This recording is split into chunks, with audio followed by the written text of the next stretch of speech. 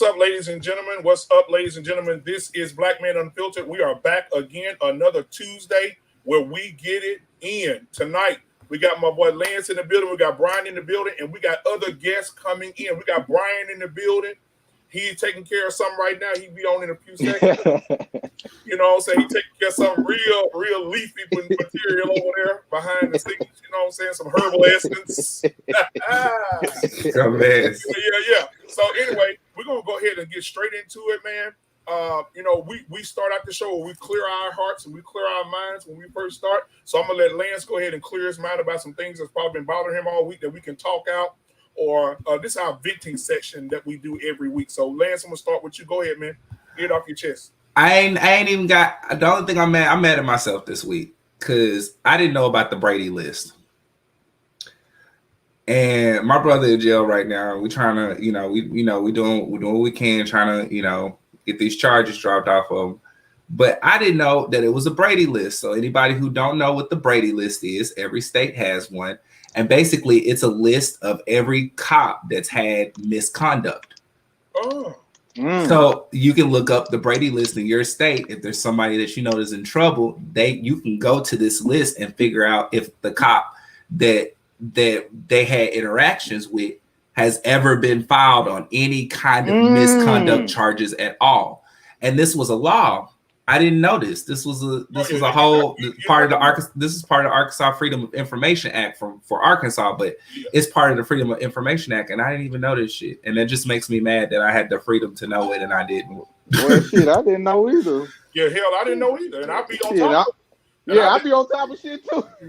Shit, I didn't know they had a list where they had all the. So basically, what happens is when there's misconduct.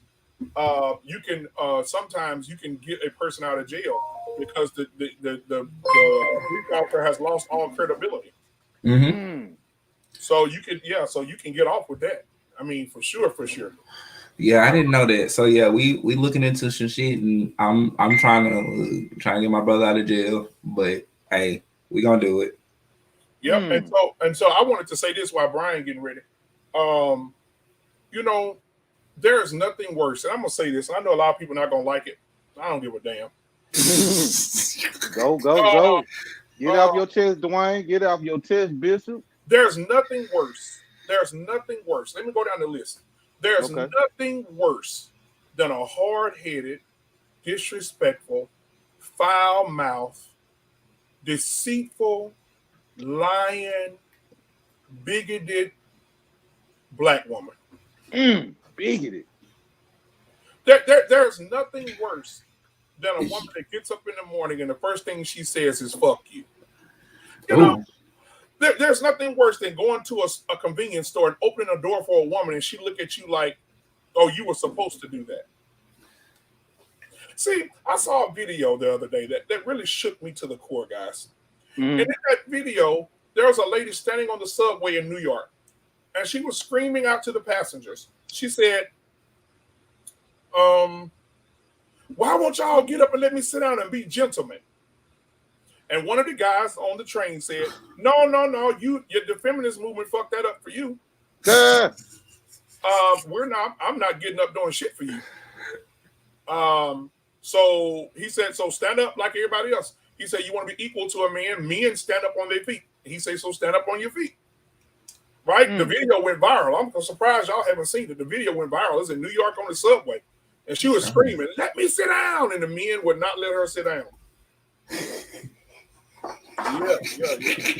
That shit was hilarious. That New York for you, man. New York is like a weird vibe, man. I mean, that's really like that's the only images I got in New York. Like people be on the subway, they're not getting up for nobody. Like at all. Like you did be on time. That's what you do. Catch an earlier train. Yeah. So since we got Brian on, man, he's looking a little happier. Hey, go ahead and tell us what's on your mind, man. What's been bothering you, bro? Man, really, all last few weeks, been dealing with like heavy stress. And Sunday was the first day I got to like breathe and shit. You know what I mean? Like when you go through something So what I was going through was homecoming with my kids. I saw that, bro. Oh God. Hey man, I had to you do it shouldn't all have by asked your daughter myself. that, bro. You shouldn't have asked. I'm gonna let you say it, but you shouldn't have asked your daughter that. What I asked her. Yeah, I'm gonna Man, get to that too. But man, just doing it by yourself, man. Planning my daughter makeup, uh, getting the hairstylist together, getting her nails did, find the outfit. My son finding his outfit. Then it turned out he couldn't go because they sold out the tickets, so he couldn't go. So I got $200 jacket sitting up in there. He ain't gonna fit because he growing. So, but anyway, one of the funny stories what Dwayne was talking about, my daughter sent me a picture, and one of the guys like set up a canvas, put together canvas that he made to ask my daughter out for homecoming, right? So she sent it to me, and she said, "Dad, look what such and such did." So I was like, "Is he white or black?" You know, she said, "Look what I said. Is the boy white or black?" And she said, "Black." I said, "Thank you, Jesus." You know what I mean? So I don't man, want my daughter I to was, date him. bro, I was I'm rolling, serious bro. around here. I was They'll tell rolling. you how I He am. had me rolling, boy. They'll tell you, man. They up in there now. I bring them up and they'll tell you. I don't force it on them though. You know, I don't force my views on my children. I let them pick, you know, whatever they do. But I specifically told them both that out of anything you do, the one thing I don't care if you, I don't even care. If, I let them make it if they gay. But you bring a white person home, Make it. yeah, that's how real it is. You bring a white person home, that's it. Like that, I will now. That's one of the things I will cut my children out for is bringing a white man to the house.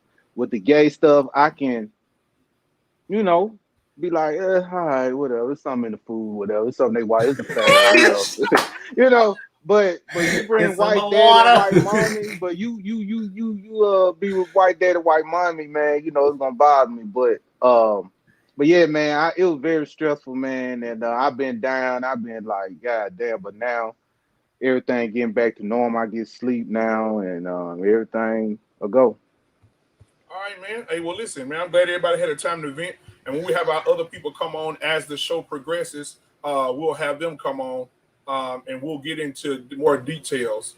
Um, but yeah, so we know we have some things to talk about today, and I'm gonna throw some things out here to y'all right now. So the first thing I want to talk about, as y'all can see scrolling at the bottom of the screen right there, should DNA tests be mandatory? Hell You want me to no. go? Should DNA tests be mandatory? When a woman Yeah. goes to the hospital and have a baby, the baby should be tested immediately to see if the man she's saying the daddy is the daddy. Brian, Oh, go ahead. yes, I think that should happen. It's a yes, and I'm kind of 50-50 on it. And reason Okay. why I'm 50-50 on it because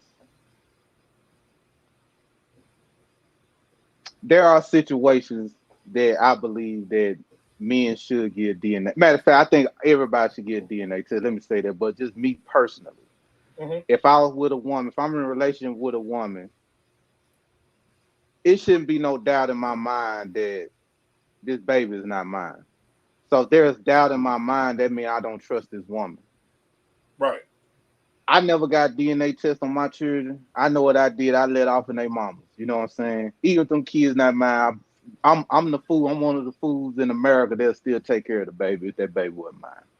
But if I was in a situation where it was a random woman that I had sex with and I get her pregnant, then yes, I would get a DNA test. But to answer your question, I think it would, but it's gonna be crazy, man. It's gonna be wild when people find out like they not the father, man. I think, And whoo, do you know how many I'm men scared of out? that. Do you know how many men out here right now, bro? Yeah. That have well, that been signed on to with a baby and name on the birth certificate, and they not the child's father. I mean, if Yep. you look at, man, those numbers are probably astronomical. So anyway, so what I'm gonna do now, man, I'm gonna share this video. I'm gonna share this video with y'all, bro. I got two of them. I'm gonna share. We're gonna Uh, react to this video right here. And you know how I feel about Lonnie, Lance. This another Lonnie, bro. I mean, pissed me off. Let me let you see it. Let me bring it up. Hold on, man. This is ridiculous, bro. Oh man, I'm scared to look at it. This ridiculous, man. Let me see. Let me find her old big where is it? There you go. Here we go. Yeah, can y'all see it? Yeah. Mm-hmm. All right, listen to this. Rapper Standard Breezy is allegedly caught up in some baby mama drama. The artist posted a comment that was later shared on the Shade Room, and it seems that he's basically begging his ex to provide a paternity test for their children. He also claims he's not a deadbeat dad, but deserves to know for sure if he's supporting kids of his own. So, ladies, this got me thinking. Do you think, like, what if there was a day where maternity tests were actually, like, mandatory? Do you know who your baby daddy is? I'm sorry, maternity. You guys, what if there was a day where paternity tests were actually mandatory? Why aren't they? Do you know who your baby daddy is? I do. Exactly. But can I say this honestly? Yes. If they were mandatory, I would proudly take one because I want you to know. That's right. I want you to know that all of this I'm going through right now, that's you. Back that's not even buttoned up. That's you. Because of you. That's you. I don't understand why they're not mandatory. Yeah, I feel that parents should absolutely know Well, what they've that's contributed because to, and I was children reading should about that. absolutely definitively know who their parents Oh are. my cards. Look, that I was reading about that, and there are activists that are trying to get a law to make it, but it's not passing because for some women they feel that it would make more of a stigma. Yeah. Against women, you know, It that makes men a stigma if you don't want to stigmatize. share the results. Yeah, right. It becomes a stigma. If it was just mandatory and it was all over, the stigma would actually go away. It gets weird because people got to be asking you, am I your baby father? Maury Povich moments, you know? Are you the father? But don't if you it was think just it should be some mandatory and we just... responsibility that two people have sex and there's a possibility that woman's going to get pregnant? That it's a mature decision that, yeah, you are the father? And you should know. But I think the stigma goes away when it becomes mandatory. When it becomes the norm that everyone has to do this is just the way it is. We're just checking to make sure, just like you get all the tests when you are pregnant. You're taking blood tests, you're making sure the dad's healthy, you're making sure mom's healthy. Well, it's good for make sure it's your baby. Yeah, Let's do that. It's good for the genetics. Absolutely. I will say that. Yes. But I think that there's still an issue with it's stigmatizing. Women are already women are already held to a different standard when it comes to, you know, if you're married, but a lot of them that aren't married and having multiple partners and things like that. So I think that's what that has to deal with. But I mean, I want to read pass a law. Yes, I want to read a case that happened, and maybe you guys know about this. Oh Lord, where here we go. A judge of the Delta State High Court, it was one of those, where Anthony Okorotis allegedly discovered that 3 children he had with his ex-wife were not his biological offspring.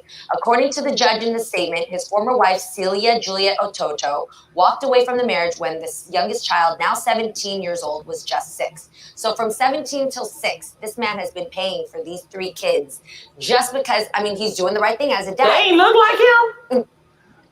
You gotta look up the story, guys, because it's intense. I just don't want women stigmatized about they get pregnant, and then the minute they get pregnant, who is the actual father? Well, there are a lot of responsible women that know who they having sex with, they know who they pregnant by, and all of that. Wait, do you know some friends who maybe aren't sure because they're not married and they're not sure because they've just been?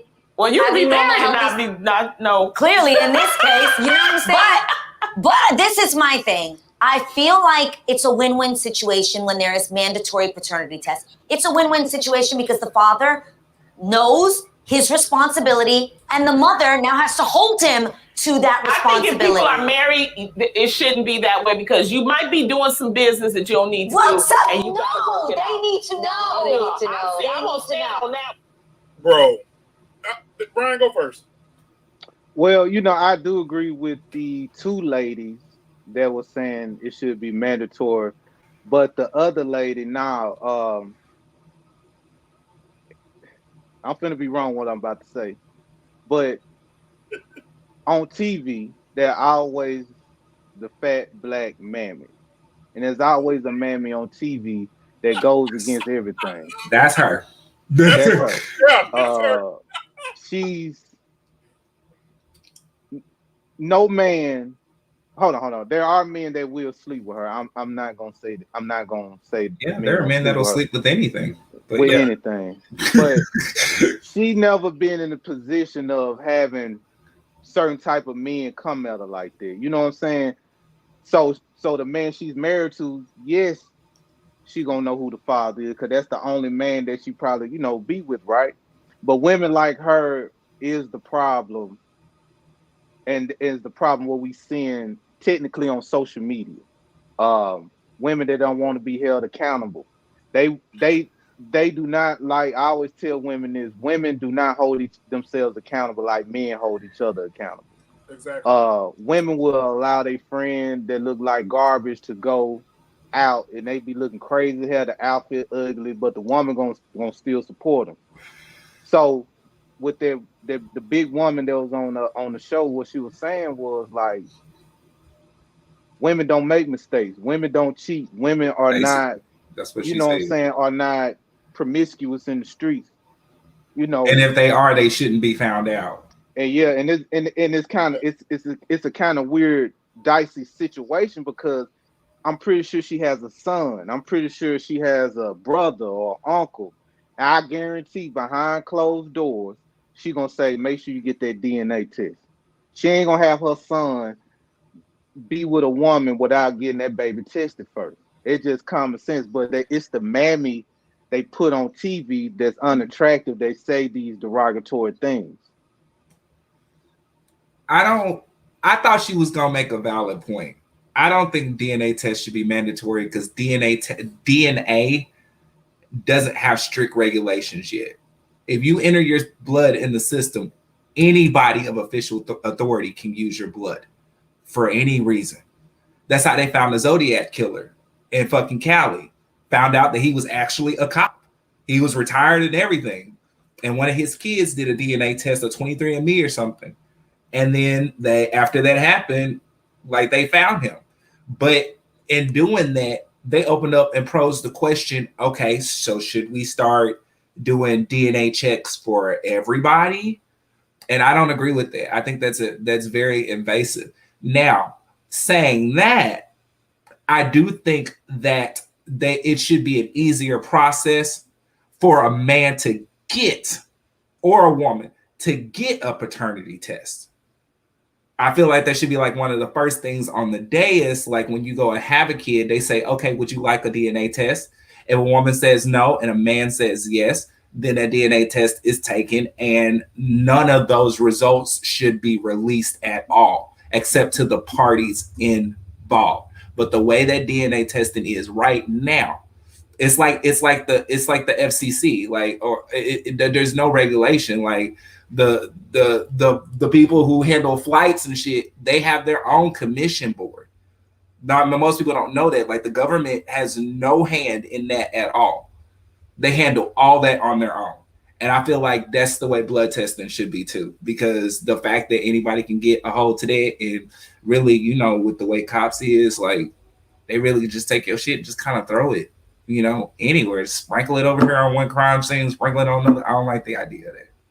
But yeah, I do think that it should be easier to get a DNA test. I think if either party says yes, the DNA test should be given. If the other party that said no, don't want the results, then they don't want the results. Yeah, and I think that, let's go to the comments, because we got Sierra here, because she couldn't be with us tonight, but she's watching. And so when our cast member Sierra, and she put in the comments right here, if y'all see it at the bottom down here, she said, I would like to say that I believe they should be mandatory, because then a kid wouldn't go 15 years thinking someone is their father and he's not. I'm speaking from experience. Man, hey, Sierra, if you want to go more into that, man, please do in the comments. And we're going to put it up here and we're going to talk about that, because, man, you don't mind being an open book, man. I appreciate you for all you do. So please, if you want to go deep into that, let's go deep into that. But I do believe it, man. I saw a situation in Detroit, Michigan, man, where a guy signed the birth certificate, found out later the child wasn't his, went to court. The judge says there's a law here in the state of Michigan. If you sign that birth certificate, we don't care if you're the father or not. You're responsible. And that's fucked up. I mean, I don't even see how that's a law. Like, you literally have evidence that this is not your kid. There's no way that you can fuck that up. Like I don't understand. Like, judge, it's like your job to like respond to facts. Yeah. Yeah. I could have been in any kind of condition when I signed that birth certificate. Right. I mean, you being elated about a child being born, like that even pours the same chemicals out as if you were drunk, as if you were high. Like it's the same dopamine, the same serotonin. So really, you're not under the influence to really sign any legal agreement. Like if we really want to talk to the judge like fucking crazy, because that's crazy that even if I get a DNA test, you still gonna tell me I gotta pay for this child? Yeah. Because she broke. She ain't even gotta be broke. Yeah. No, don't have to be. She just because she showed up. But anytime, but you got these women out here right now, Brian and y'all, that's protesting against it, saying, "Oh, it don't need to be no law about that." You know why? Because anything that will expose your dumb shit, you don't want to allow that. For years, women have been putting babies on men for years, and I don't care what nobody say. Mm-hmm. Oh, I can't find that one night stand I slept with. Oh, okay, Brian the dad. You know what I'm saying? They doing it, bro. And this is like it's. But I got another video for y'all, man. A clip of this. They're in this room. They have black men on one side. They have black women on the other side. And the question is posed: should DNA test be mandatory? I want you to watch the behavior of the women. I bet you they all readjusted. Like, oh shit, hold on. What you say? Don't ask some questions. Professional women. And I want you to see how they react to the test, to the kids being DNA tested. Watch this. Let's see. They're trying to get this little money. Exactly. Go get a job. That's what Joe asked me to do. Find what it is. Oh, here it is. And look at this. Y'all look at her face already. Watch this. You started it like that, didn't you? You stopped it right there. No, I didn't. No, I really didn't. But here it is right here. Let's watch this. Place where, you're having babies with someone, if you're responsible. For the question to be asked, can you take a DNA test? I mean, are you kidding me? Like, what is this? Like, what did we go down the aisle for? What did we say those vows for? If you're not going to automatically know that this baby is yours. So this is what I'm going to say. Oh, Lord. I think that y'all want this to be mandated because of a conversation you are not strong enough to have with your girl. 1.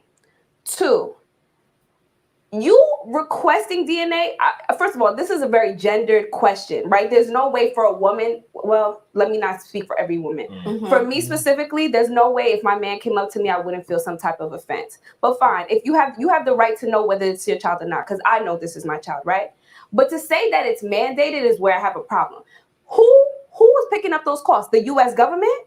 The U.S. government should be paying for these mandatory tests for you to know. No, first of all, we have.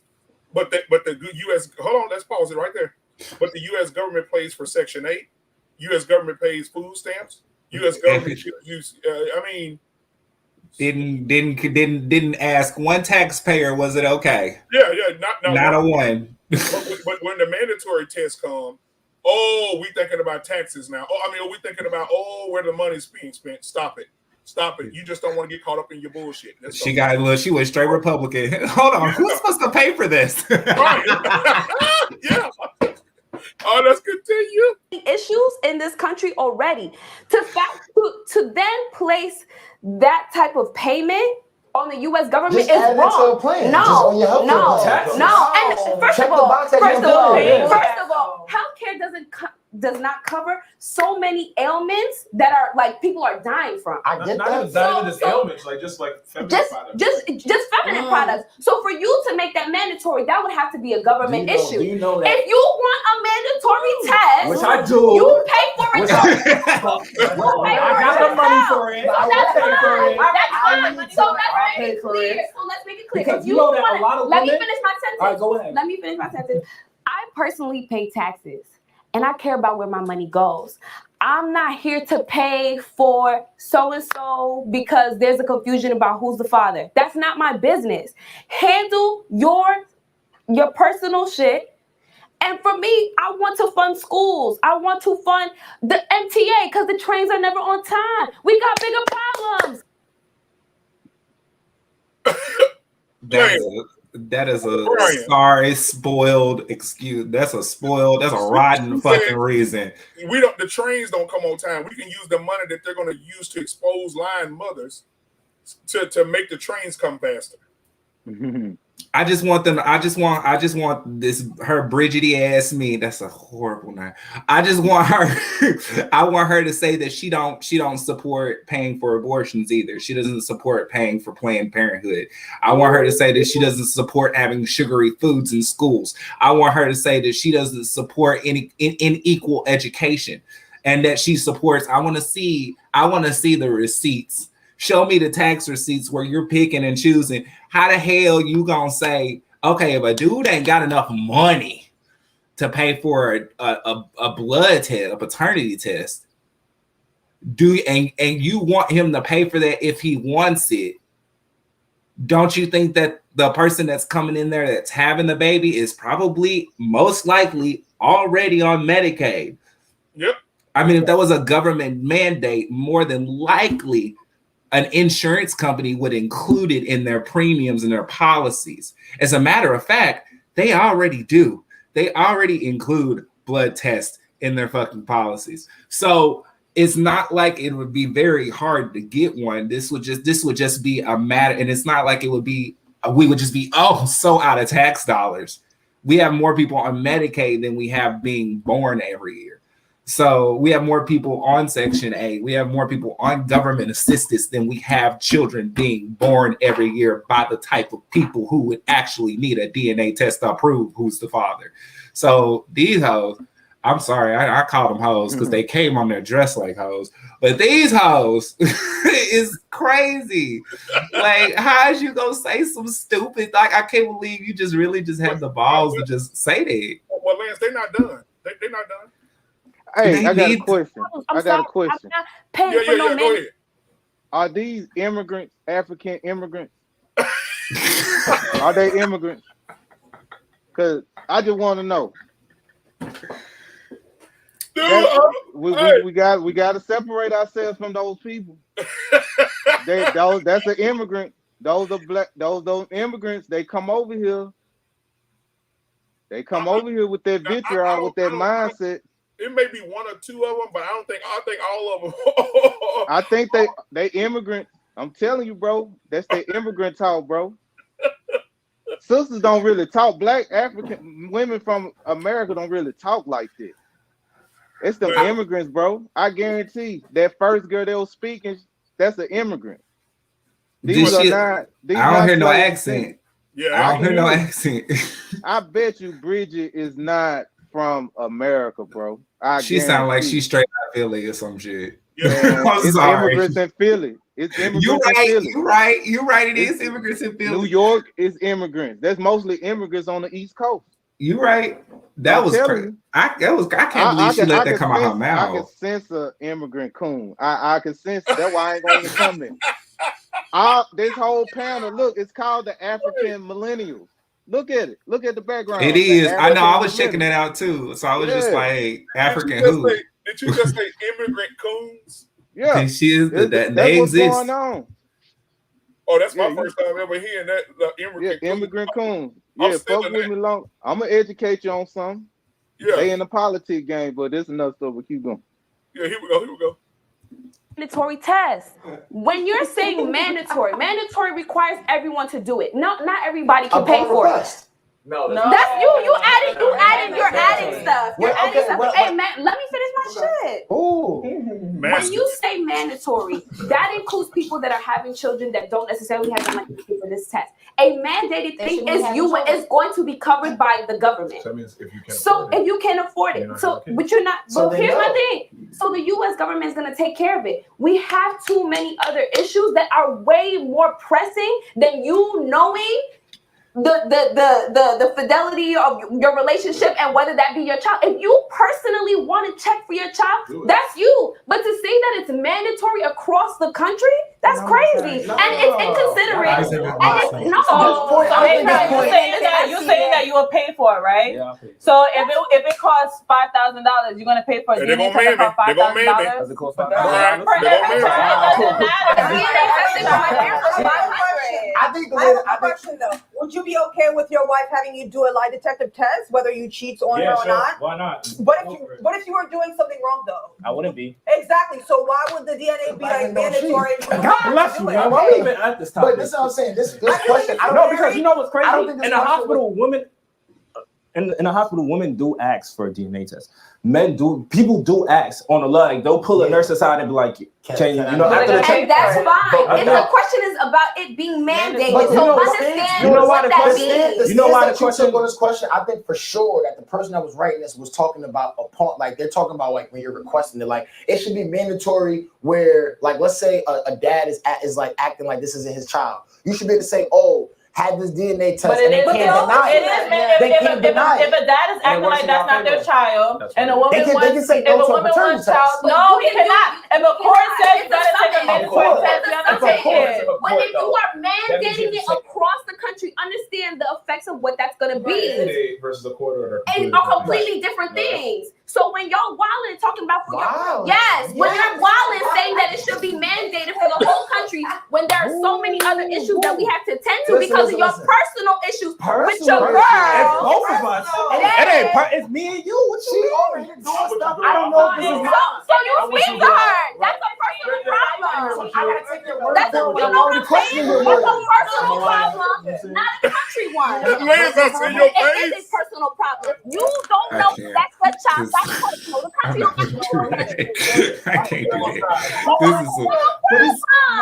can't do that. Here it comes. I don't trust her. You hear what I'm saying, right?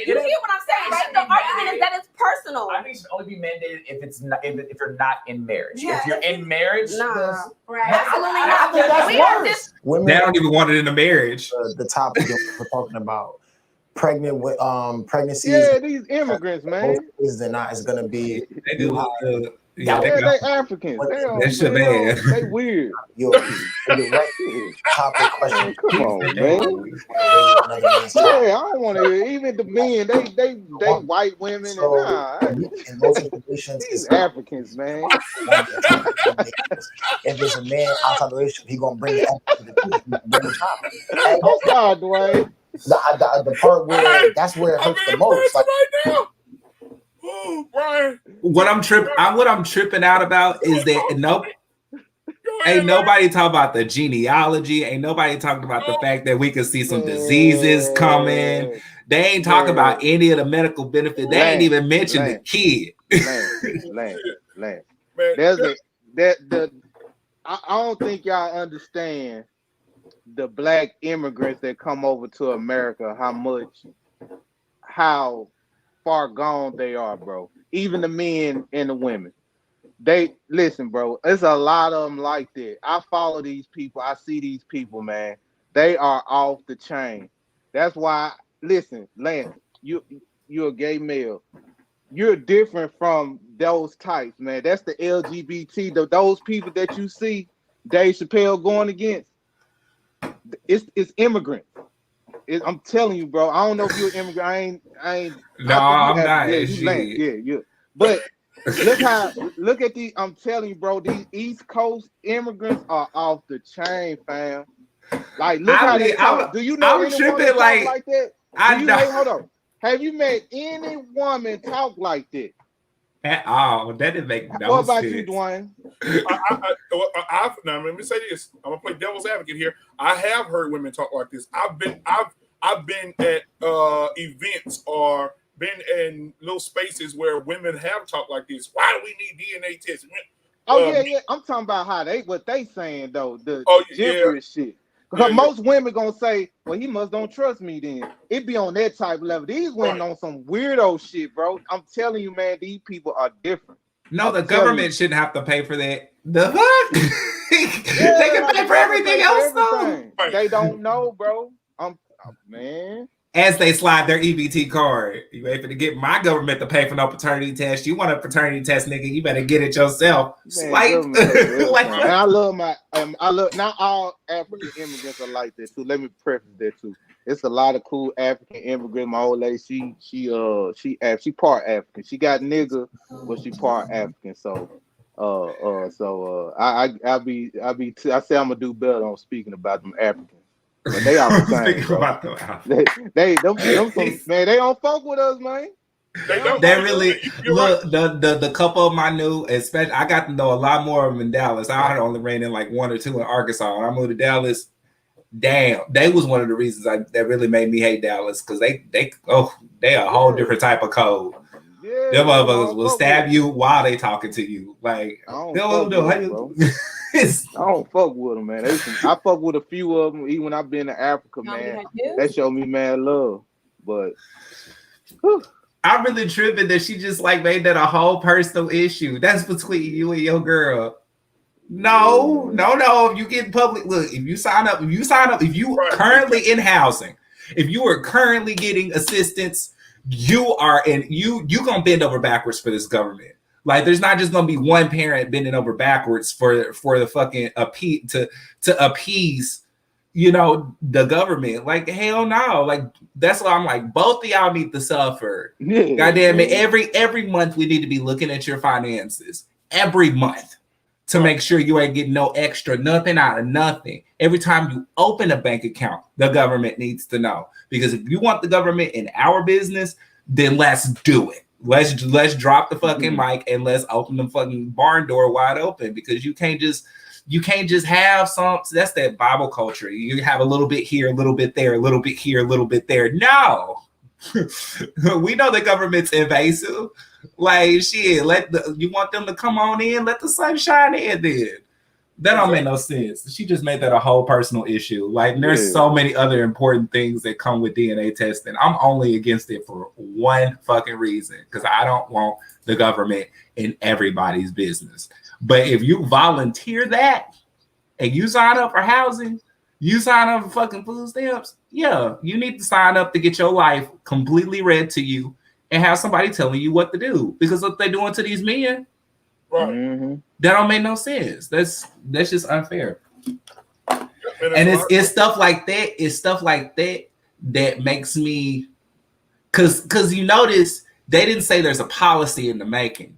But in the entertainment industry, every time they bring up some kind of, well, should we do this? Should we do that? All of a sudden, come next year, look what's up on the Senate table.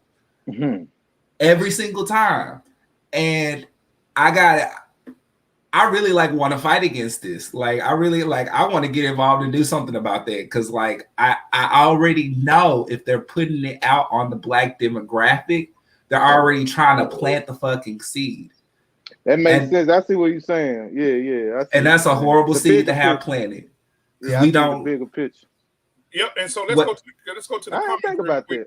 I never thought about that. Because Sierra said, my mom told me that my biological dad denied me at first. So another man took responsibility. So this was a secret from me.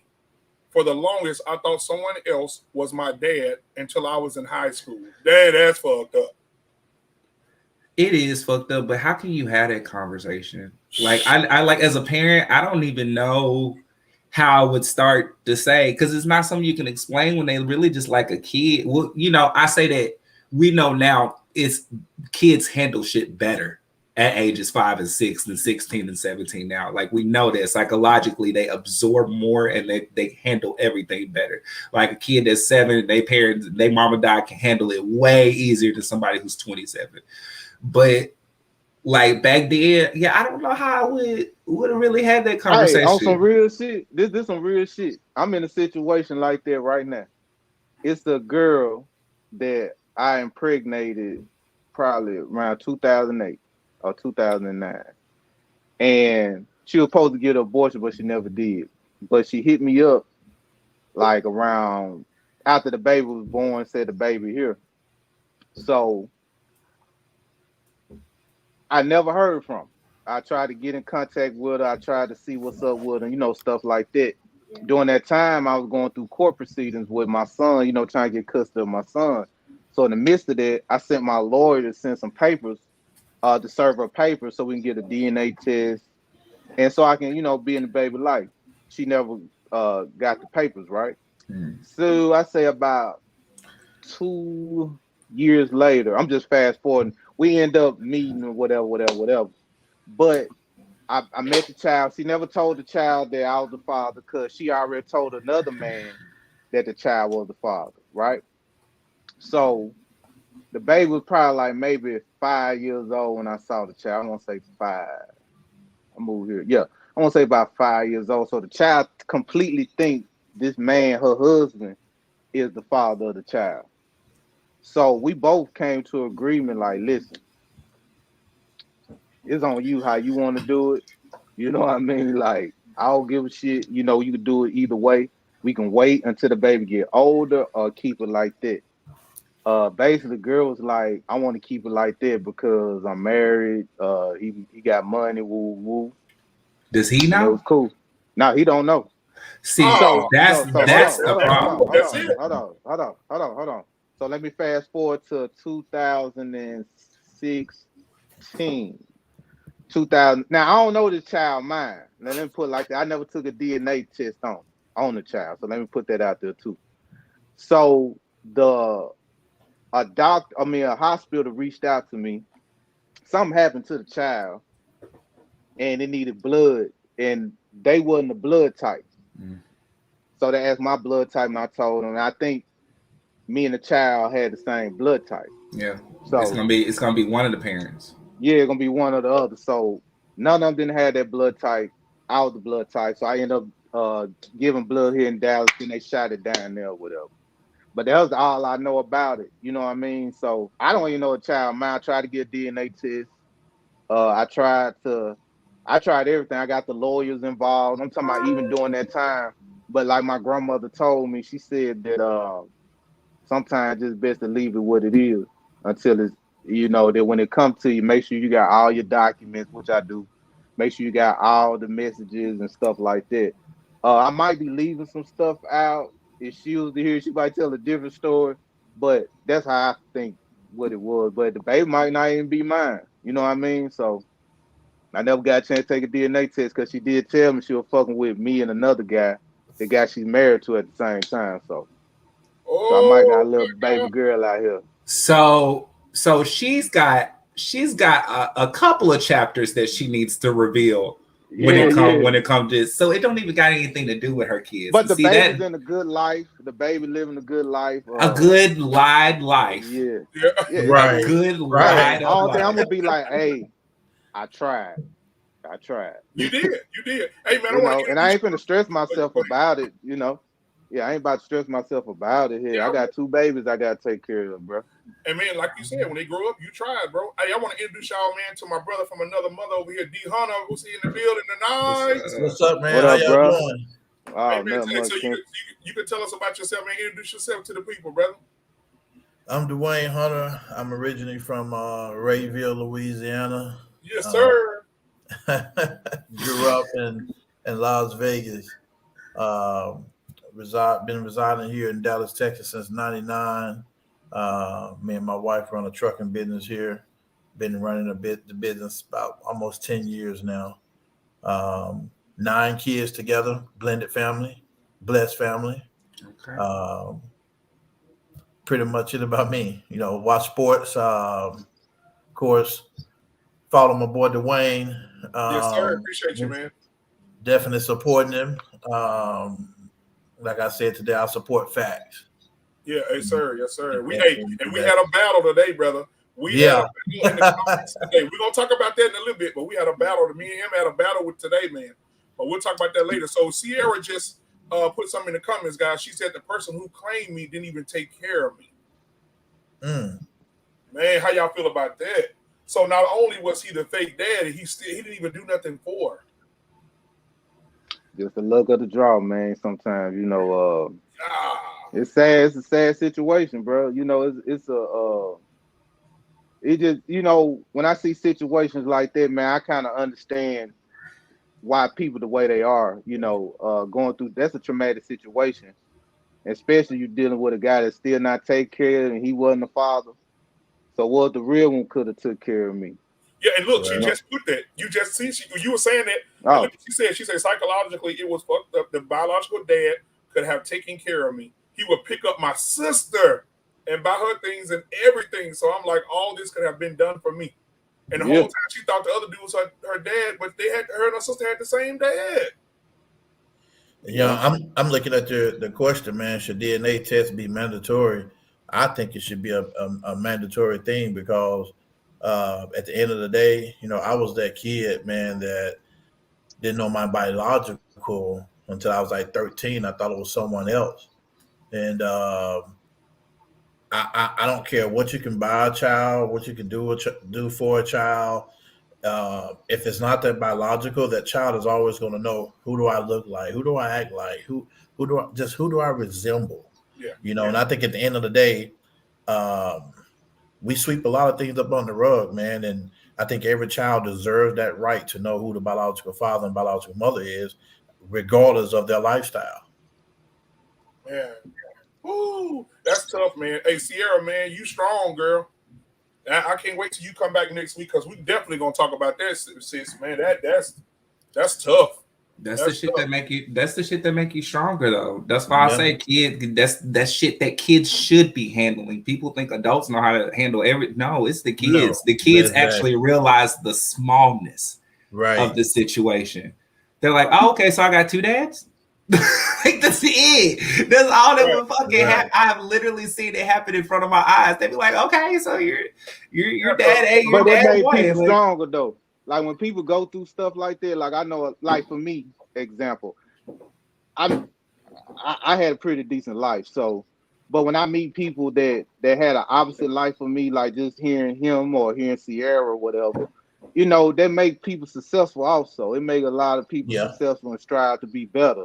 And that was one of my problems. Like I'm kind of mad that I have like a lot of adversity as a kid in a way, because now I'm kind of relaxed, I'm chill, I kind of got like not really a carefree attitude, but compared to when I meet people like him or Sierra or even my friends that went through some traumatic, maybe not dealing with, finding who their dad is, but just going through abuse or going through molestation or just anything.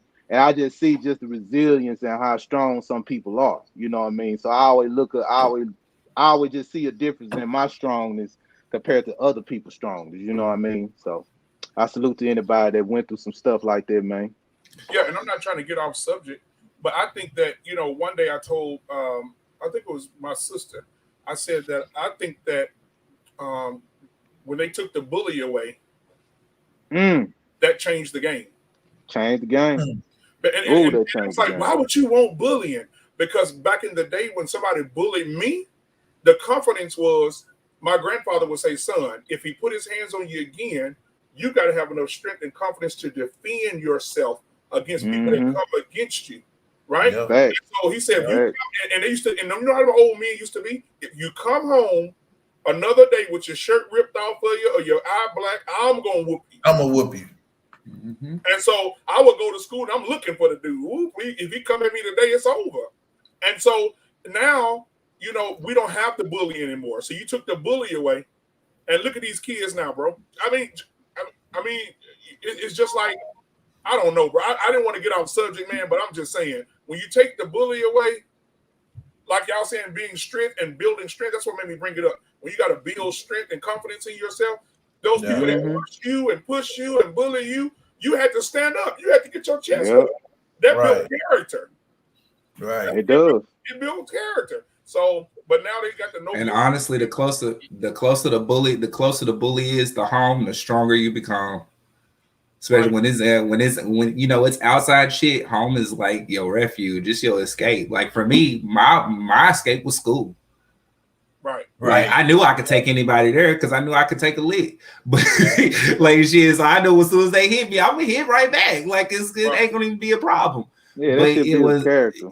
Yeah, but it's the closer you get to home, it either make you or break you. And some people it do break, and I feel sorry for them. But most people I know, they come out them rising And because it still exists. It definitely still exists. Yeah, I see know. Ashley. Yeah, she put in the comments, bullying is still alive and well. But we look at it differently. I mean, it's done differently now. You bully a kid now, they'll go home and hang themselves. You know what, Dwayne, that you say that? It happened. My son 2 years ago. This bully guy, and I don't know why he picked my son, because my son ain't even gonna handle it. Ain't gonna be bullied, Right. But this kid was bullying him, tried, and they got into altercation, and my son picked him up and threw him downstairs. And the principal called me. The principal was a black guy, and went up to the school, and I talked to the principal. He told me what happened. And I told the principal, I'd rather my son get a 3-day suspension that you're giving him, and I can talk to him, than my son get bullied and can't deal with it, and I have to see him hanging from his bedroom ceiling. At all. I can talk to him another day after that suspension. But when you get, some people, man, can't deal with it. And sometimes we think this person is strong, but that outer appearance is not really showing you what they're dealing with on the inside, and then we don't realize until something drastic happens, and then we want, to reinforce, okay, bullying is back again, but I don't think there's no protection, number one, towards the kids that's getting bullied. Look at the situation that happened in Arlington. What happened in Arlington? So a boy went into the school and shot up the school. Oh shit! When was this? When was this? About 3 weeks ago. 3 weeks ago. Timothy. This shit still happening. This kid still shooting up schools. Hey, and the truth I think about it, we don't as much. We don't. I have never seen a black kid shoot up a school. Never heard about it. Never read about it. Ever. But this case, it was, and come to find out, they told the school board, they told the principal, they told the police over time that this was going on. And the next day, they had him out of jail. That shocked me alone. Yeah, me too. He had a $75,000 bond. Yeah, he come from an affluent family. His father was killed when he was 2 years old, in the same manner of a robbery, and his father was killed. So the kid was bullied. He was stripped down to his underwear, and they took his keys to his I think he had a Challenger or a Charger or something. A Charger, yeah, they took it at gunpoint. So when you hear about the boy that was bullying and the one that got shot, they were saying like about petty theft, $300. Well, the $300 was for the car keys. It was the car keys to get them done. So the parents had to pay $300. So they call that petty theft. The little boy recently lost his grandfather. Also, he went to a private school. He was at a private school all his life. He wanted to go to a public school because he wanted to play sports. Good kid, never been in trouble. Matter of fact, the kid dates one of police chiefs or a police daughter. He dates the daughter of a police chief or a police officer. Mom and stepdad, great people. When the little boy, when the stepdad got the call, the little boy said, "Dad, I just threw my life away." That was the first thing he told his stepfather after he shot at the boy. The boy was getting beat up every day. When the video that we saw when he was fighting, well, after that, he ran. When he ran out the class, now the boy had the gun on him even when he was getting beat up, and he still didn't shoot. So when he ran out the classroom, he saw the blood gang members coming his way, and that's when he fired off the shot. About to get jumped, probably. So his parents called the police and got the school involved, and that's why in Tarrant County, that's the lowest bond, $75,000 bond. That lets you know that was his they bond? knew $75,000. Yep. Wow. Low bond in Tarrant County. Did anybody die? No, nobody didn't die. Let's see if he receives the same benefits as all those other affluential white children. I think he got a $75,000 bond. for shooting in the school. Think about that. And A yeah, black that's boy. That's no gun zone. no gun zone. It's also a no bullying zone as well. Because But when I'm a just kid's saying. bullied, that kid's supposed to be expelled from the district, Automatic. not even just the school. So Automatic. so they can't sit up here and keep punishing kids Exactly. That's what I'm saying. for retaliation. Like that's ridiculous. Y'all didn't hold up y'all end of the bargain, so he didn't hold up his. He decided that day he was not gonna come in as a student. He was gonna come in as a fucking vigilante because there is nobody justifying for this fucking kid. There's nobody protecting this kid. So yeah, boy, we have to go all the way to the Supreme Court with that fucking case because that's some bullshit. Because I have yet to see one kid expelled for bullying. Too much time. That bond told me everything. When they gave him that low ass bond, I knew he was gonna. I think he might have to do some time, but I think he probably do. I think they're gonna put him on probation or something. Yeah, I think he'll get some time just off the strength that the no gun zone. No guns on, yep. But I hope all the other stuff they not even going. But it's gonna be like a slap on the wrist compared to what they could have gave him.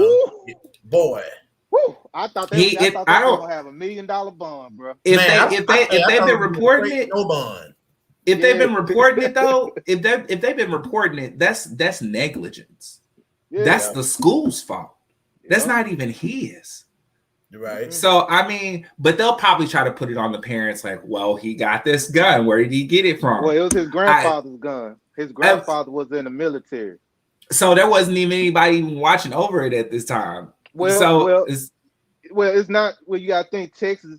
You can't have guns in Texas. And kids do hunt with guns, so you can't have guns. You know, we see white kids with guns, so it's okay for a black child to have a gun. Yeah.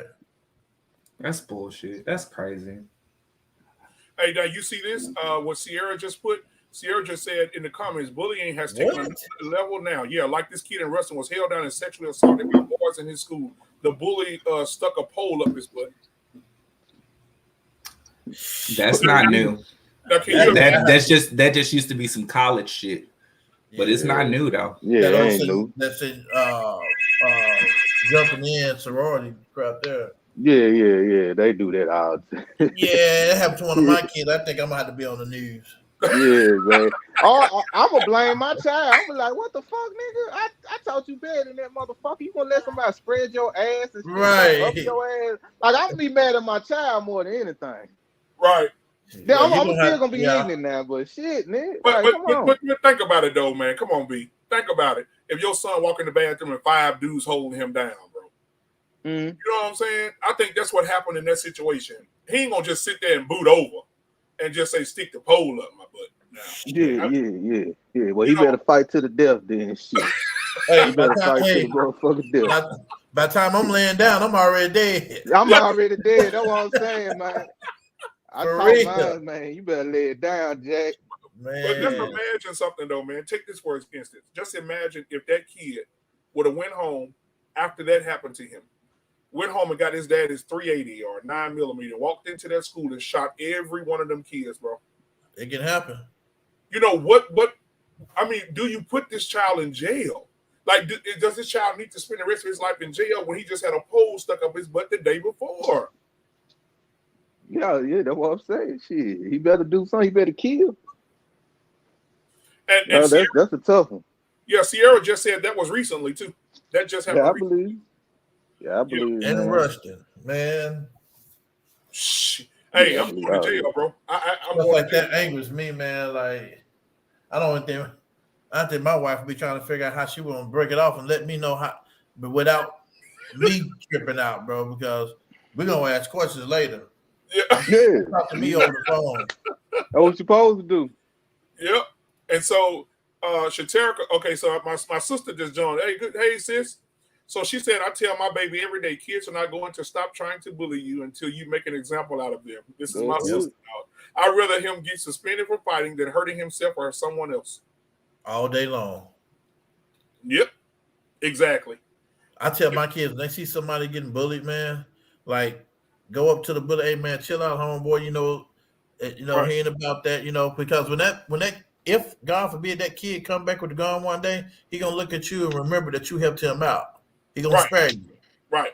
You know, because you're right. Yeah. People don't be wondering why the teacher gets shot. The teacher got shot because he went to that teacher before telling them, and they never helped him. Right. You know, so you don't want to put yourself in that situation. You know, keep yourself where you're in the clearance.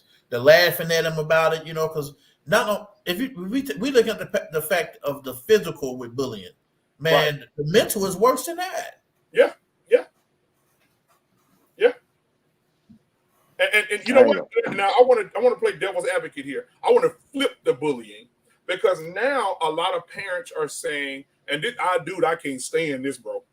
A lot of parents are saying, mostly mothers, are saying that coaching is bullying now. Football coaching is bullying now. So when a coach grabs a boy by the helmet and screams at him, or grab him by his jersey and scream at him, there are parents and women that have gotten together and built this whole coalition that go to games to prevent coaches from coaching that way. They say, you know, the kids and be more nice to them and all. Man, come on. Well, it's like this. Look at it like this. You know, I don't mind. My son play football. The coaches, they cuss him out, say whatever. It don't bother me. But you know, there's ways now that we have progressed in this society also, to where we learn how to communicate without being so aggressive. You know, there's ways to effectively communicate to a kid without, you know, verbally assaulting them. Because our children are in a different time and era where, you know, they ain't used to that, because us as parents, we don't talk to our children like that. I talk shit to my kids, don't get me wrong. But if I'm fussing at them or something like that, I just don't verbally assault them. I don't even raise my voice at them.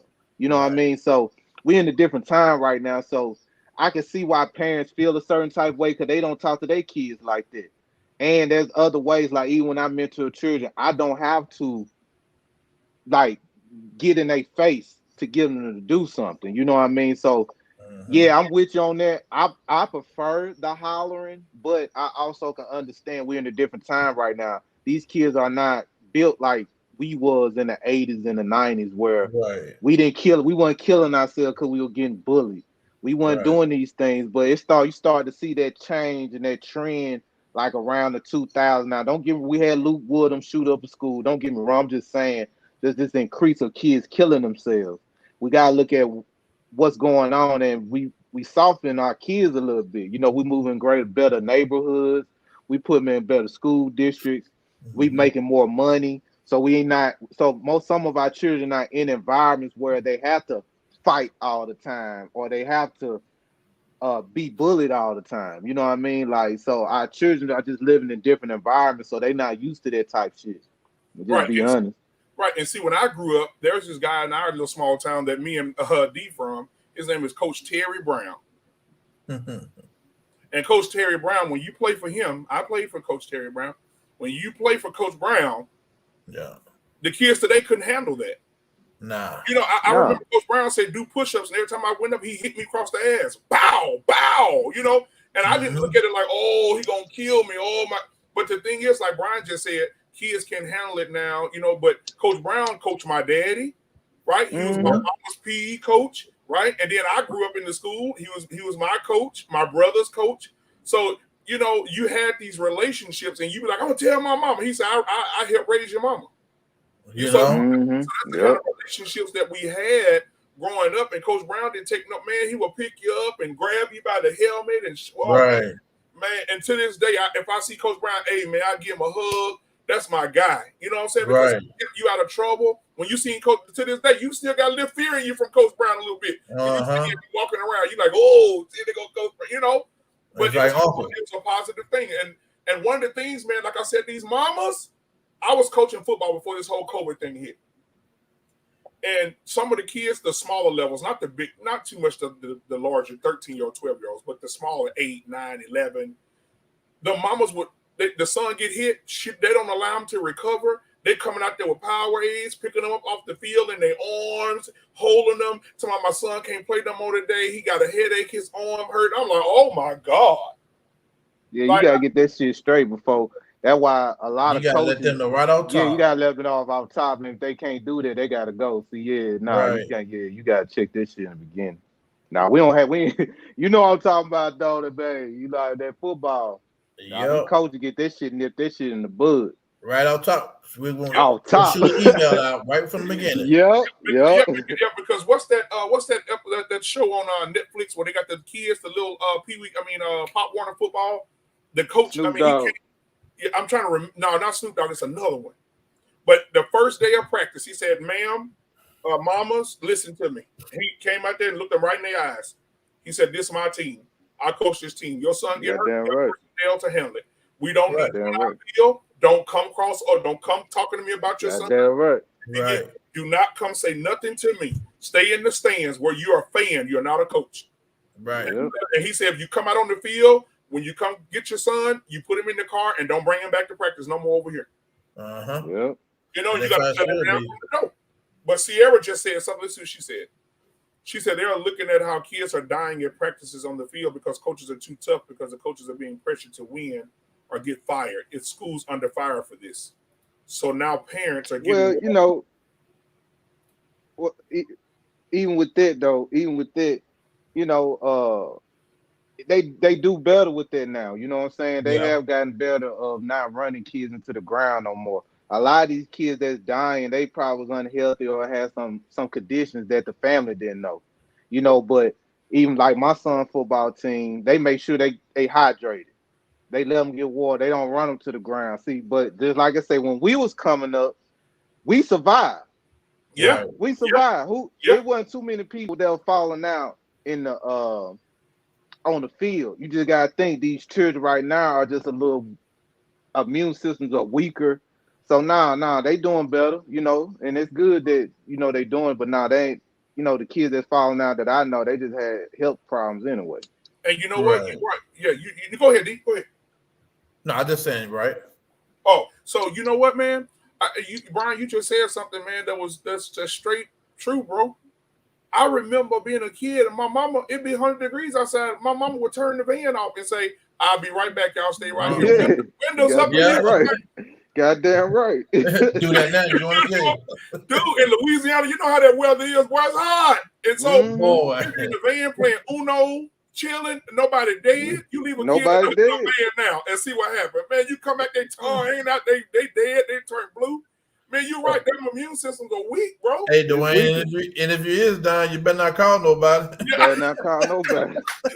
I don't know nobody died in child when I was a kid, man. And that's a universal language for black mamas. I'm going in this store. Don't you come out this car for nothing. Don't you yell out the door for nothing. Don't you open this door for nobody. Yep. Yeah. That's a universal language for black families. And so we survived, bro. I mean, we survived. A lot of situations, bro, like these kids couldn't handle today. Getting hit on the field. We have a lot of people with broken bones and torn ACLs and knees. Right. And man. You didn't have none of that. You had tough dudes running the ball, man, like Roosevelt Potts from Rayville. You know what I'm talking about, D? Yeah. Didn't have no injury issue, running like a mule. I mean, just strong men, bro. I don't know what's wrong with these kids. I think it's the vaccines, man. Like the vaccine they shooting up these babies.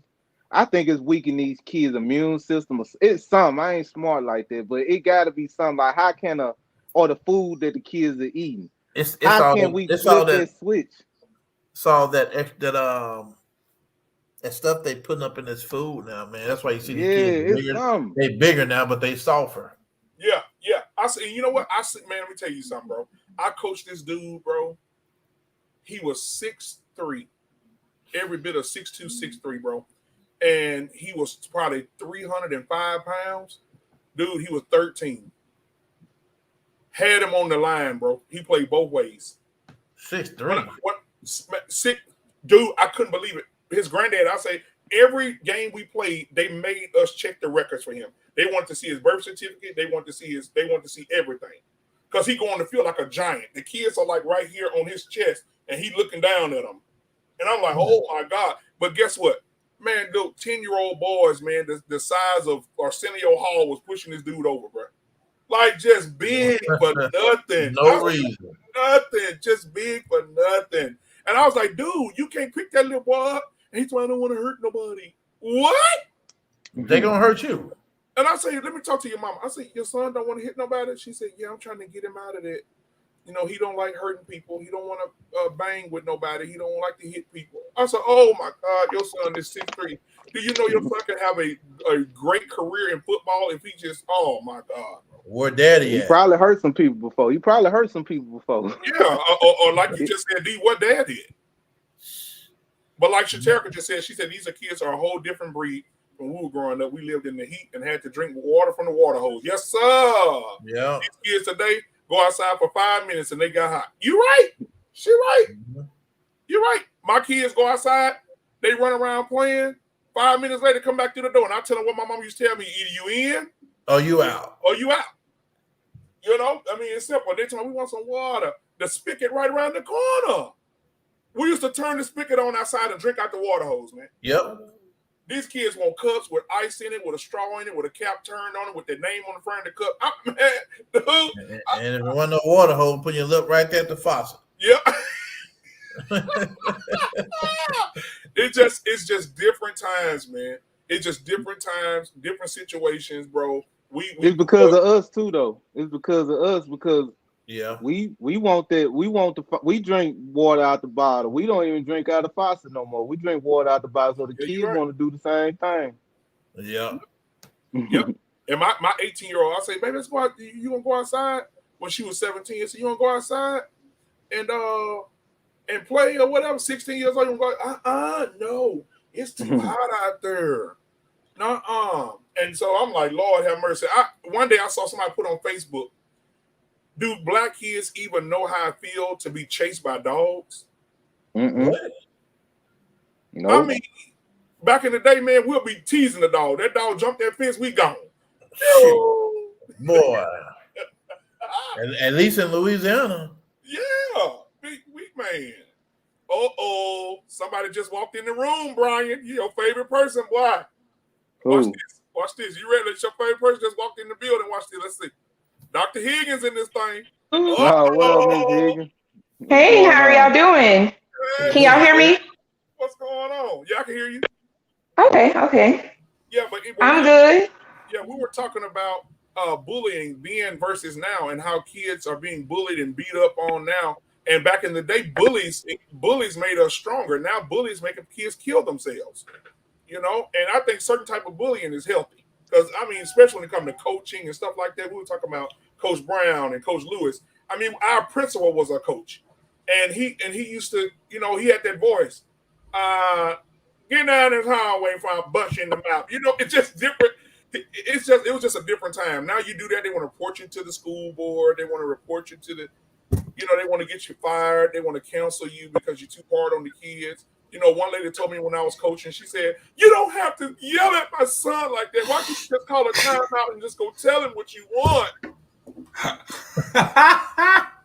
And I'm like, dude. What was your response? I just looked at her for a minute. And I say, ma'am, this is football. I don't care. You can do something different. You can't just yell at him. He's not going to respond to you. I said, ma'am, this ain't for your son. You take your son home, let him play Nintendo. This ain't for your son. This is not for him. Your son is a big old. Your son, he ain't gonna say he nothing, but he just a big old unathletic dude. There's no reason for your son to be this big. He bigger than the whole coaching staff, and he can't even pick up a bag of feathers without crying. You hitting me up? Oh, he cried tears coming down his face, man. It's ridiculous, bro. They too big for that, man. If I had that kind of size in school, bro, and I was 13 years old, 6'3", 305 pounds, man, I'd be wrecking shop. I mean, that's just that's where we make the mistake and we start, comparing them to other people who play sports, because the first thing we do is we assume just because a boy has some size on him, he's supposed to be a football player. Or if he's tall, he's supposed to be a basketball player. Just because he has size or he's tall, it does not make him an athletic person. True. And that's when I want to go sit down with God and be like, God, let me ask you a question. Why did you make this boy 6'3", 305 at 13 years old? What you want him to do? What you want him to build cars? Do coloring books? I mean, what do you want? I'm like Tyrese now. What more do you want? Maybe he's supposed to save a life. Man, you know what? I would be bitter. If my son was 6'3", 305, and he was talking about, I don't want to play. Dude, I would be bitter. I probably want to talk to him once a week. Son, you're all Hey, I have seen kids, at least when I played, man, I have seen people that wasn't that good, wasn't even an athlete, but with a good coach that groomed him, he was one of the most outstanding on the field. Yeah. So that can happen too. You know, what happened to the big guy they make the movie out of Blind Side or you talking about pay for the Carolina Panthers? He said ever since that movie, man, his career was like that movie damaged his career, like he was like cursed. Yeah, because basically they saying the white woman made him a great football player. Yeah, they was trying to say that they used him because they knew the direction he was going. They wouldn't have did if he wasn't going that direction. But of course, people gonna talk. Right. But Michael Orr. Yeah, there you go. Michael Orr. There you go. Exactly. So guys, okay. So I'm gonna move to something else. Watch this. I want to talk about. I know it's surprising a lot of people tonight, but here it is. Look at the bottom of your screen.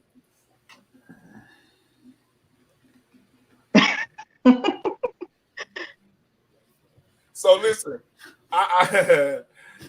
So we all know where this started. We can't look. We ain't finna talk about no bonnet epidemic when niggas went through with do-rags for like a good 25 years. Wait, hold on. Hey, I knew somebody was gonna say it. I knew it. I'm just saying.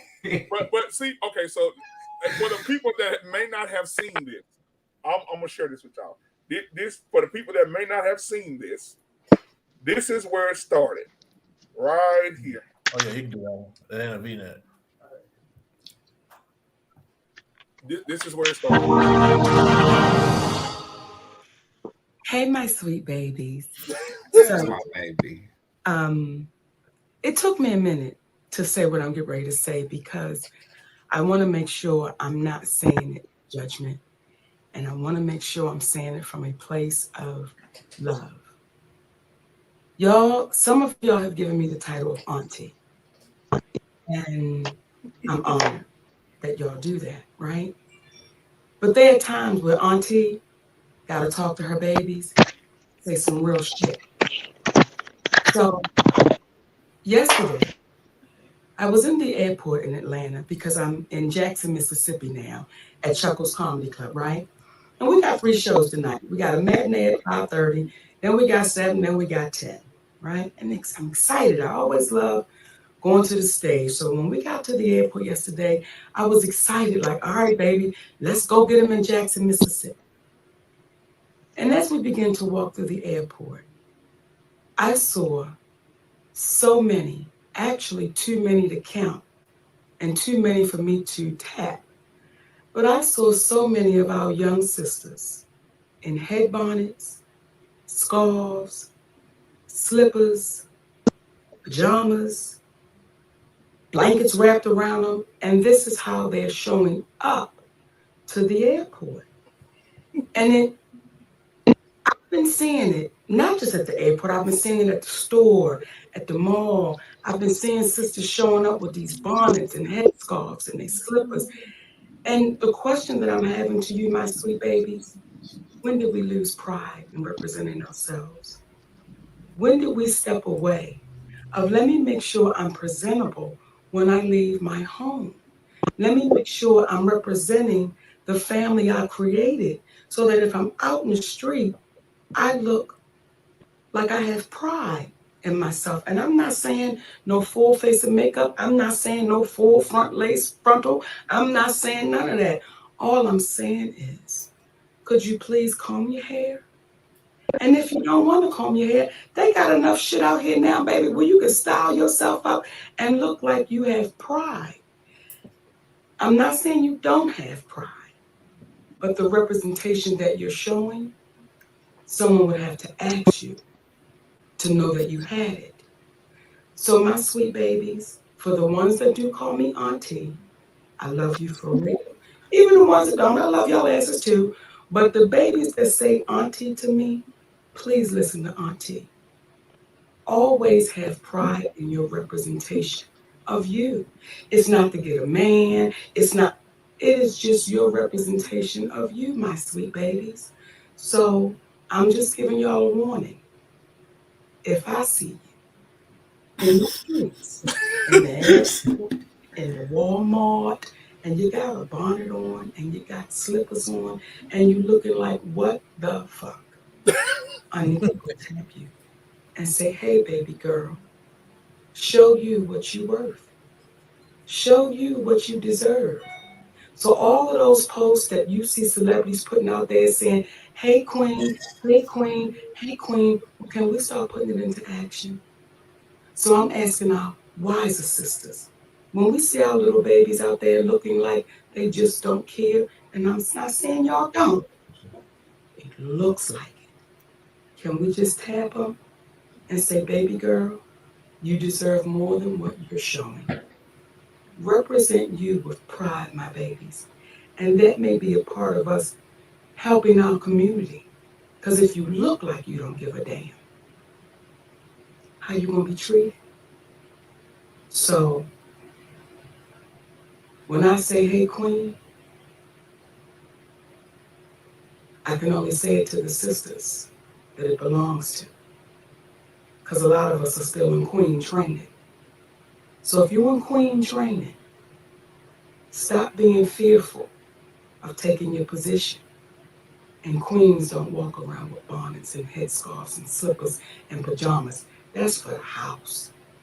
When you go outside, represent you, baby, like you are worthy and you deserve the title of Hey Queen. Nikki love y'all for real, and I ain't never gonna BS you.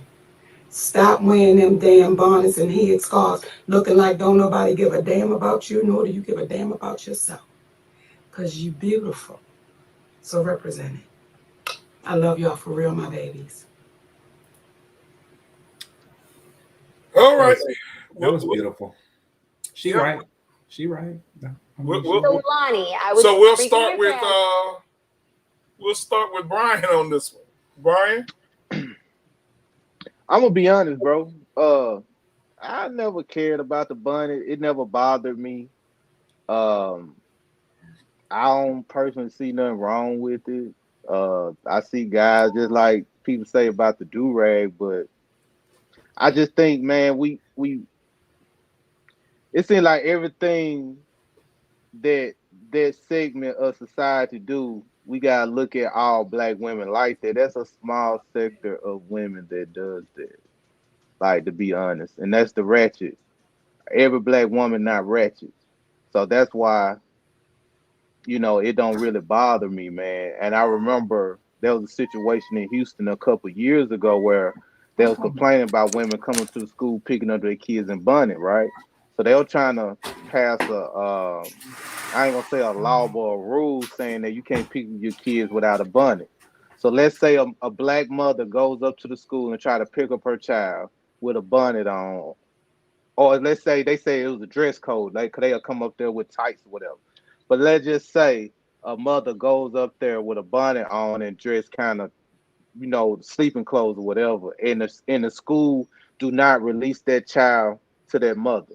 What's gonna happen? The mother gonna act a fool. When the mother act a fool, they call the police. The police come up there, and what they gonna do? Either kill the woman, beat the woman, or whatever. So it's just a ratchet side of the community, bro. This always been going on, man. It always been women that act like hoes throughout time. Before we had TV, even during slavery, it was hoes inside the slave quarters, bro. It's always been hoes all over. So for me, it don't bother me because if I see a group of chicks in a bonnet, I know not to go that way. So let these women do what they do, man. That's just my personal opinion. Cause the women I deal with don't walk out like that. My daughter don't walk out like that. It's just a segment of society that do nigga shit. And that's some shit we just got. This is what it is. They not gonna change. So what about you? So let me go to Dion. How do you feel about the bonnet? I never be honest with you, I never felt the way everybody else feel about it. Yeah. It's to me, it's just. I'm not gonna lie though. On some women, it looked nice to me.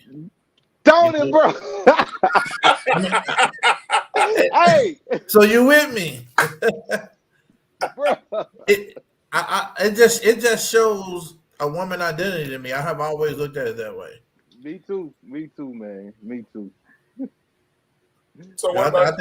I think Monique just lost too much weight, man, and she just tripping.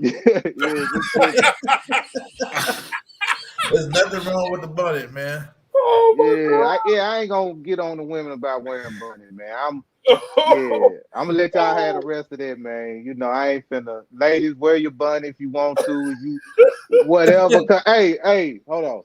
Hey, cause you seen women with sleep clothes on run up in Walmart somewhere, and they were looking all right in them sleep clothes. Hey, huh?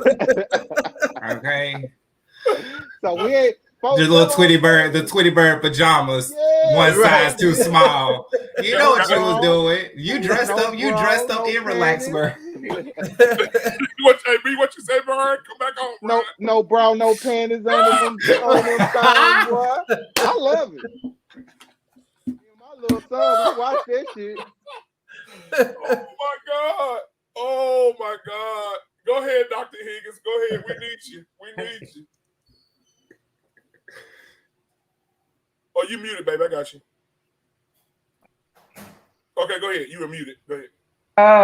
For me, I guess it's not much of a big, like, I don't think about it as in, I don't let it consume me. It's not something I just think about day in and day out, but I will tell you, even long before Monique said what she said, I never agreed to, when I would see women in the mall and it's 3:00 in the evening and they got on bonnets, house shoes, and pajama pants, and a tank top or whatever.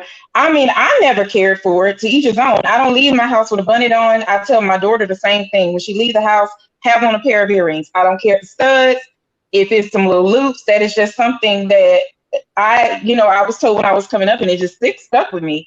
But I don't care for just going places with the bonnets. Now, I do really love the cute head wraps. When they do the head wraps, I love those. Now, am I just really concerned about people wearing bonnets? No, it's just not my thing. I don't care for it. I wear it in my house. I wear it to bed because, as you can see, I got this going on. So this stuff can't always run wild and free. A little humidity, and this is what I'm looking like. This is not how my day started out, but this is how it's going. But I don't. I mean, I don't really have anything just really against it. It's just not my thing. I don't really care for it, but to each his own. Right. And I like what Brian said about in Texas, he said, where they were coming up with a law about the mothers picking the kids up, them not to have that kind of stuff on. I will say this.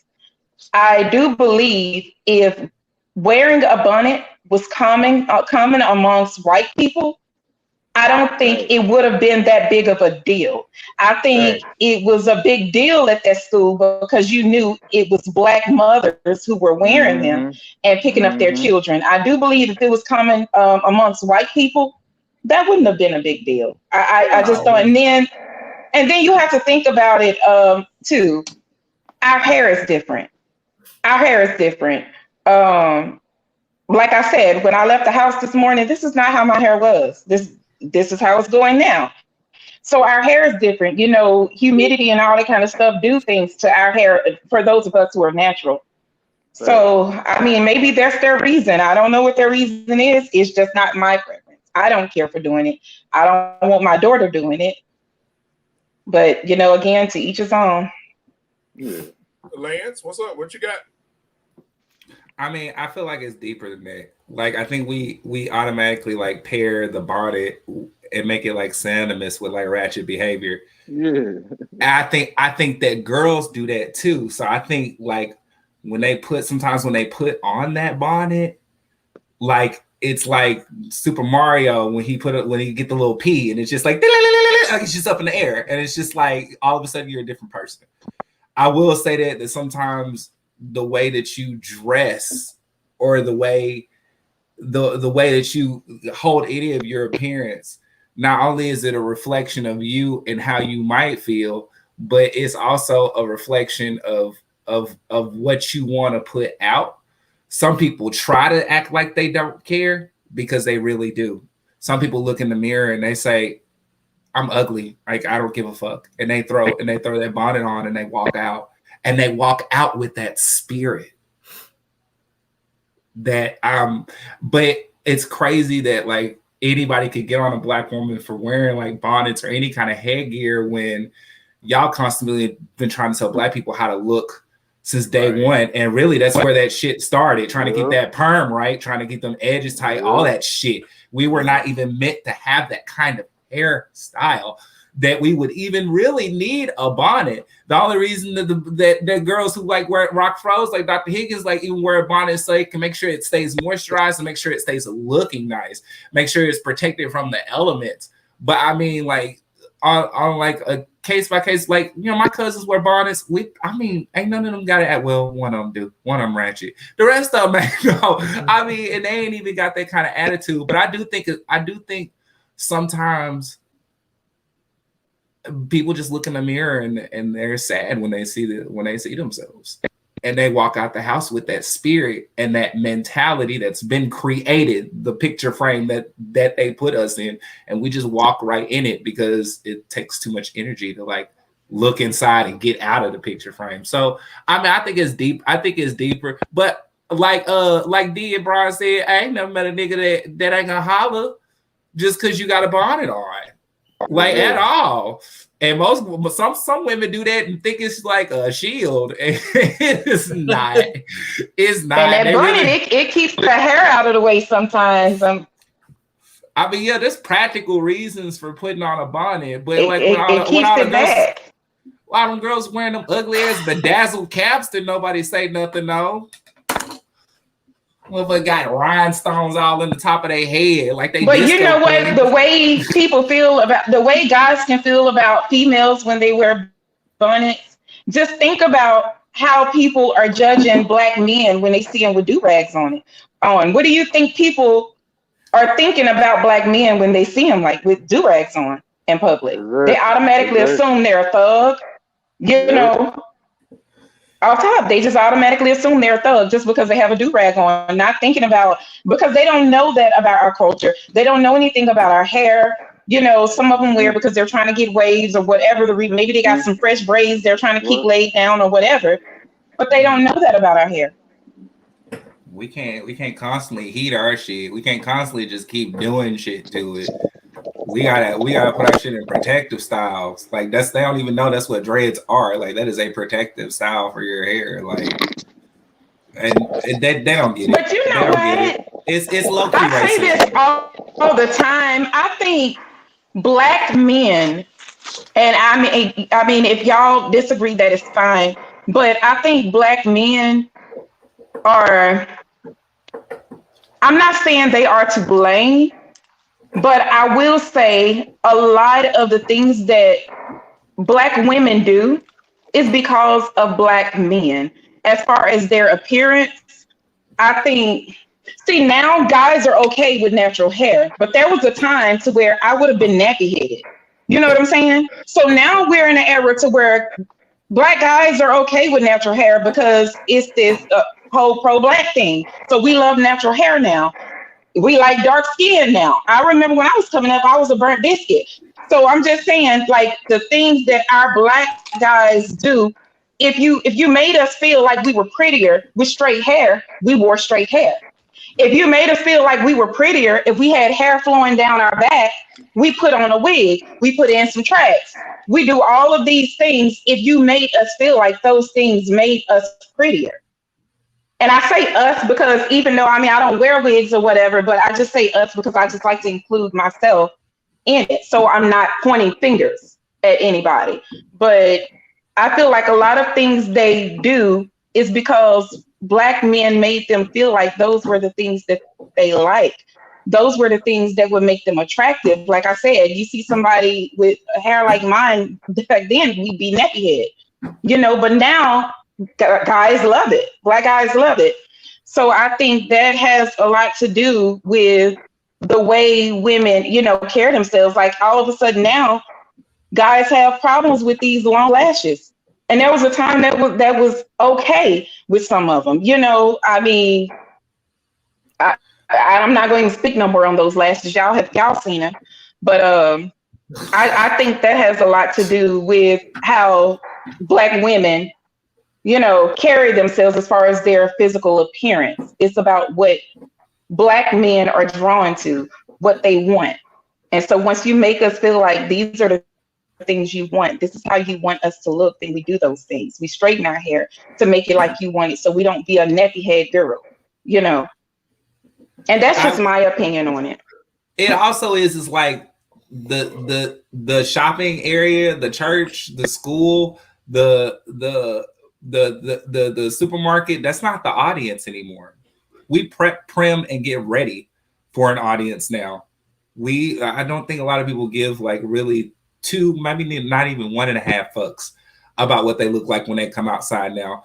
Like now, I'm different. I come from Arkansas. We've been not giving a fuck.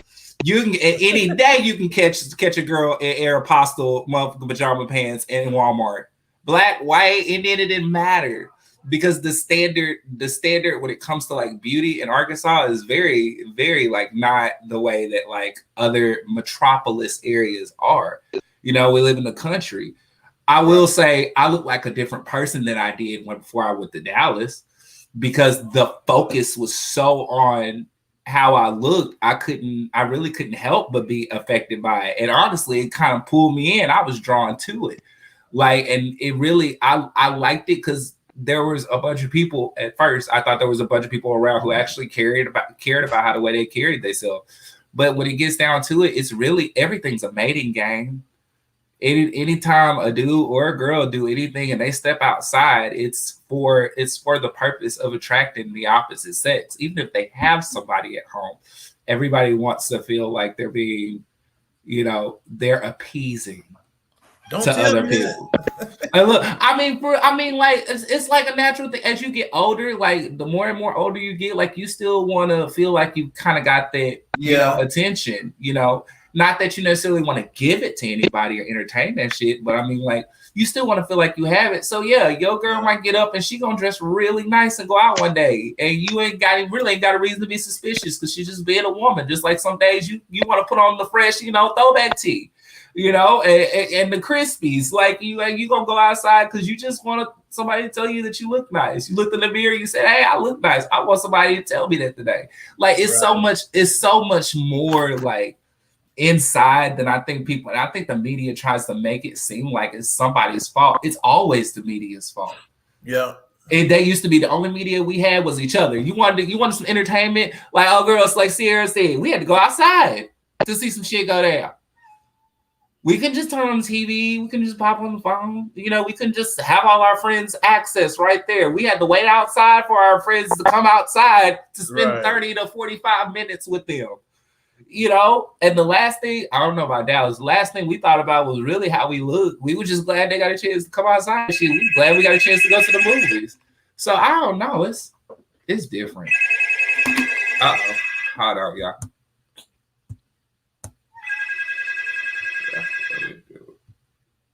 It's different. I don't.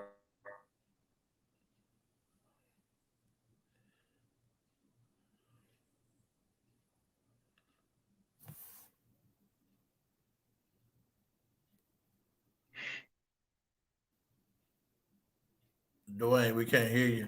We can't hear. Oh, I'm not. So y'all look at the bottom of your screen. I don't want to start with this one. I want Brian. What Brian at? Brian. Did he go in it? I think, yeah. He said somebody. I'm right here. Brian, come on, cam up. I got you. Read the screen, Brian. Natural chick versus mannequin chick. What? Oh Lord, I already know what that means. So what? So what you got for me? So, okay, let's look at the beautiful Dr. Marquita Higgins right now. Yeah. Okay. Right? I know I don't want to embarrass you, Marquita, but it's about to happen. Okay. So look, Natural. you know, natural. Look at her pretty skin tones. Oh, God. Lips are fluctuating great. Hair banging up. You know what I'm saying? Now you take Dr. Higgins, and then you take the girl you see at 7-Eleven at 2 in the morning buying a V8 Splash. All the mannequins look alike. With the lashes that's way out here, and the hair sewed in the head, and the big old wig on, and and the fake butt, the fake breast, the fake ankles. It's man. Look, I mean, how do y'all feel about that, Brian? I want to start with you because I need you to give me the real.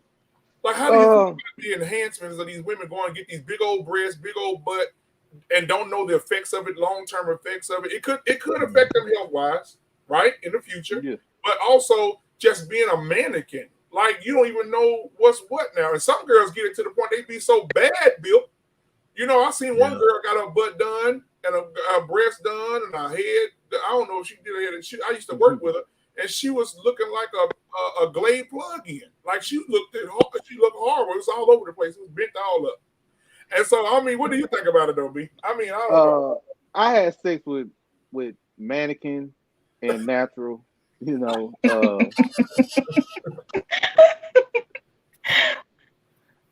the natural always gonna feel good. You know what I mean? Yeah. The mannequin is different. You know what I mean? It's an experience because you get to fuck something that's kind of made perfect. You know what I mean? Like, you don't see certain stuff on there, but when you touch it, when you touch the ass or you grab the titties or you grab certain parts of the body, that shit remind your ass what you fucking. You know what I mean? You having sex with something that ain't real. You know, paper or plastic. Yep, paper or plastic, man. So I think the natural woman is better, but at 2:00 in the morning, I gotta pick the mannequin over the natural woman, though, brother. If I was at 7-Eleven, it was a natural woman walk in and a mannequin walk in. I think I'm gonna shoot at the mannequin, bro, with the shit on her, man. I got a natural woman now, man. So if I had the opportunity to cheat on, it would be with a mannequin woman, bro. So paper and plastic. Yeah, damn right. See the paper at home, but the plastic outside, bro. So I play with the plastic though. Oh my God! I don't see some. There's some natural mannequin looking ones out there too, man. Oh yeah, it is. Yeah. You're right. I like the long titted natural women, man. I like my women kind of natural, man. I tell you, somebody who's natural that's amazing. I mean, just cornbread fed and headed to heaven. Man, that damn Serena Williams, boy. Yeah. Oh my God, bro. You know where her daddy from, huh? Her roots at, right? Louisiana, right? Shreveport. Yeah, man. Oh my God. Serena Williams, I've seen her. Louisiana thickness. Serena was so thick, she changed the face of tennis when they banned her from wearing that catsuit. Remember that? Yeah, one piece. Yeah, she came out there in that one piece, and the audience was like, "Lord have mercy," you know. And hey, Megan Thee Stallion, right too. She's natural. Yes, she's natural. I haven't seen a one piece worn by Serena or Erykah Badu. Oh yeah. Yeah, Erykah Badu. Yeah, Erykah Badu. You know what? I like Erykah Badu. She's weird. Yeah, I know a guy singing with her, man. He said that he stopped singing with it. He was like, they was into some voodoo type stuff, man. He's like, she's really, really thrown. Yeah. But back to what I was saying. Okay, so Sierra, what did Sierra just say? She said, y'all see those mannequin chicks and love them too. Now look, I'm gonna tell you like this. I love all women. Yeah. Lord, that thing got a thump on. Oh Lord. Now we talk about some real stuff now. I mean, with respect. Yeah, respect, Miss Higgins. Respect. Right.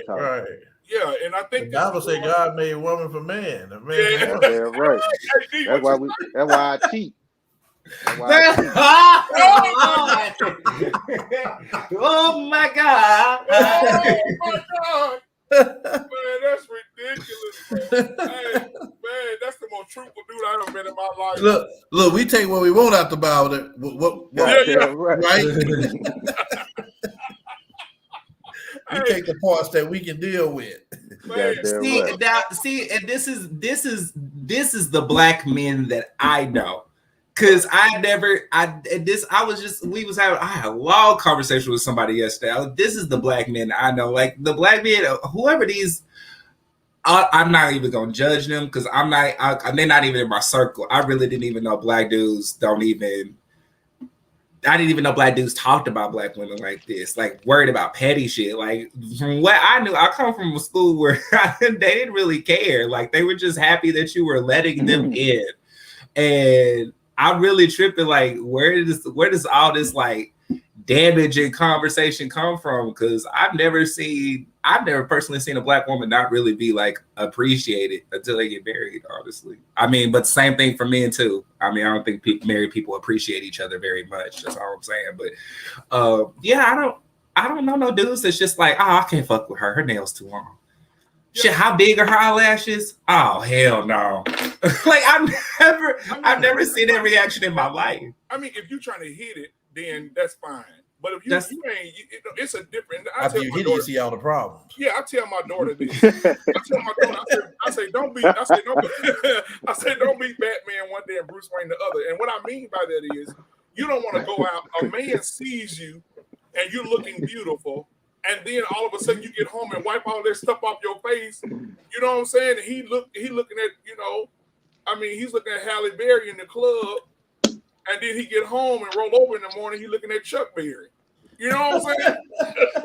That's all that. But look, Chuck Berry gonna get up cooking that damn breakfast. Right. These 24/7 Halle Berries. I'm telling you. 24/7 was. But is it fair though?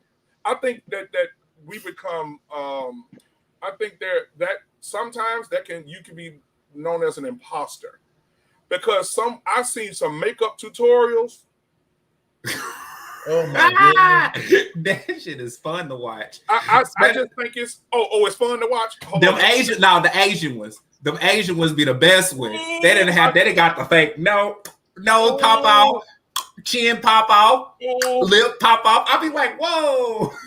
My wife is a makeup artist, man, and I tell my wife behind closed doors, like, I could have sworn there was a different damn woman walked out that room.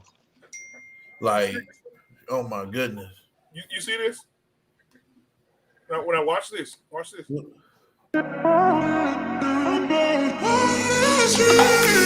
A million people in the crowd, but I only you know what I'm saying?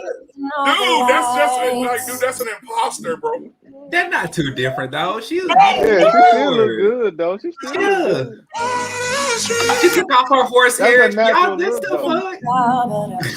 Dude, them two different people, bro. But that's makeup though. Like if I see a woman like that, I know she ain't gonna look like that for real. You know what I mean? Like I'm 39 years old. I've been around all types of women, bro. If I see a woman like that, I know she take it off, she gonna look different. You know what I mean? So, yeah. The ones I can't stand is the one you got a whole two different colors. You looking like a whole English powdered judge on top. Light skin on top, dark skin on bottom. Okay. Yeah.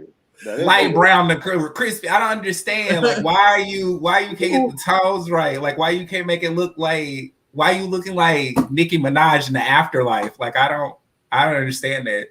That's just me. That's just ugly as fuck to me. Like it's ugly. Like it ain't even got to even do nothing with my sexual preference. If men did that, that would be so ugly to me. But men are doing it now. That's what I'm saying. There's really true. not no true enhancements for men like that. I always told my wife I kind of feel like women be cheating. If you're ugly, just be ugly. I mean, us men got to deal with it. We ugly, we just ugly. We do not have any enhancements.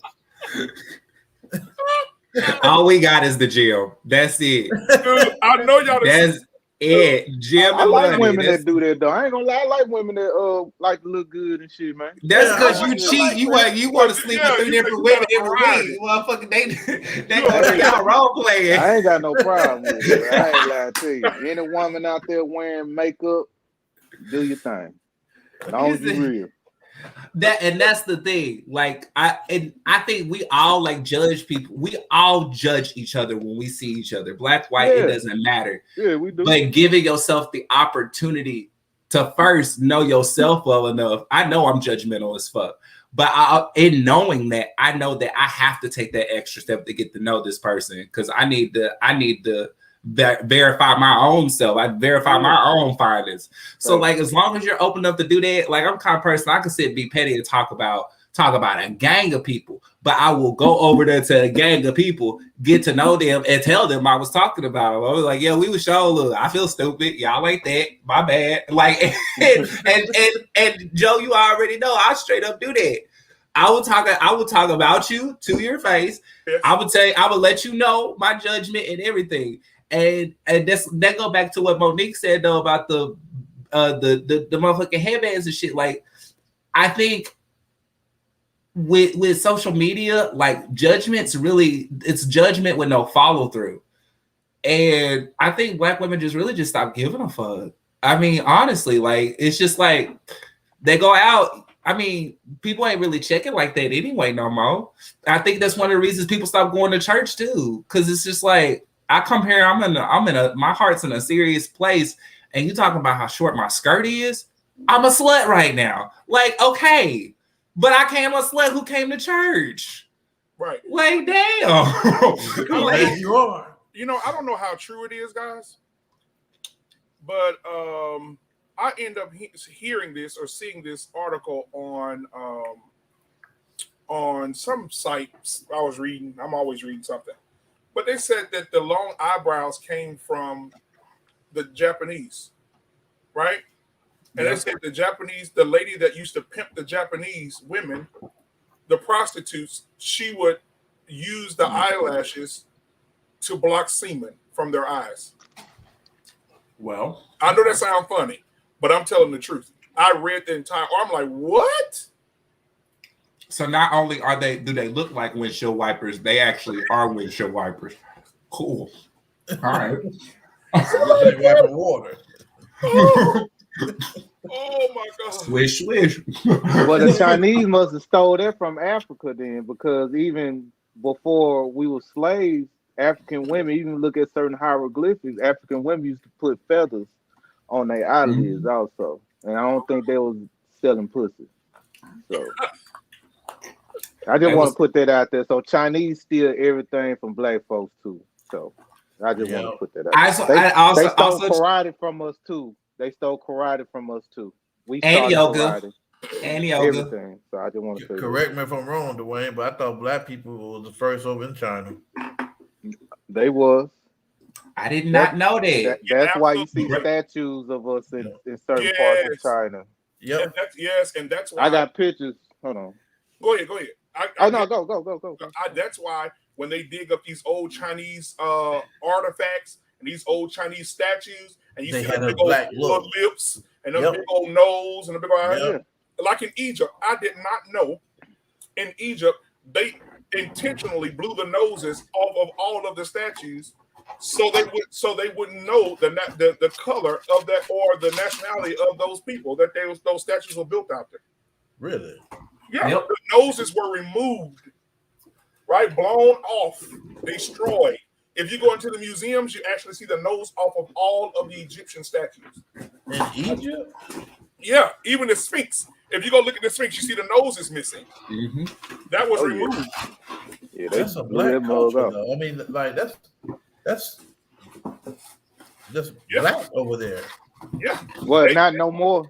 Not no more. Egypt, really? Yeah, Egypt is Arabic. It's Arabic, and they disrespect it so much, man. We went out there when I was a kid. I can remember they were flicking cigarette butts out there, smoking and stuff. Man, it was very disrespectful. Very. Wow. Like at the site, like that's. I mean, I guess if you like, these are visitors or just like people that live there. No, I can't even get no. They conquered it. Yeah, that's fucked up. I believe this is my personal belief. It's just me. I believe the original people in America was Egyptians. I think that's why. If you think about it, if you even if you see Nigerians or people like that, they don't never talk about Egypt.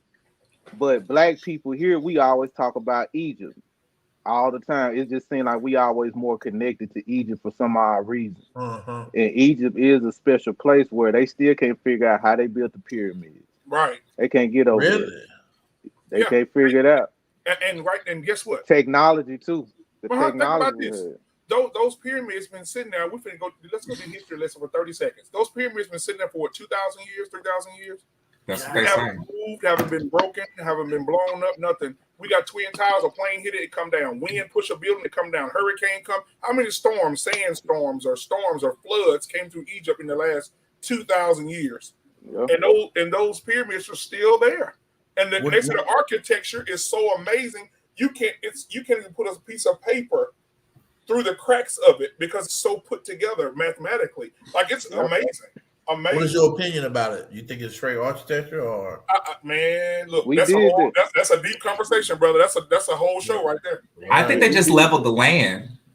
I mean, it would make more sense to, if you're going to put up multiple big ass monuments, it would make more sense to level the land around it and then create it. Like, but I don't know. That's just my theory. Some people believe it's aliens. It is anything except black people. Right. I know that. I'm gonna say this, and then we're gonna move to the last topic of the night. I'm gonna say this, and we're gonna move. We gotta have a whole. I'm gonna have a whole show about it. Imagine this: there are no bulldozers, there's no heavy equipment, there's no machinery, right?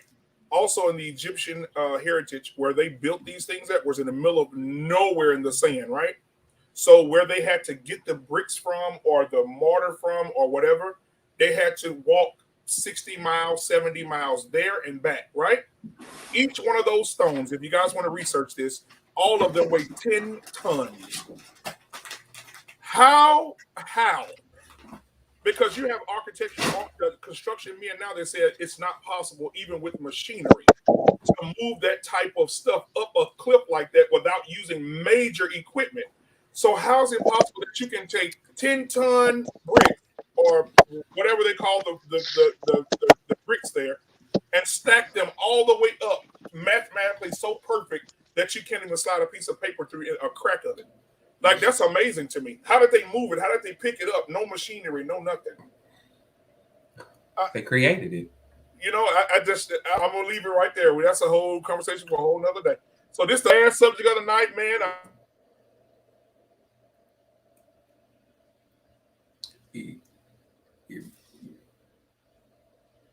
Can't hear you.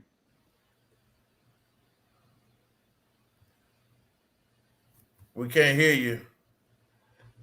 Can you hear me now? Yeah. There we go. Okay, now I'm going to, I said, this is for you, Brian, because you did this today, and me and D. Hunter went through this today as well. So this is the last question of the night. We're going to discuss it. Okay.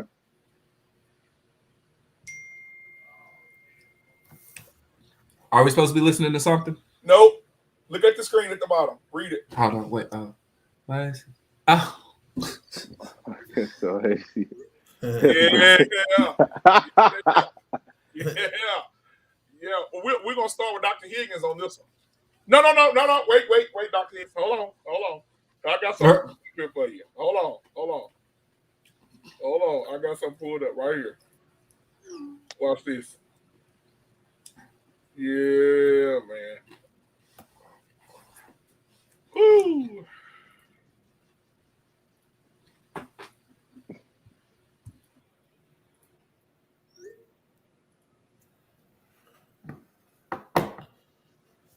Oh, that looked like Kevin Samuels. Yeah, it was. There you go. All right, here we go. We're gonna respond to this. That was a theme song. Go hard. I gotta give him that. Hello. I'm just wondering if you remember me. Okay. No, I can't even. Okay. You need to back up. Yeah, I'm in the house chilling. Hold on. Yeah, you're the girl whose father was spending all the money. Yeah, I'm back to let you know I have completely changed my life and made a 360. The 360 put you right back where you were, but I understand what you're saying. I mean, I made a 180. Are you smoking? It's a So what do you mean? You made a 180? How? Mhm. I changed the way that I've been living my life. I found Lord, and I got a man that's got money now. You found the Lord? Yeah. Where'd you find him at? I didn't know he was lost. Okay. Now this is all inside of last 4 months, right? Probably like 3 months, 4 months. Yeah. It's a lot of changing in 3 or 4 months. You said you got a man that has money now. Yeah. I do. I just wanted to let you know also, I wear my bonnet in public. And I saw what you had to say about that. You know, I get where you're coming from, but at the same time, like Make this shit up. Hmm? At the same time, you what? Did you tell me shut up? No. I said, go ahead. You said at the same time? At the same time, I just don't see what the issue of wearing a bonnet in public is. You're trying to say it makes us lazy or whatever. You see my hair? Okay, I just got out the shower. You know, my hair is not done. It's wet. What if I were to go outside and it's humid outside? You telling me I can't wear my bonnet because I'm not telling you can't do a damn thing. I'm telling you can act however you want to act. And you get the outcomes you get. Right, but why would that be ghetto for someone to wear a bonnet? Because we said it is. Who's we? A black man? Who is that? Who's we? Who is that? Who is that? Hello? Yeah, check your shit. I'm talking to don't one talk person, to us not like that. you. You real I'll fuck you up, Kevin. Really? We'll fuck you up. Get this big bitch. Look at this We'll little fuck fool. you up, Look at this Kevin. little You like fool. men, Kevin. We'll Look fuck at this you little up. fool. Look at this little fat fool. That's why I just sat there and let her talk. That's why I just sat there and let her stupid ass talk. This is why you're dying alone. I just let her sit there and talk. I found God. I done this. Ain't nobody rushing to try to make. That was a stray. No one's trying to make stray fat girls their wives. That's why you have to pay for dick. That's why you got to pay men to fuck with you. You got to take your daddy's hard-earned money to get somebody to even want to have sex with your little chunky ass. And then you're mad because you get on the program and you make yourself look like the fool you are. I'll just sit back and listen. And strays hang with strays. That's what it is. Strays hang with strays. We'll fuck you up. Think about this. This little butterball of a girl actually has been cultured and socialized and raised to think that if she decided to stand in front of a man, she could do anything more than just sit there and scream. Seriously. This is where the modern woman is. Due respect to the rest of you ladies, if you are dealing with women like her, you're beyond jokes at this point. It's not even funny anymore. It's sad. That's why Monique was trying to make that heartfelt thing, because we've gone to the point to where it's really just sad. No one takes you seriously because they don't have to. That's why I don't take any particular pleasure in actually showing. I didn't go looking for her. She came back looking for me to tell me she's made a 360. That's a nice dunk, but you're not even smart enough to know how dumb you sound. I made a complete 360. I realized I was out of control and I'd have found a Lord and I'd have got myself a man with money right now and everything's okay. Now, I wear a bonnet when I go outside, but what's wrong with that? I don't know what's wrong with wearing the bonnet. You trying to tell me I'm ghetto? What's ghetto about that? What's ghetto about what I'm doing? What's ghetto about What's ghetto about that, huh? Well, I can't be a lady like this. I mean, I just wear my bonnet every now and then. I just wear my bonnet every now and then. What's wrong with that? Brian. We're going. Oh, well, for me, this is my opinion of Kevin Samuels. What he say is correct. I guess, but I don't subscribe to him. You know what I mean? Like, I I learned this from Lance. Kevin Samuels is the prime example of an effeminate man that I would never listen to. Uh, I never had women problems. I don't cry about women. I'm not one of these black men that champion what Kevin Samuels doing. Have I been through with some ain't shit women? Hell yeah, I've been through it. But I gotta look at myself too. See, I played the game, so sometimes you gonna run into them road women that gonna go crazy. But this the thing I understand about the game. You pick what you choose. Your spirit aligns with the shit that you are. So you gonna always get what you are. So every woman I've been with was great to me. Even the women I was just having sex with. I avoided those women that come on Kevin Samuel's show. I don't deal with those type women.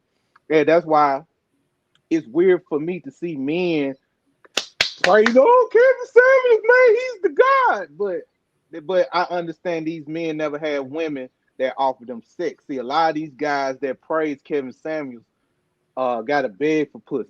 No, they beg one for pussy. Women can attest to this, how men are texting like, hey, can I come over or do this or do that? A lot of men never experienced different women texting them, say, hey, ooh, I want that dick.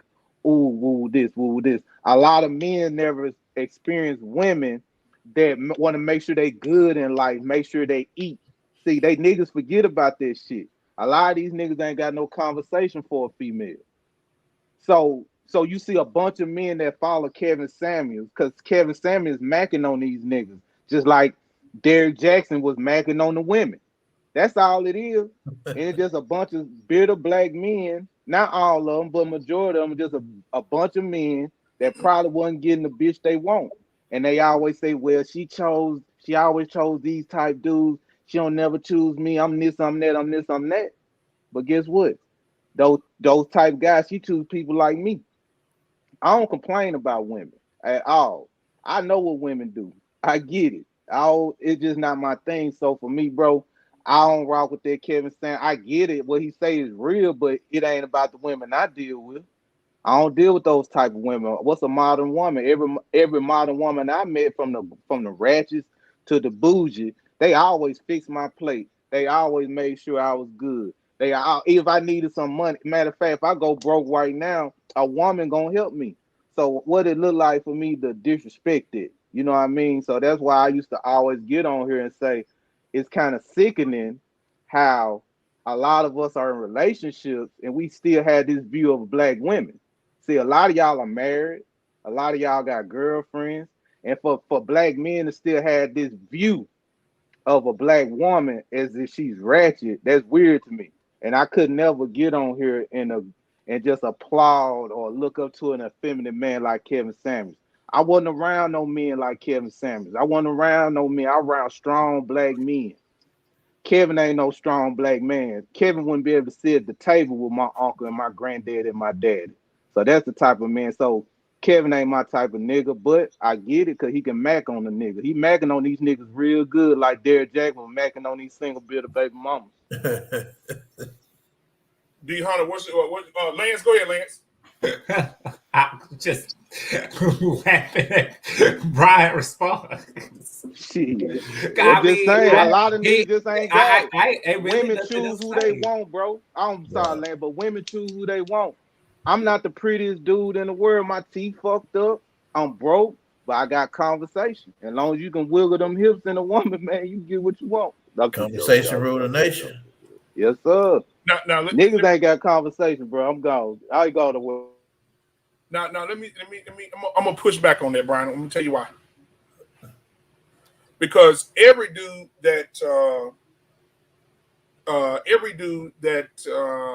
that likes Kevin Samuels or listens to Kevin Samuels is not a bitch nigga, or it's not a nigga that had to beg for no ass. They're just a bunch of simps. Because a lot of women don't like Kevin Samuels. And my grandmother, see, I want to take the wisdom from my grandmother here. My grandmother used to say, baby, the more people don't like you, it's something in you that makes people not like you, even when you're not doing something that people don't like.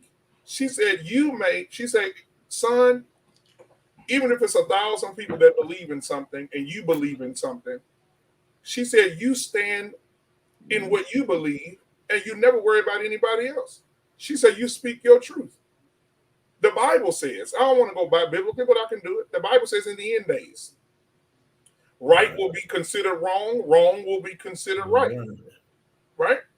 So if we look at what Kevin is saying, and we have a lot of women saying simp this and simp that, right? Because it's in the comments right now. It's in the comments right now, right? So when we say simps, if we look at the word simp, the acronym for simp is SIMP, right? It stands for sucker idolizing mediocre pussy. I'm gonna say it again. Sucker idolizing mediocre pussy, right? That's what the acronym stands for. However, when it comes to Kevin Samuels, a broken clock is right twice a day. And some of the stuff Kevin is saying, some of the women that I've talked to about Kevin, the only issue they have with Kevin is not doing it in a loving way. Right. Kevin is or a productive way. Yeah. Kevin, he's not even being productive. He's just being an asshole. Kevin is not, hold on. Kevin is not holding their hand, and Kevin is not coddling them. And Kevin, but you know what thing I figured out? When a woman don't want a man, a woman has the right. I've heard them. Oh, if a woman say in the comments, let me hear you. Or let me hear you, Dr. Higgins. If you have never heard a woman say, girl, I wouldn't talk to that nigga. He too short for me, babe. I can't do short niggas. I can't do no short man. I can't do no fat man. I had a 300-pound girl 4 weeks ago on my radio show I do on Mondays tell me I wouldn't touch you with a 10-foot pole because you too big for me. Well, my clapback game is amazing. I'm undefeated. So I told her, well, ma'am, maybe you should go through the house and get some clap lights, pass by your bathroom and clap and look to your right, and we'll see what that looks like, what your reflection looks like. Because you saying that you wouldn't be with me because you want Kayla, you want that smoke? Let me get Kayla. Please, come on, K babe. I'm gonna get Kayla. She wants the smoke. Get it. And Kayla already know we used to go at it all the time. So Kayla, I'm gonna give you the smoke tonight. But anyway, so back to what I was saying. Kevin Samuels said some real shit. Kevin Samuels said some stuff that is real, and like we talked about earlier, some bullying is good bullying. When I was growing up, my mama would tell me, son, that shit you got on ugly as hell. You need to go change that. That shirt ugly, them pants ugly, them shoes ugly. Go change. That's so ugly. You saying it's okay to bully a man to bully a woman, bro? No. But that's the thing. A lot of people take women gotta check women. Oh, hold on. Can a woman check you, bro? Can a woman tell you what a man should be like? Be honest. You say that Kane all the time. Right. Can a woman tell you how to be a man, Dwayne? Yeah, no. Okay. So we can't tell women how to conduct themselves. Women gotta conduct themselves, bro. They gotta tell that woman. But we're looking at it through different lenses, Brian. I'm looking at it from a biblical standpoint. You're looking at it from an unreligious biblical standpoint. I'm looking at it like men. Reality. Come on, let's look at reality standpoint. Let's do reality. The truth is, men are visual, women are emotional. A woman will attach. Just look at me, for instance. I'm a big dude, right? A woman will attach to me emotionally without looking on the outside. But a man is visual. I don't care what man it is. Every man has a woman, an ideal woman in his mind on who he wants to be like, or what he will do and what he won't do, and who he will date and who he won't date. I don't care who he is. And all Kevin Samuels is doing, because men been having these circles for years. Men been saying the same thing Kevin been saying for years, and now that Kevin had brought it out, he done got rich out saying, speaking for men that's been saying the same. My uncles used to say the same thing. I used to hear the guys at the church picnic Talking to the other guys. Talking to the other guys about women, not talking to women directly, because to speak on a woman's appearance or behavior and manner is completely unacceptable. I want to hear from a female. Let me ask this. Let me ask this question. Like Kevin asked this question, I want y'all to answer it for me. Kevin said, if you have a man that has money, Brian, and we'll take you for instance. Brian, you make $1 million a year, right? And if you make $1 million a year, everything in your life changes, right? What you eat, where you travel, how you live. And so Kevin asked a question one night. He said, how many times have you driven to a 5-star restaurant, got out of the car, and looked around and seen the Ferraris in Dallas or Houston or California, Los Angeles, and you walked in a 5-star restaurant and you seen somebody like The Rock on a date with a 300-pound female with 5 kids and 4 baby daddies? When was the last time you seen a high-quality man that's making major money, or not even major money, 100,000 a year, 80,000? When they have money and you give a man options, he's not going to choose something that's not looked upon in a greater light. You can say the same thing about a kid. But hold on, let me hit you with this though. But look, you gotta think. A regular man can't get a bad chick though either. If your money ain't right, you ain't gonna be able to get it. So it goes both ways. And real talk, I want to hear Miss Higgins.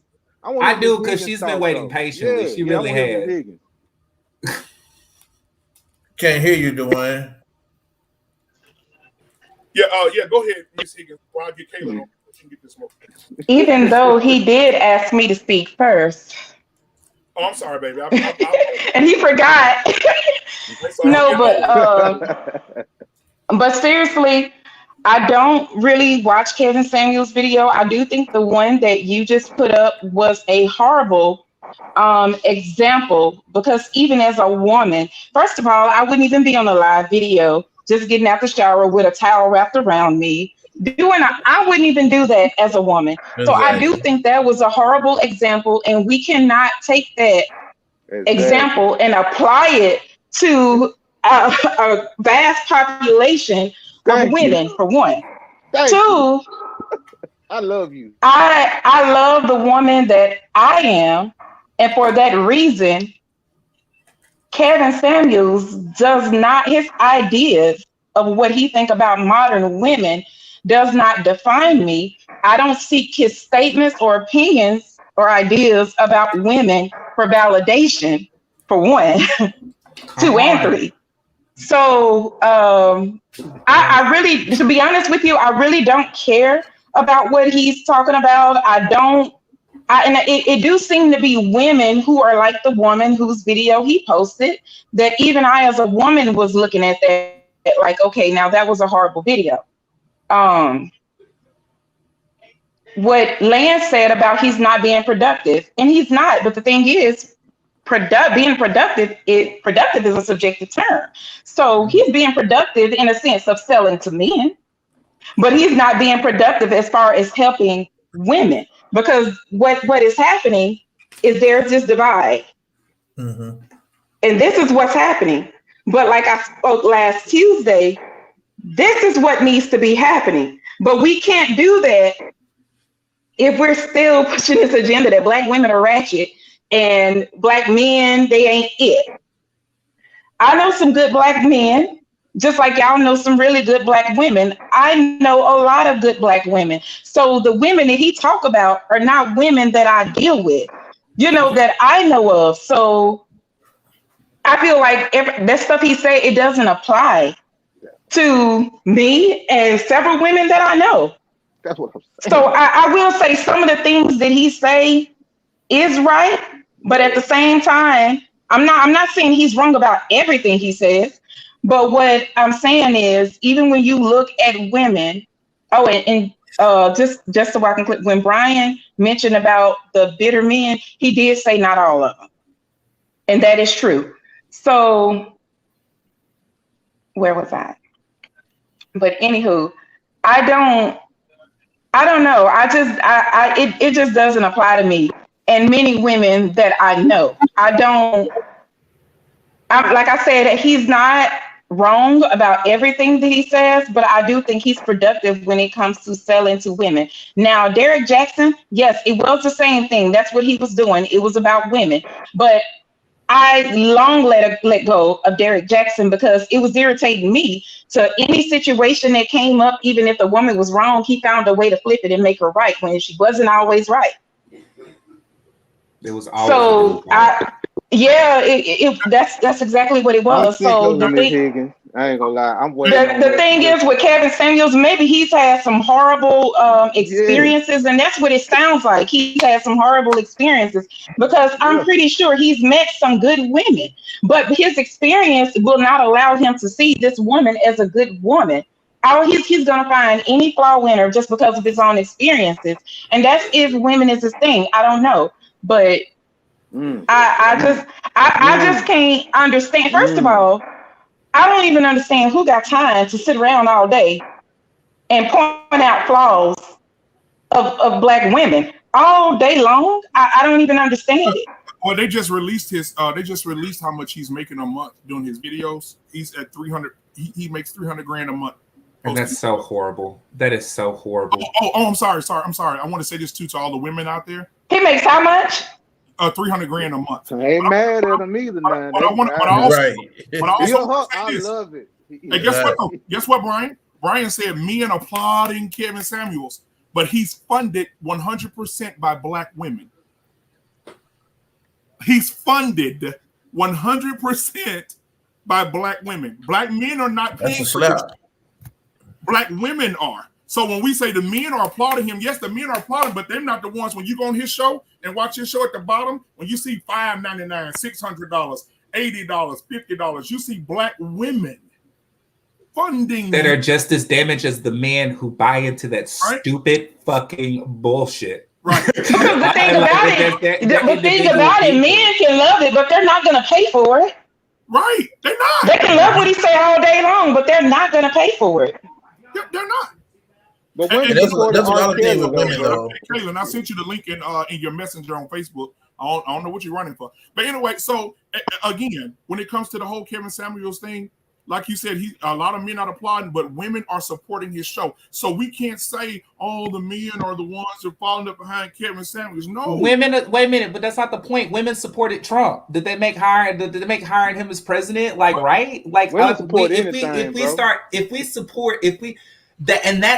that's the susceptibility of the female race, the very reason that you said they can't lead in the first place, which is the very reason you shouldn't talk about them. So you got to pick a side. Either women can choose their own destiny and their own appearance, or either they need to leave it up to the men. Like, you got to pick a side. You can't travel in between and talk about, oh my God, there's these amazing women that I grew up with and that inspired me to look for this fantasy woman.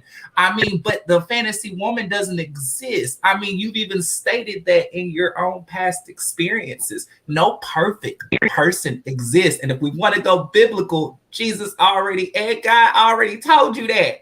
What you looking for, you not gonna find. That's some stuff that you get. Women need motivation to do that. Just like men need motivation to make money, women need motivation to look good. They have to feel good before they look good. Now watch this. Hold on. And if she was a perfect woman, she wouldn't want you because you're imperfect. If she was a perfect woman, she would want a perfect man. Hey, now watch this. D, I'm gonna let you go, D. Watch this. I gotta put this 30-second snippet in there. So we talking Bible, right? The men in the Bible, the men in the Bible were strong men, right? So you take let's see. Oh, what's the man that all the Black women be hollering about? Boaz. So, girl, I want me a Boaz. Girl, I want me he was rich, he had money, he took care of Sarah. Oh my God, right? Mm-hmm. But Boaz, what people don't understand about Boaz, he didn't marry Sarah for because she was chubby or this right here or this right here. Women are perceiving that story the wrong way. He married her because he watched her. If anybody know the Bible, do you know what I'm talking about? He watched her for days.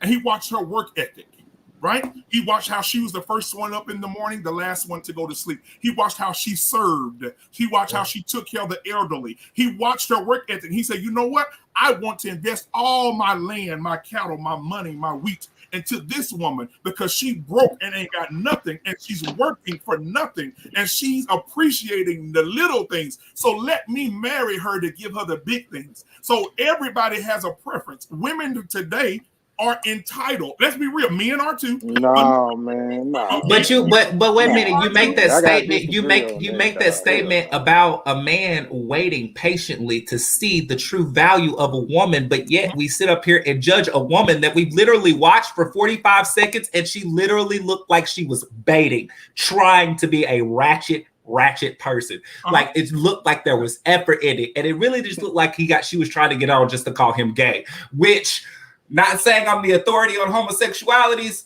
but I think I just saw a homosexuality because I'm gonna keep it real. I never watched a Kevin Samuels video. I don't support negative bullying. Like I don't support that kind of environment or behavior. Lance, if you came to me, Lance, we used to work together. Lance, if a minute that you came in looking toe up and I told you look toe up, you didn't take that as a negative. You said, "Oh, I appreciate it." You told me one day somebody tell me, "Hey, Joe, you done got too big. Well, you is too fat. You need to lose some damn weight." I'm not going to be offended. Kevin is telling these women that is fantastic that you won't be. That is fantastic that you won't be offended. But it is male etiquette to not speak on a woman's appearance or behavior. Okay, honestly, female can't take what we take, bro. But why would you? Why would the woman come to me and ask me? That's what you get messed up at. The women are calling in, asking him, "How do I look? What you give me on a scale from 1 to 10?" But we're gonna ignore the fact that she literally was trying to bait him. Like she's just clouding for attention. And anybody with two good sets of eyes could see that, my friend. You pulled a bad example on this one. There are some ratchet ass people out there. Let me ask you, Wayne. Go ahead. I'm a firm believer in I support what I believe in or what I like. I'm not going to support anything that I don't agree to or what I don't like. Here's my thing. And I also believe if I'm going to tell someone, like what I do with my employees, if I have a meeting and my meeting has something to do with, majority of meetings come about to refreshing people on what's going on and the mistakes being made. But I believe in if I'm going to speak a negative, I have to back something with a positive. You know what I'm saying? I don't believe in just bashing and bashing. I don't get me wrong. So, some of the things I've seen Kevin Samuels say, I agree to it. But some things, like I almost feel like it can go into a bashing session, like it's a temper tantrum type thing. You know what I'm saying? I just believe if I'm gonna tell a woman, let's say if I'm gonna sit up and tell a woman that she have a bad attitude, and the black women I have dealt with, I've dealt with some white women got bad attitudes, but if I'm gonna tell a woman that a car can't run off and strictly off a negative, you have to have some positive. Everything in life comes with a negative and a positive. So I think people will listen more if there was some more positive driven speeches into his message. I agree. Because the way he come off, it almost sounds like he hates women. The way he sounds like. Yeah, it's like he hates women. So what's really going on? Okay, so let me say this.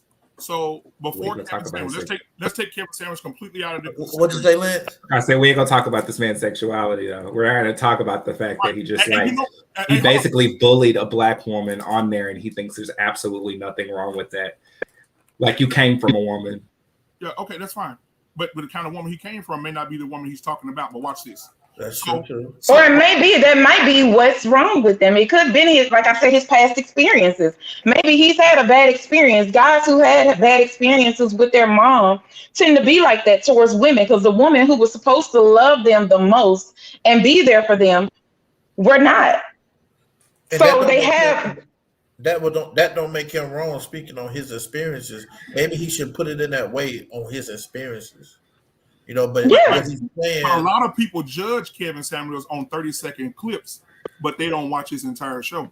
Because I've seen one of his shows where a woman called in and she said, Kevin, I'm in a bad situation. Kevin say, tell me about your situation. I tried to find, I cannot find, I'm gonna find it. No. So she said to me, tell me about your bad situation. She said, I'm a mother, right? She said, I have a son. She said, I have 5 boys and 1 girl. He said, how many fathers? She said, he said, how many fathers? She said, I have 4 fathers out of that group. She said, but I want to be married again. I want a husband. I want a man that's going to make decent money between $80,000, $90,000 because I know that money will be able to take care of our family. And so he was like, okay. He said, I want to ask you some questions. He said, I'm not going to ask you weight questions. I'm not going to ask you how you look. I'm not going to talk about how you look. He said, I want to ask you a question. He said, there's nothing in the world more important and no relationship in the world more important than a mother that loves her son. He said, would you agree? She said, yes, I agree. He said, so my question to you is, if your son brought you home, would you be okay with it? She responded and said, hell no. I would not want my son to be with a woman dealing with 4 baby daddies and 6 children. He said, so ma'am, this is why it's so hard for you to find a husband. You don't want this for your own son, but you want somebody else's son to come and marry you. I've seen those shows where he's broke it down and these women are like, okay, he had a fucking appreciation show. And women were calling in crying, thank you, Kevin. After you told me to lose, I've lost 150 pounds. Me and my husband on better terms. I look better for him. Thank you. He had a whole damn 2-hour show where people just calling in thanking him for helping. Man, you just a Kevin Samuel lover too, man. Y'all would talk about you too. You just love Kevin Samuel. No, I'm not. What I'm saying is you can't knock a person's. You can't knock because okay, like we said, like the whole homosexual. I'm only knocking. I've never seen a Kevin Samuels thing. I've only heard about him, and I've only had my experience has been further in you educating me on Kevin Samuels than it has been me going and seeking out information for myself. This man is not on my Facebook. Nobody who's on my Facebook, besides probably you and like 3 other people, have Kevin Samuels on there. I'm only going by the information that you've given me. And the only thing that you've given me is negativity, which leads me to believe, assuming that most of the information and most of the dialogue he's putting out there is negative. And I find that very hard to support, even though I can listen to it and I can take the emotion out of it. I still would give Kevin Samuels the benefit of the doubt and be like, I still need to get to like actually know him. That's something that men who talk about women like this are not doing. And same for women who talk about men. They get 1, 2 bad relationships and all of a sudden, all of them are on fire. Like, why are you setting everybody on fire? So let me ask you a question. So do we know the numbers? What is the average? I just want to ask this question. What is the average amount of children in the single mom's home right now? Average, the number. I don't know. 3, right? So you got an average of 3 children per single parent in the average of that number, right? What I heard TD Jake say this one day, and it shocked me. In a relationship class, TD Jake said one. And I don't like TD Jakes at all. He said, I don't. But TD Jake said something. It made me think for a little bit. He said, in the wild, a lion and a lioness have cubs. When the cubs are born, the old lion that got the lioness pregnant, the young lion will come in and be attracted to the lioness, and he will fight the old man, the old lion, for his possession of his family, of his wife. He would kill the old lion and devour him and drag him off. He would come back to the wife. Then the lion would, this is his nature. The lion will go over to the female lion, lick her, take control over her as his woman. And then he will go over to the cubs that she had with the male, the old lion, and he will kill all of them. Right? He will maul them to death because they weren't his children. And then he would mate with the female lion and have his own children. TD Jakes then went on to say, why is it that some women want a man to come in and take full responsibility for 4, 5, and 6 children. Because what you don't know is when you watch Kevin Samuel's show, there are women calling that are some of them are real beautiful women, successful women. Some of them are stubborn, some of them are not. But I've seen episodes where the ladies call and say, I have 6 children. I have 4 baby daddies. He said, what happened to your last relationship? She said, I was bored with him. And she said, I regret it, but I was bored with him. But I got 6 kids and I need a man to come in. He said, what do you do for a living? What do you bring to the table?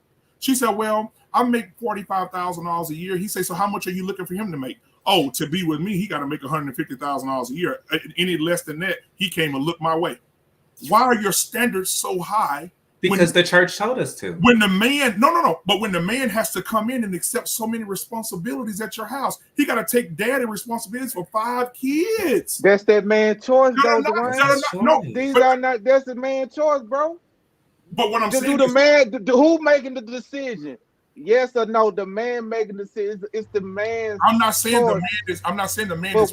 I'm saying why is her expectation so high? She can have expectations. What's wrong with a woman? The thing is, when she meet him, if she got children and she state these are my expectations, it's up to you. If you want to go for it or turn around. But my thing is, if you choose to get in it, then you already know that's a package deal. These are the responsibilities that come with it. That's just the way it goes. But here's the thing. We can talk about women being a single mom. She got 3, 4, 5, 6, however many children in the household. Okay, it's easy to say that about her because guess what? The kids are with her. That don't mean he got any less children. He's just not in the household. He went on about his business. So that don't mean he got any less children. He's just somewhere else with no kids tagging along and all that. The kids have to be with the mama because he left. Or he did whatever he did. So, of course, when you meet her, she's going to have these children with her because they're with her. He left and went on. He's not bringing kids with him. He didn't want to take the kids with him. So when you meet him, he looks like a man with no children. He looks like somebody with no children. And you know what? A woman will take him on because he looks like a man with no children. When he moves into her house, guess what?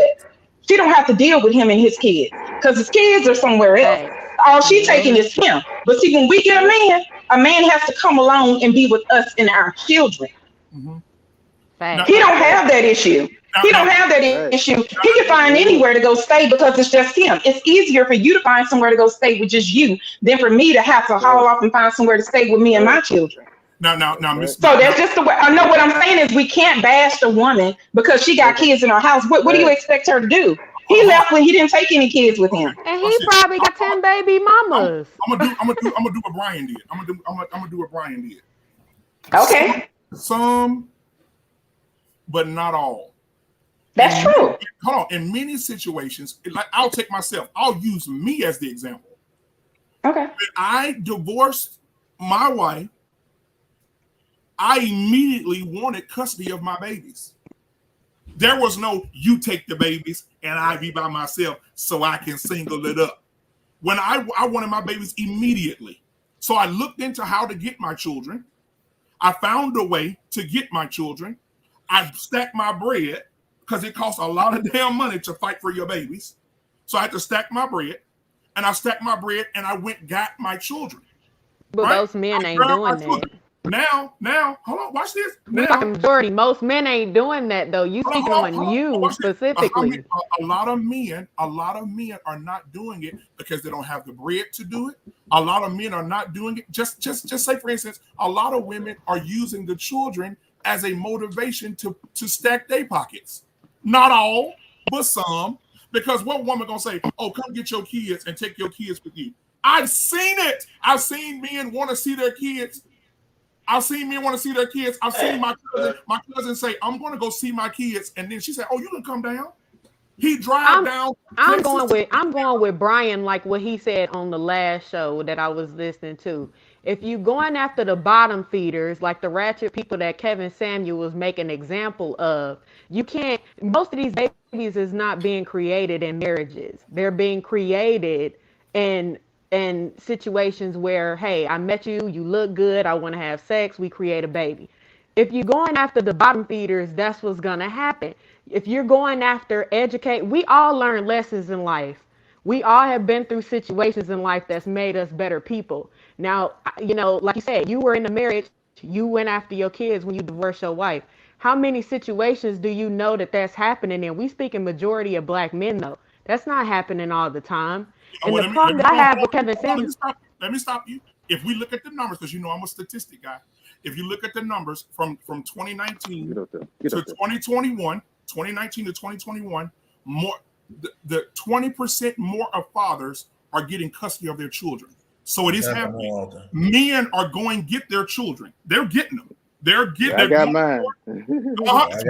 Brian is a witness. I got mine. And that's a good thing, but that's still not majority. So it's most of the women have kids. I'm talking majority. So what about that's what about like the 45% of women who not only have their kids, they have degrees, they have homes. You just reprimanded a woman that stood up at your church and reprimanded her about how lonely that she looked because a man had to validate and give her value, because that's the way the setup is. And also, I want to say further, what you did with your daughters is very commendable. But if you're still carrying that around, you're one of these men. Right.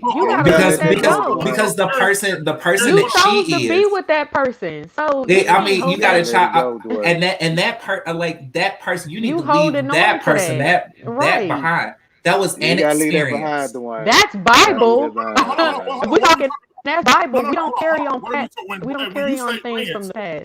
When you say leave what are you saying? Leave what behind? What do you in that situation when you said self-describe, you said you were a simp. In that situation, in that situation, there was a world, a stigma, a perspective that was created for you that made it your reality. Just like in 2019, 2018, when I started seeing all these black kids shot, even though I had been educated to the racism and the hatred of people, at that sudden moment, there was a world created where this stigma and this racism and this murdering, like this became real. I felt like I was in the 60s. I was Ubering and I was driving around and I was angry because I'm out here trying to make money. And literally, I felt like I was in a war zone because I'm like, I could get shot at any fucking moment. And I had to package that shit and let it go. Because if something's going to happen with a female, sometimes females are great. When you get in a relationship, will be great for 10 years. And then all of a sudden, society makes them think that what they have isn't good enough. Or they make a man think that if he just loosen those tethers, just tether himself away from the rest of his obligations, that he'll be better. This is what's happened. It's not anybody's fault. And you cannot judge one person's character and one experience on everyone. Not only does it make you look like the exact man that you don't want to be, but it makes her the hero. Because while you're talking about this scumbag, she's over there living whatever life that she's living. Right. And guess what though? Accountability. I teach my sons this. There's accountability in you're not gonna get that from everybody. Not everybody's gonna stand up and just be like, I'm a stupid bitch. We're talking about men and how men are and how men got 10 or 12 baby mamas and all that's fine. No, that was only in defense to you attacking black women. Every single bad negative black negative male black stereotype that's been thrown back in this show has literally been in defense. Let's talk about the men. Let's talk about the men then, like Brian or D Hunter that got custody of their kids, or myself. So let's watch this. I think all the men are. Look at all these people on this dais. All these people on this dais are taking care of their shit. I'm the only one that don't kid. I aspire to be like all of you, whether I have a man or a woman or a puppy or a goat or what the fuck ever. Like I aspire to be like all of you and who we have kids with. We pick and choose who we deal with. Right, but I'm gonna say this. That's what it falls down to. Whoever you surround you attract what you are. Yep. And we In live that in a moment in society where that's time, in that moment okay. in What women you time, been around, Dwayne? right? What type of women you And been then around? you have to keep in mind that everybody who has done it, some people were actually in relationship for years with the person they have children by. These are all not all one night stands. Like it, you know, they were with somebody who was good at once upon a time. Years. I said some. Yeah, so this happens And with I married learned my couples as well. lesson. They divorce and somebody's not there for the children. It happens. Okay. It happens, and we learn and we move on, and we deal with better people. We take the time to recognize who we dealing with. We take longer. We evaluate that person, and then we move on. We don't hold on to past And then we have to evaluate ourselves. We have to evaluate ourselves. Who are we holding? Who's holding on to the past? What I'm saying is this right here. This is what I'm trying to get everybody to see. Some, not all, but what I'm trying to get you to see is you don't have to hold on to anything when you see. How can I say this in a way that's productive? I feel like what you're trying to say is you see it repeated. You've seen the behavior. Right. No. And even okay, I'm gonna say this because I'm not gonna say anybody's names. My daughter was in high school, right? I'm telling you this because I have daughters that talk, right? And I'm glad that I have that where they could. So my daughter came and said, "Daddy, can y'all hear me?" Yeah. Mm-hmm. All right. So my daughter said, "Daddy, I was at school sitting at the lunch table. And she said, I just want to talk to you about what the girls are saying at the table." I said, "Okay, baby, tell me." My daughter at the time was 15, 16. The girls were the same age. She said, "Daddy, the girls at the table," she said, can I? I said, "Baby, speak your mind because I want you to be able to express how you feel. You say what you feel." She said, "Okay, Daddy, the girls at the table," she said, "Do I have to censor myself?" I said, "No, just say what they say." She said, "Daddy, these girls at the table are so sexually active." She said they're planning to sleep with teachers and football coaches. And she said one of the girls are sleeping with her neighbor's husband. And she's 15 years old. And they talk about they don't want little boys. They want men with big dicks. And they want this and daddy. I said, "Well, baby, how are you responding to that?" She said, "That is scary because I ain't been in no situation like that." Now, let the senior year come. Those girls that were in that group talking, one of them, in 4 years, one of them, 2 children, the other one got a baby, right? One of them came over to the house. I looked at her, I said, "Oh no." I said, "Oh no, I don't want to speak ill about that child." I said, "But that child's going to be pregnant if she ain't already." So my baby came back and said, "Daddy, you remember you said that she's going to, yeah, she's pregnant, Daddy." Right? All these girls, before their life even starts, are single mamas. That's life, though, bro. That's life. That's parenting. No, listen. That's why you got to teach your kids. That's why it's important to raise kids a certain way.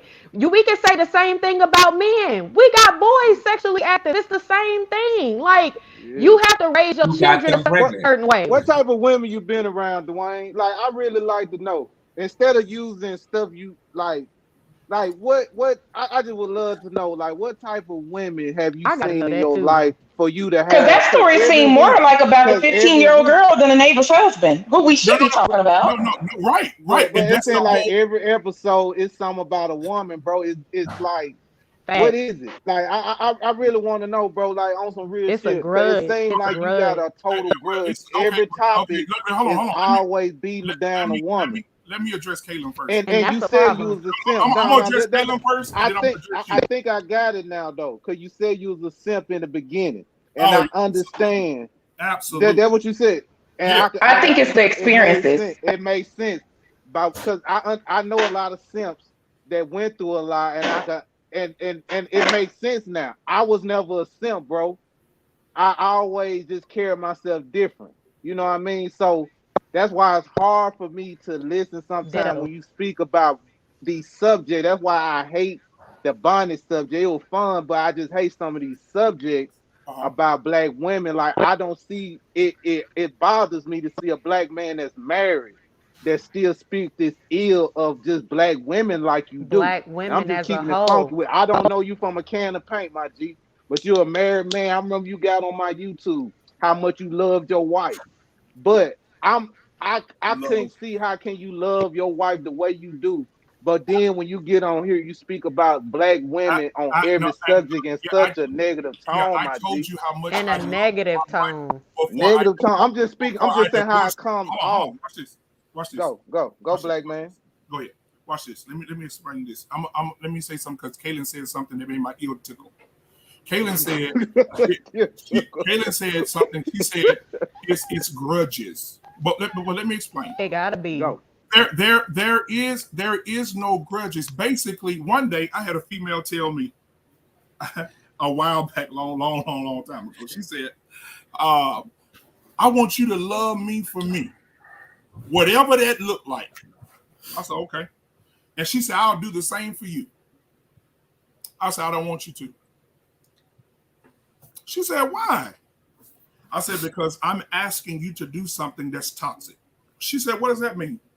I said, "I'm asking you to love my ignorance, love my temper, love the way I treat people, that I don't treat people right. I love the way that I've dogged this person out. Love the way, don't love me for me, challenge me to be a better me, right? You want me to love you when you got an attitude, when you bitching and complaining, you want to cuss and be masculine, you want to be mean, you want to be upset. Every day you're seeing women put themselves in position of men. There's no grudges. But right now, when we first started the show, I talked about a lady in New York City that was on a subway train. And she stood in the middle of the train and said, "Which one of you guys are going to get up and let me sit down?" And they said, "No, you guys want to be equal to men. Stand your ass up." But you see, if in that situation, I would have had a completely different response. I would have let her sit down because goodness begots goodness. And I can't stop. I can't stop being upstanding because someone is underneath me. I can't break my character because the world is fucking destroying around me. You are either going to stand for good, and when I say good, I mean you're going to respond in a respectful manner, whether they act like a lady or not. You're going to open the door for them. I don't care how fat or skinny you think they are. You're going to tell them that you look very nice today, or you look very joyful today, or you look very something today. You're going to say something positive because as a black person, negativity is already too much in our community. And that's these black women do not care about wearing a bonnet and a robe because they don't care about what you have to say. And because it's all negative. It's negative. Yeah, I know you're just expressing your opinion, but it comes off as straight asshole. I mean, dirty, Kevin stinky, Samuels. Fucking a-hole. Kevin Samuel Vibe for real. Nah, we ain't gonna do dry. No, because I've never, I know this man 15 years ago. I know him 15 years ago, and I never heard you speak about women like this. I mean, never. Yeah. And it drives me crazy. I don't even know the brother. They know you. That drives me crazy. We that do, and you never used to talk like that. But let me we used say to talk something about real quick. sorry ass niggas like that, Ken. We used to talk about the Kens like that, who used to act like the old feminine ass, sorry ass niggas. But wait, saying. just like my only thing about it is we know that in our community as a whole, we have issues that we need to deal with. That's why one of the biggest things I feel like, right, but listen though, in our community, right, because the way our people have been treated throughout 400 years plus, there are systems that's been created to create our community the way it is. But with that being said, the divide, we're so divided because we talking about what the black woman doing, what the black man doing. Just like you sit here and talk about black women, it would be wrong if another black woman was sitting up here harping on black men like all of them is ghetto or all of them is this or all of them is that. We know it's but that's the problem. But that's the problem though. That's not what women are you around that's doing what that, women are you around? Just like I know it's a lot of trifling men. Right. Take yourself out of social media, Dwayne. How many women sitting in their car? See, Answer the question first. Answer the question. It's been asked 3 times. Answer the question. Who are the females that you're around that are doing this? that are a lot What of females are you hold on, around? my sisters, my cousins, my aunts, people that I know that go to the school. I see women. So where your elders at? Where them elders at? Oh, them elders. Oh, they done died off. We don't have my big mama no more. Big mama don't call the girls in the house and say, So you're around toxic you women. guys girls just running All around women you around are toxic. That's what you saying. That's not what I'm saying. I say I see things. Kaylin, you've been knowing. We all see things, but we don't choose to deal with toxic. Kaylin, okay, Kaylin, me and you used to sit there. I know it's a lot of trifling men, but I don't deal with them. I ain't never been with trifling. Me and you used to sit at work. Me and you used to sit at work, Kaylin, and I used to sit in the little office, and you used to sit right over there behind me. And there used to be girls that came to work with stanky pussies, and they used to have HR meetings about how the bathroom smelled like straight pussy. And the girls used to sit there, not the niggas, the girls. I can't believe them bitches coming in here smelling like that stinking ass motherfucker. But what about this, Lance? Why can't they say, pull them to the side, tell them your cootie cat smells? You want to We go to did. We did. We moved the goal. We did. We moved the goal. They did. We did though. No, they did. They did. What are you talking about? We didn't sit there and talk about it amongst each other, and we didn't say that. Right? We did that multiple times. What are you talking about? We talked about it, but that's why the HR meeting was had, because they felt like if they put it just out like there, you said, just like you said, you knew that little girl was gonna be pregnant. I mean, why? Where were they working at? But what did you do positive and active in her life to try to make a difference? Exactly. It's not your responsibility because it's not your kid, right? What man can go up to a black woman and say, "Hey, baby, let me talk to you for a second. Hey, listen." That's what we trying to say. So either y'all can do it or you can't. But no. I'm just saying no. Exactly. I'm saying we're in the Me Too era. That can get you put in jail. You see what I'm saying? No, it has nothing. Look, I honestly believe if you're you know what you know. Look. If you want to take a risk in being good, you're going to take a risk in being good. But it's a way to do it. Have the conversation with her in the company of someone, maybe your daughter. What you do is talk to her and your daughter about it. You don't have to single her out. They're two girls the same age. Talk to both of them. Yeah. Did you talk to your daughter and say, hey, daughter, why don't you have a conversation with a girl? Why don't you talk to your friend and say, hey, did you tell your daughter that, or did you just talk about her? I tell you one thing, there's not going to be any woman, unless they're completely damaged and used to growing up in an abusive household or relationship, and they're seriously damaged by that, that's going to respect the way you respond to how you talk about women. There is not a single self-respecting woman. So basically, a black man right now, and this is what I'm getting from y'all. I'm getting a lot of fumes. So basically a man's not a man. You. We're talking about you. So I shouldn't. So don't address because my point is that what's happening right now. Don't expect change if you can't consider how a woman feels about what you're saying to get her to change. That's one thing you can't do with a woman. That's not, and that's coming from a black man, a man who has been raised by 9 women. And a man who has been in a relationship with a woman. There's no self-respecting woman that's going to respect what the hell you're saying if you're saying it to them like that. And I do want to commend you for having daughters that can have an open relationship and an open dialogue with you and can talk to you about that. But that's also an opportunity for you to say, that's the opportunity to get your fucking Cosby on and be like, well, you know what? Why don't we have some of these young ladies over and show them something better? And expose them to social media has damaged you, bro. No. But you just talk about how bad they are. I'm gonna take some from Brian. Because I like to use people's words against them. Last week, Brian told Lance, "You can't save all these niggas. Some of these niggas gotta perish." And I disagreed with him wholeheartedly, and I still stand to this day to disagree with him, because even if you try to save a group of black people, if 2 people get saved, there's still 2 kids that are still watching those 2 people that happen to adult the fuck up. So no, I don't disagree with Brian. I think that's probably the stupidest thing that he's ever said. I'm sorry. Brian said you can't save every nigga. Can't save everybody. That's the whole Christian goal. That is the Christian goal, to literally save people. I ain't no Christian. And you ain't gotta be a Christian, but I'm just saying he is. And that is the Christian goal, to not give up on anybody. Okay, so for me, I've heard a lot of grudges and what kind of women what kind of women you've been around. Yeah, man. I'm gonna be transparent because I don't like to bring my kids into it. No kids, man. I don't like to bring my kids into it. Don't bring your kids into it. No, I'm gonna do it because it's gonna make. I'm gonna try to paint the picture here because I hear a lot of grudge over why he's like that. You're taking that one. No, you're taking that one word. I love the word. I can give a fuck less about these females. But what I do care about is this. I do care about the world that my daughters, my 3 beautiful babies, are walking into. When my daughters are asked, and I'm gonna share this. I don't like bringing my family stuff into it, but I'll share it with you.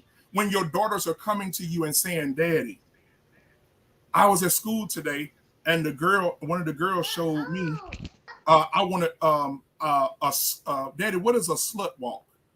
I said, well, baby, she said, the lady at school today, I was watching on one of my friends' laptops, and it said that she said, a girl, I said, that's a bad thing, baby. She said, no, it ain't. She said it was a pretty black woman on there, Daddy. And she said that black women are sluts and they can be sluts and they can walk around like sluts and behave like sluts. And being a slut is a good thing. So what hurt me the most is my daughter in the mirror, playing in the mirror, talking about, I'm a slut. I'm a slut. She's 10. But that's the world, though. That's why you have to do. That's why you have to be the parent. Let me finish. This is where my anger comes from. It comes from no past relationship. No bad women. My daughter in the mirror is saying slut walk, slut walk, slut walk. And I'm like, what the fuck? So I'm saying, baby, come here, talk to Daddy. What the fuck? Where did you hear that? Daddy, I'm at school. Just yesterday, my 13-year-old said, Daddy, there's a doctor online that says women, there's no such thing as breastfeeding anymore. It's called chest feeding. I said, what the fuck are y'all watching at school? She said, Daddy, we're learning at school about non-binary. There's no reason to call man, man, and woman, woman. It's they now. And if a woman is breastfeeding and if a man considers himself as a woman, it's called chest feeding. Daddy, what is chest feeding? Right? Well, so my daughters are experiencing toxic bullshit. That's the world. Experiencing toxic media. You gotta teach your children, bro.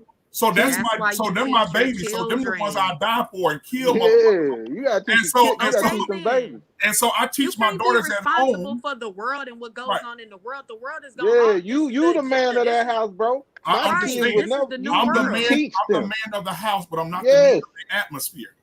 And so when my kids leave, but what you put in your children, bro, they gonna be what the man tells them. So to help you guys better understand, my daughters mean the world to me.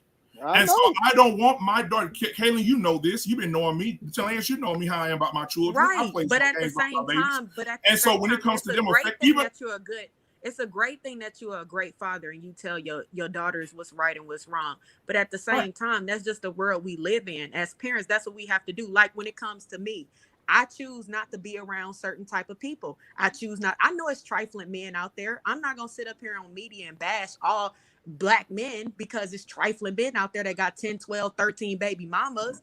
What I'm going to do is I'm going to make sure that I don't deal with those types of individuals. And when it comes to my daughters, I'm going to make sure that I teach them what they need to know about what they should look for in a man, how they should be treated, things like that. I can't control the outside world, though. We know it's bad women out here that don't take care of responsibility, just like we know it's trifling men out here that don't take care of responsibility. That's life. As a Christian, we have to do what we feel is right. We can't control the world. We know the world is worldly. We know that, their system's been put in place to keep us divided and talking about each other. Oh, the black woman this, she wear bonnet, this and that. That's just keeping us more divided. We're just the subject. We're just the subject of our environments.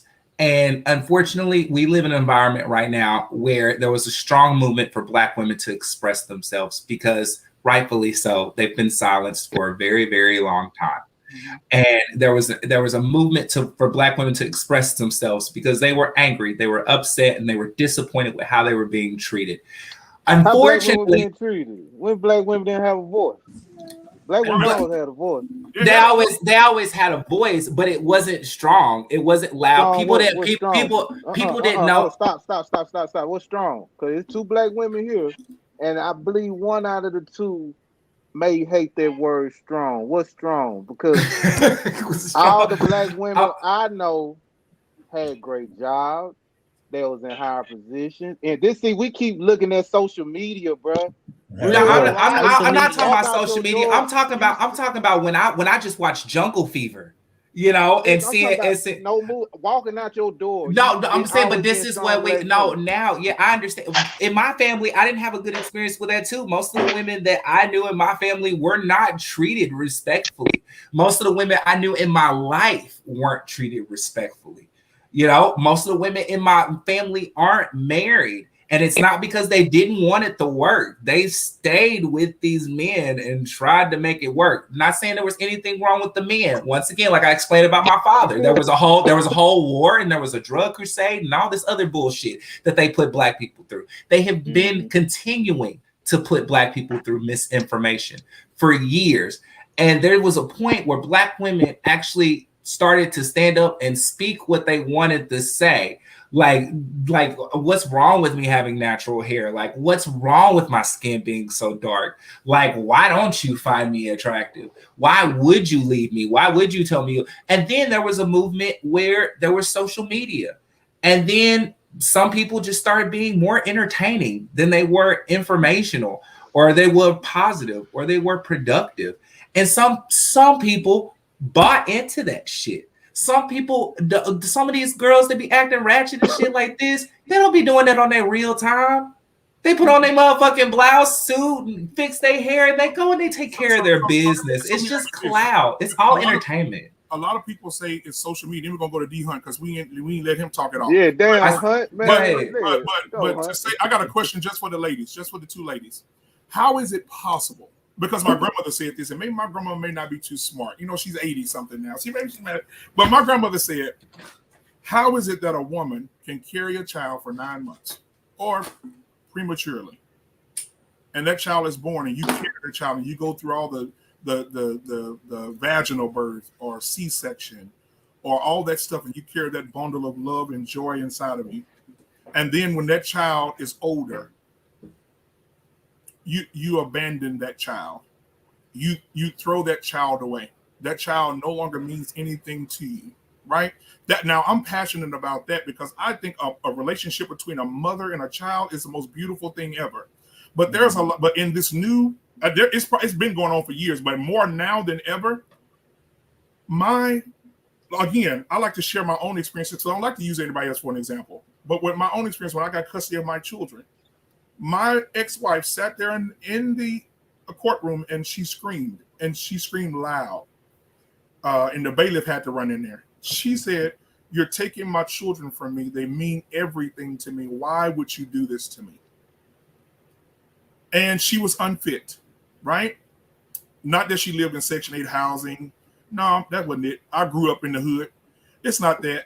But when I see pictures of you passed out at the club because your friends were sending me pictures, they turned on you, right? Or you got swollen out because a dude and beat your ass. Or you got liquor around my daughter. And in the joint custody plan, before I even got custody, it says no alcohol around the children or in the vicinity of the children. Nobody can live in the house if they're not married to you. There's nobody of the opposite sex can be around the kids living in the house. So they had all these parameters. She screamed and said, "You took my babies from me. Why would you do that to me?" And I simply said to her, "You are unfit. You are in a violent and toxic situation at your house. People coming in at your house, eating your food in your refrigerator. I've sat and watched it when my son graduated, right, from kindergarten." So my son has grown up now. She has texted my son. My son has a phone. She told me, you don't allow me to do anything for my children. I have had my children since they were 6 and 5.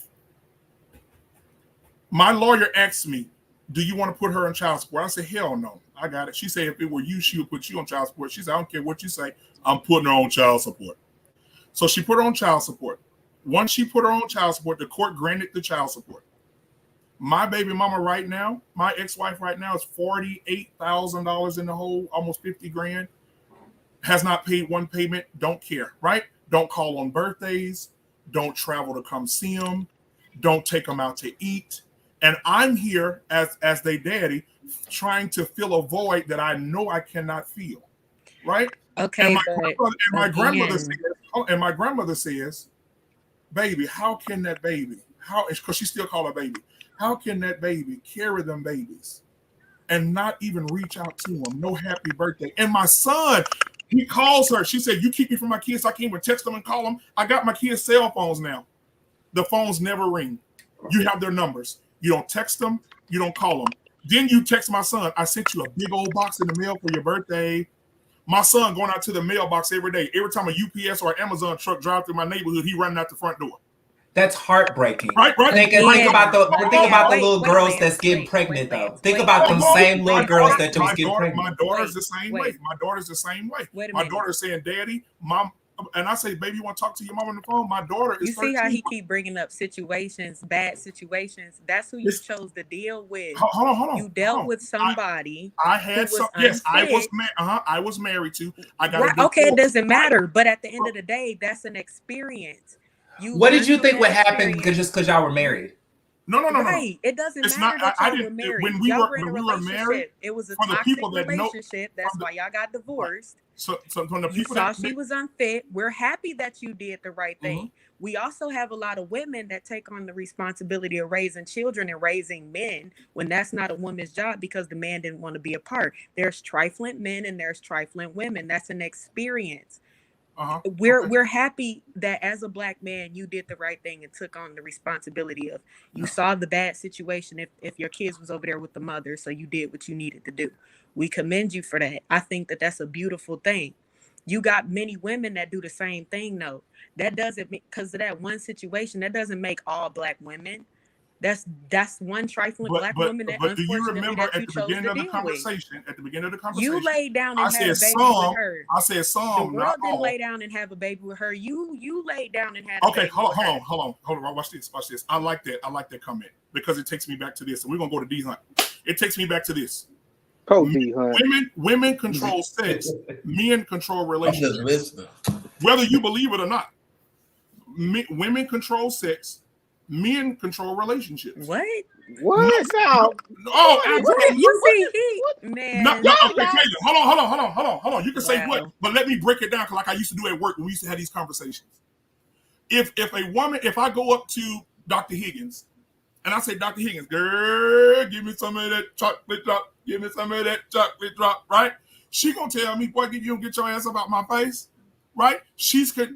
No sex can happen without the permission of a woman, unless it's rape. But right? you still slept with her. You control it. You control it. You control what goes in your body. Like Brian said on last show, you chose the bottom feeder. No, and you got. Hold on. You said the bottom feeder, but see, hold on. These contradictions, I love it. Thank God for a clear mind. Now you're saying that we're looking at bottom feeders, but a few minutes ago you said all. No. You're putting everybody in a defensive position so they can say something else. You're gaslighting, and don't do that. No. Like no, yeah. You are. You're fucking gaslighting. A few minutes ago you said all women are not the same. And now we're saying, we're choosing the bottom feeders. Why not go to the bottom feeders and make them motherfuckers goldfish so they go? But why you didn't go to them little girls that you knew was gonna get pregnant and pull them out the bottom? Why don't you do something? Why don't you do something productive for the girls who are like? Why are we even calling them bottom feeders if they're so loving and caring? That's just my. That's we just didn't me, bro. say all women. I'm the bottom feeders. Nobody said that all women are loving and caring. Not everybody. Not everybody. Right. Go ahead.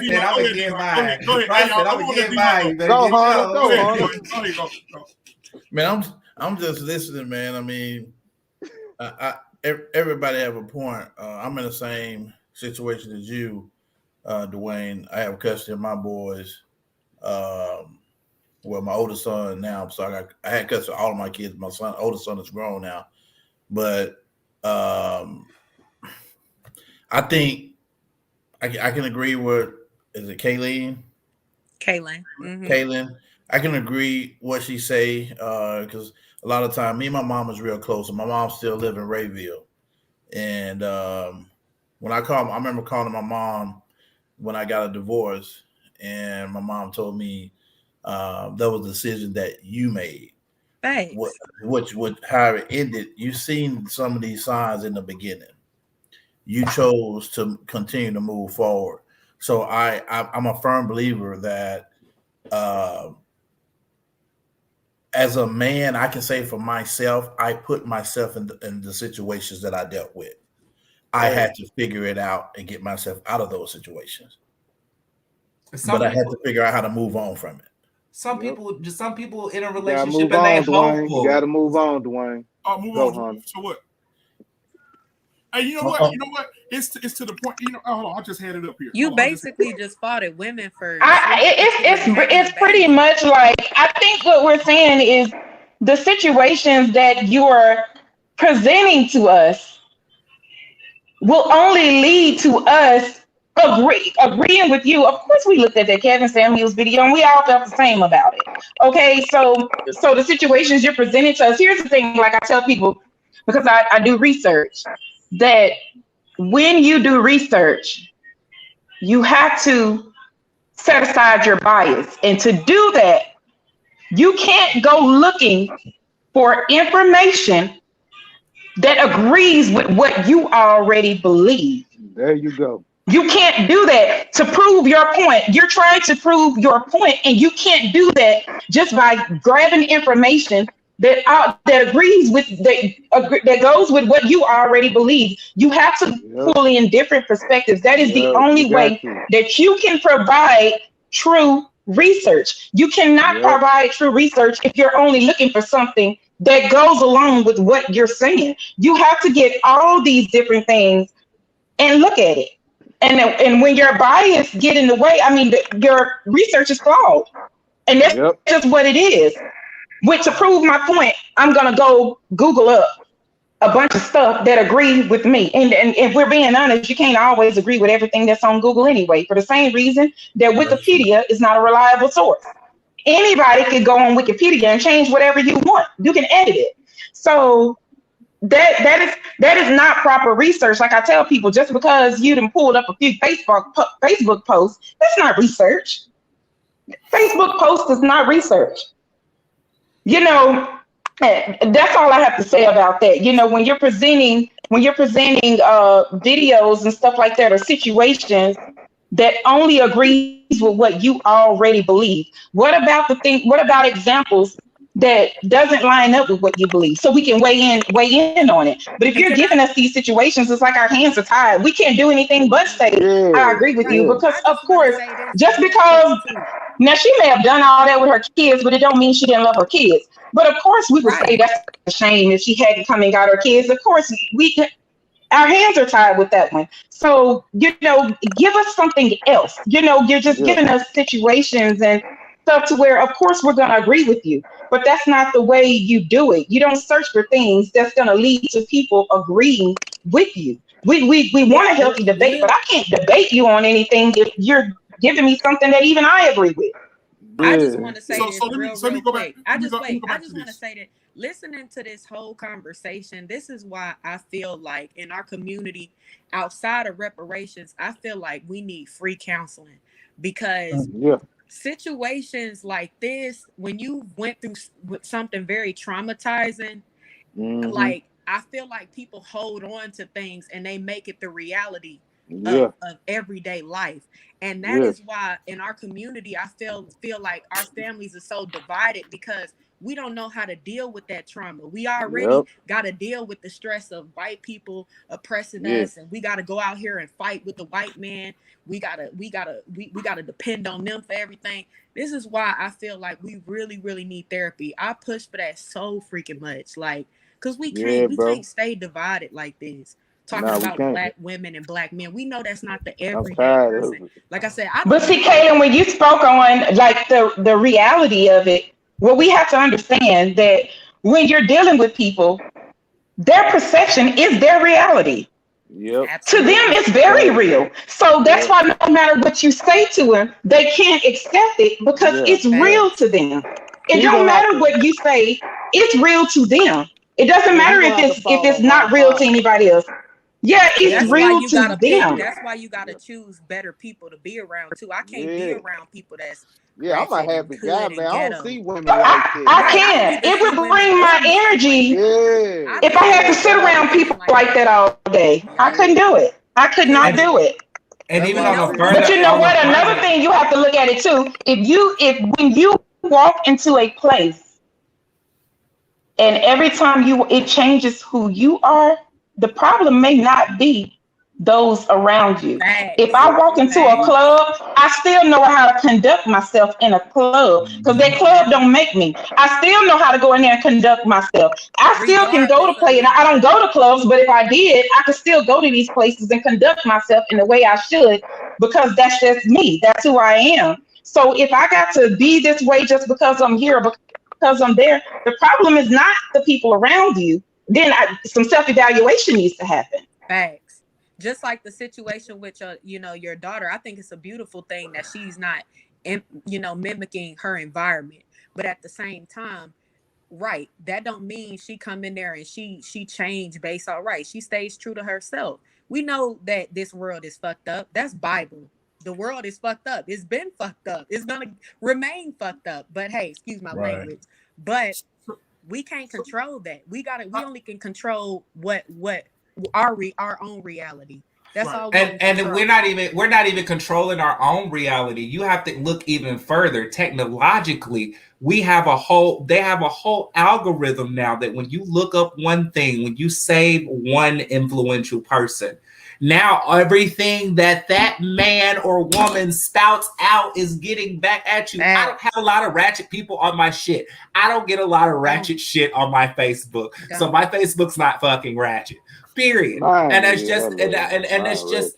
In fact, when they send me a friend request, I go check on their page to see if they're saying negative stuff every day, if they're messy, and I don't want you on my page because I don't want to see that. I don't want to keep seeing that every day. When all this Black Lives Matter started happening, do you see how angry people got? Now that was one time where the algorithm worked in a positive because even white people got bombarded with the chaos that was going on in between us and authorities.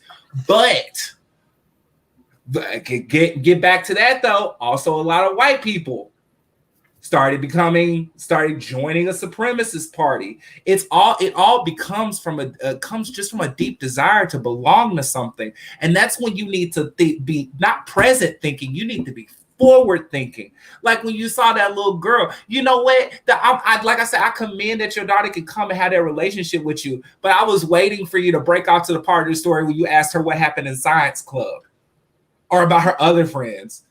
To remind her that that's not the reality. And then also the question, why are you sitting with these girls? That's a better question. Thanks. What did you say to these young ladies? And still spoke of them in a respectful manner. You've already been a great dad. I would love to see you take that a step further and want them to be with a guy who would never speak disrespectfully about a woman. So they know that they should never speak disrespectfully about a woman, which will transcend to them not speaking disrespectfully about themselves, which would create a character that's so strong that a fucking truck couldn't knock it down. That's the kind of elevation that we need to instill in ourselves. There's a lot of fucking Black people I could talk about. There's a lot of stereotypes that my family has lived up to, and only thing I've ever done my entire life is explore their beauty. That's all I can do. I'm not gonna poison my own world. Let me say this: I've never been one to since I was a kid. I've never been one to what's the guy's name that's on the internet right now getting on everybody's ass? When he says I've never been a part of the what did he say? Get along gang or whatever. I've never been that. Oh, go along, get along. Go along, yeah. I can't be a part of that organization. So when everybody agrees on something and I don't, I stand 10 toes down in what I believe. And watch this. It's the whole situation that I'm speaking about. again, when I said a clock is right twice a day, I'm right now. We talk about social media. The biggest name in the papers right now, or on internet, or on TV, is Dave Chappelle. Right? Dave Chappelle did an entire stand-up talking about gay people, homosexual people, transgender people for I'm saying for 45 fucking minutes. Right? They did a mashup of how long he talked about it. Right? So today or yesterday, he posted a video. And he said, I don't give a fuck about what nobody think. I'm going to think what I think, and I don't care. And he said the thing that meant something to me, I got it right here, I pulled it up on my phone. He said that his mom told him when he was a kid, and it sticks with him even now, that's why he's able to say what the fuck he want to say, don't care about the repercussions or how people feel about what he says. He said his mama told him this. He said, his mama said, sometimes you have to be a lion to be the lamb you really are. Right? And so Dave said, I'm not going to stop talking about what the fuck I want to talk about. He said, I'm not going to stop talking about transgender people. I'm not going to stop talking about gay people. And right now, the whole world wants to kill him. The LGBTQAI plus community wants to slaughter this man. They're not the whole world. They're at Netflix every day. They're in the streets protesting. They got flags and posters made saying. And I ain't saying one goddamn thing. Right? You got to be looking for that kind of shit, though. I don't watch that. I don't watch news because news 4 years ago they said that news wasn't even news anymore. It was entertainment. So I can't even count on them to be reputable. I don't count on Facebook because Facebook is basically Wikipedia with flair. I mean, what are we sourcing? What are your roots? Watch this. I always go back to my. But what about the real news that they're not even showing? Like when we wonder why are all these black kids and these folks coming up missing? This is not the thing we're seeing on the news. So what about the real news? So I'm with you. It is entertainment. That's exactly what it is. Now earlier we asked what kind of women I've been around, right? Now I want to ask y'all what kind of news places are y'all watching? Because I watch news outlets that talk about missing black people. They have segments talking about missing black people every day. So I don't know what media that ain't the local news. Watching, but I watch media outlets like Roland Martin, Dr. Rashad. Right. I watch what's the other guy, black guy's name? Damn it, I can't remember his name. But Dr. Rashad and Roland Martin, those are the main two. Roland Martin has a whole segment of his show dedicated to little girls that come up missing in Washington, D.C., little girls missing in Louisiana. He put people down on the scene. They're talking about like the local news. Yeah. He talks about everybody. And like the lady I told y'all about last week, they found a black lady in a police van on the police grounds in a van for 5 days and nobody know how the body got there. Right? I wonder if she was dressed a certain way, would people care more or less? Right, but they don't put black men, even the black doctor, they found cut up and chopped up with no organs in his body. They didn't put that on the news. They didn't say a black man that just graduated as a doctor with a PhD is on the side of the road face down. And guess what they said? Guess what the cause of hear about it? They say it was suicide. How do you cut the side of your fucking face off and say it's suicide? And they found him face down in a reservoir, just floating around, just swelling up. How long ago was this? This was like 2 weeks ago. 2 weeks ago, yeah. Right? They found a black lady in the van. They found the guy floating in the water, the doctor, and then don't even talk about this kid that they still ain't solved that yet. That went to school and they say he crawled up in a fucking gym mat and suffocated to death. And we all know. And they found blood. If you suffocate to death, there's no blood. Right? So. And then they go watch the videotapes of the gym. 1:30, he went in the gym at 1:30. The cameras go out at 1:30. They come back on at 3:15. Right? The whole time he was in the gym, the cameras are off. Right? So there's a lot of missing black people. So y'all, I encourage you to go watch Roland Martin. That's where I get my news from. Roland Martin got a YouTube channel. He go live every day, 5 days a week. Right. Well, you need to add him a couple hours more into your rotation and kick Kevin out because Kevin is not the business. I'm gonna just say this real quick. I watch everything, and like I was saying about my granddaddy say, son, if you don't make yourself aware about the things that are around you, you will forever remain ignorant. So you taste everything, right? Everything ain't gonna taste good to you, but we know we like hamburgers because we ate one of them motherfuckers. right? We know we like hot sauce because we put it on the chitlins. We know we like chitlins because mama said try this. So you have to taste everything. I can't look up here. I can't go the whole time. It's Man, what you amazing. talking about, babe? Hold on. It's amazing. Look at God. Like the whole. I know you don't believe in God. Yeah, he got. Right. But I believe in God. Listen, I get it, but what you talking about, bro? The whole God complex. How can you believe in God but not believe in the devil? That's fucking the Bible says the biggest. It's impossible. Right, it's impossible. It's So impossible. you have to know the good You and the can't bad. straddle the fence. I ain't gonna be around no negative people. Jesus sat down with the crazy motherfucker. He sat down with the people that was killing. And we all sinners. And I pray to God every day that He sends the people in my path that I'm going to make a difference, that I can make a difference for, and I can make a difference too. That is my major goal in life, to make a difference. So that's what He puts in front of me.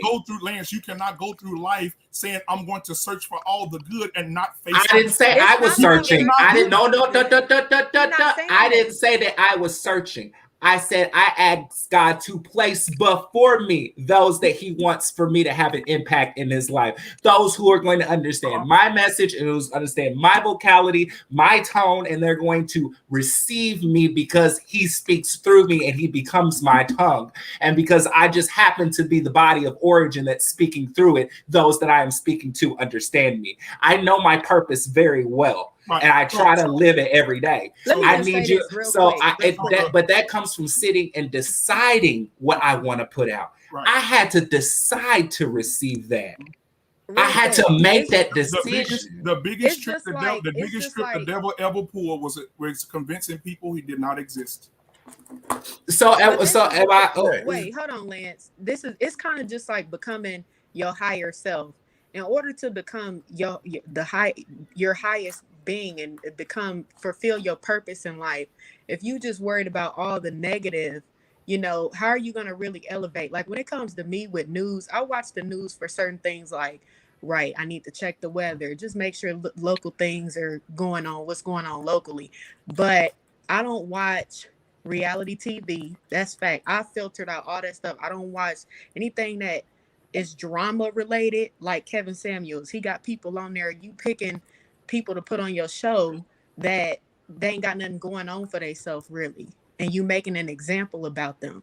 Like watching that's negativity like that. Yeah, we know it's people out there in the world like that and it's messed up, but when you feed your mind with all that negativity, it's like that's why you stay stuck on it.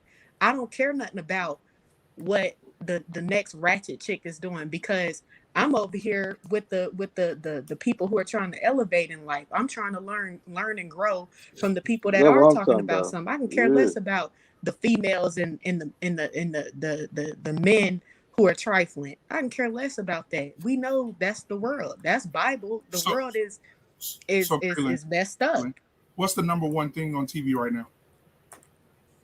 What you mean? That's the point you're trying to make, man. No, that's the point. We don't know. Well, that's what I'm saying. I don't even watch I can TV. tell you. No, I can tell you. For Kevin Samuels been out what? Kevin Samuels been out like 2 years, a year, maybe a year, and they trying to drag him through the mud, right? But for the last 15 years, I think it's season 16 or 17. I don't watch the shit, but I'm informed. 16 years straight, we've been watching champagne glasses fly across rooms and women throw champagne in each other's face and beat the shit out of each other and drag wigs off their head and beat each other up by the pool. And beat no. I watch it. Yeah. I watch it. Orange Housewives of Atlanta. Wait. Let me tell you something about that. Black women going against each other. Then wait, actually, no. They did. As a matter of fact, they said that they couldn't even get violent anymore on the TV show, or else they would be immediately kicked off, which they have held that standard up. One. Hold on. Would you like me to show you the new season trailer to one of these motherfuckers? Recently, one of them beat up one of them just beat up the guy that started the Housewives show. Yes. It just recently happened. We stuck on the people that's what I said all the time. There's some people that gonna get left behind.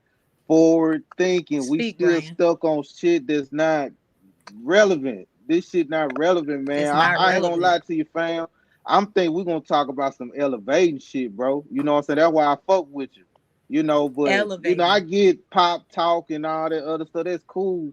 But man, you know, we gotta start talking about things so we can be better and elevation, man. Like that's why I thought stocks or something, how we get money. Like cause I ain't gonna lie, bro. I stay up to 12 o'clock, man. Sometimes we gotta start talking about something that can help our minds grow instead of this negative stuff. How many of you guys know me outside of this show? I mean, well, D Hunter, y'all watch how I move, right? So outside of this show, I talk about these things because this is a place of venting, right? We can get on here and we talk about whatever we want to talk about, right? It's a free space, right? We talk about what we talk about Kevin, we talk about all this other shit, right? Outside of this, when I end this fucking podcast tonight, when I get up in the morning, I gotta go wake my babies up. I gotta make sure they're dressed, make sure their shoes are on. Friday, I gotta go to my church and I gotta get all the kids. We talking about here though, bro. Listen. I gotta get up, go to the church, take all the kids to the church. I gotta do a lot. I can see now. I gotta watch. Hold on. I gotta watch. I figured you out, my G. No. Hold on. And then on top of that, right. So I'm just giving you the insight of me. I know. Outside of this, right? I'm over the youth ministry at my church. I'm over. You know, I take trips. I inform the kids. Dude, you missed my point, man. Hold on. I get that. I'm just trying to understand what that has to do with what they're talking about. I mean, I'm following you, but I'm just trying to see what that has to do with what he was saying. You know, some talk of elevation. We're talking about on this show. So I ain't talking about your personal life. Listen, I don't talk to you off this, bro. When we get on here, we talk about stuff that's cool. But I'm just saying, like sometimes we gotta throw in some elevation, bro, and some motivation instead of just this. This is a waste of my time, bro. I ain't gonna lie. I can get some money right now. But I sit here and we don't talk about nothing productive. We still talk. This is what we call. This is what me and my people call dumb nigga talk. That's all we've been doing, wasting time. 4 hours, not talking about a solution. We're going in circles. Well, we can be talking about how can we buy some motherfucking land. Like I said, solution-focused conversations is what we need. Yeah, we know what the problems are. We need solution-focused conversations. We said, but this your shit, and I ain't trying to tell you do what you feel. But I'm just saying, for me, I love you, I respect you, dog. But I like progressive thinking, and that's why I thought when I first had you on, that's why I thought you was on. But I'm not into just the pop stuff because I do that on my YouTube channel. I talk about that, but I want to talk about real shit because I look at you as a brother that's educated, that know a lot of stuff. I wasn't expecting we were gonna be on just all this time. Kevin Samuels, now I don't know. That's just me, you know, and that's how I think, right? You know. So but you do what you feel. Let me ask this question. So, you said I'm gonna go to sleep, y'all. Y'all be safe. Hold on, Brian. Before you go, I gotta ask you this. Bro. I gotta ask you this. You said elevation. I want to address you. Elevation. Go. Right. Elevation meaning everybody that we're talking about tonight. Let's just say use Kevin as an example. How do you, as an elevation, right? Kevin Samuels made history. He has 1 million YouTube followers, 1 million Instagram followers, and 1 million Facebook followers. He had a trifecta, right? First nigga to do that, right? So elevate. So I want us as a homework because next week we'll do elevation. Because next week that's business, though, bro. Hold on. We talking two different things, man. No, listen. Next week I already talked to Megan. Next week we're going to talk about the state of Black children. We're going to have some teachers come on. We're going to have a principal on the show. And we're going to talk about the state of the kids, how we can get our kids to be better with the education system. Right? So we're going to have people come on to do that. What I'm saying to you is everybody is drawn.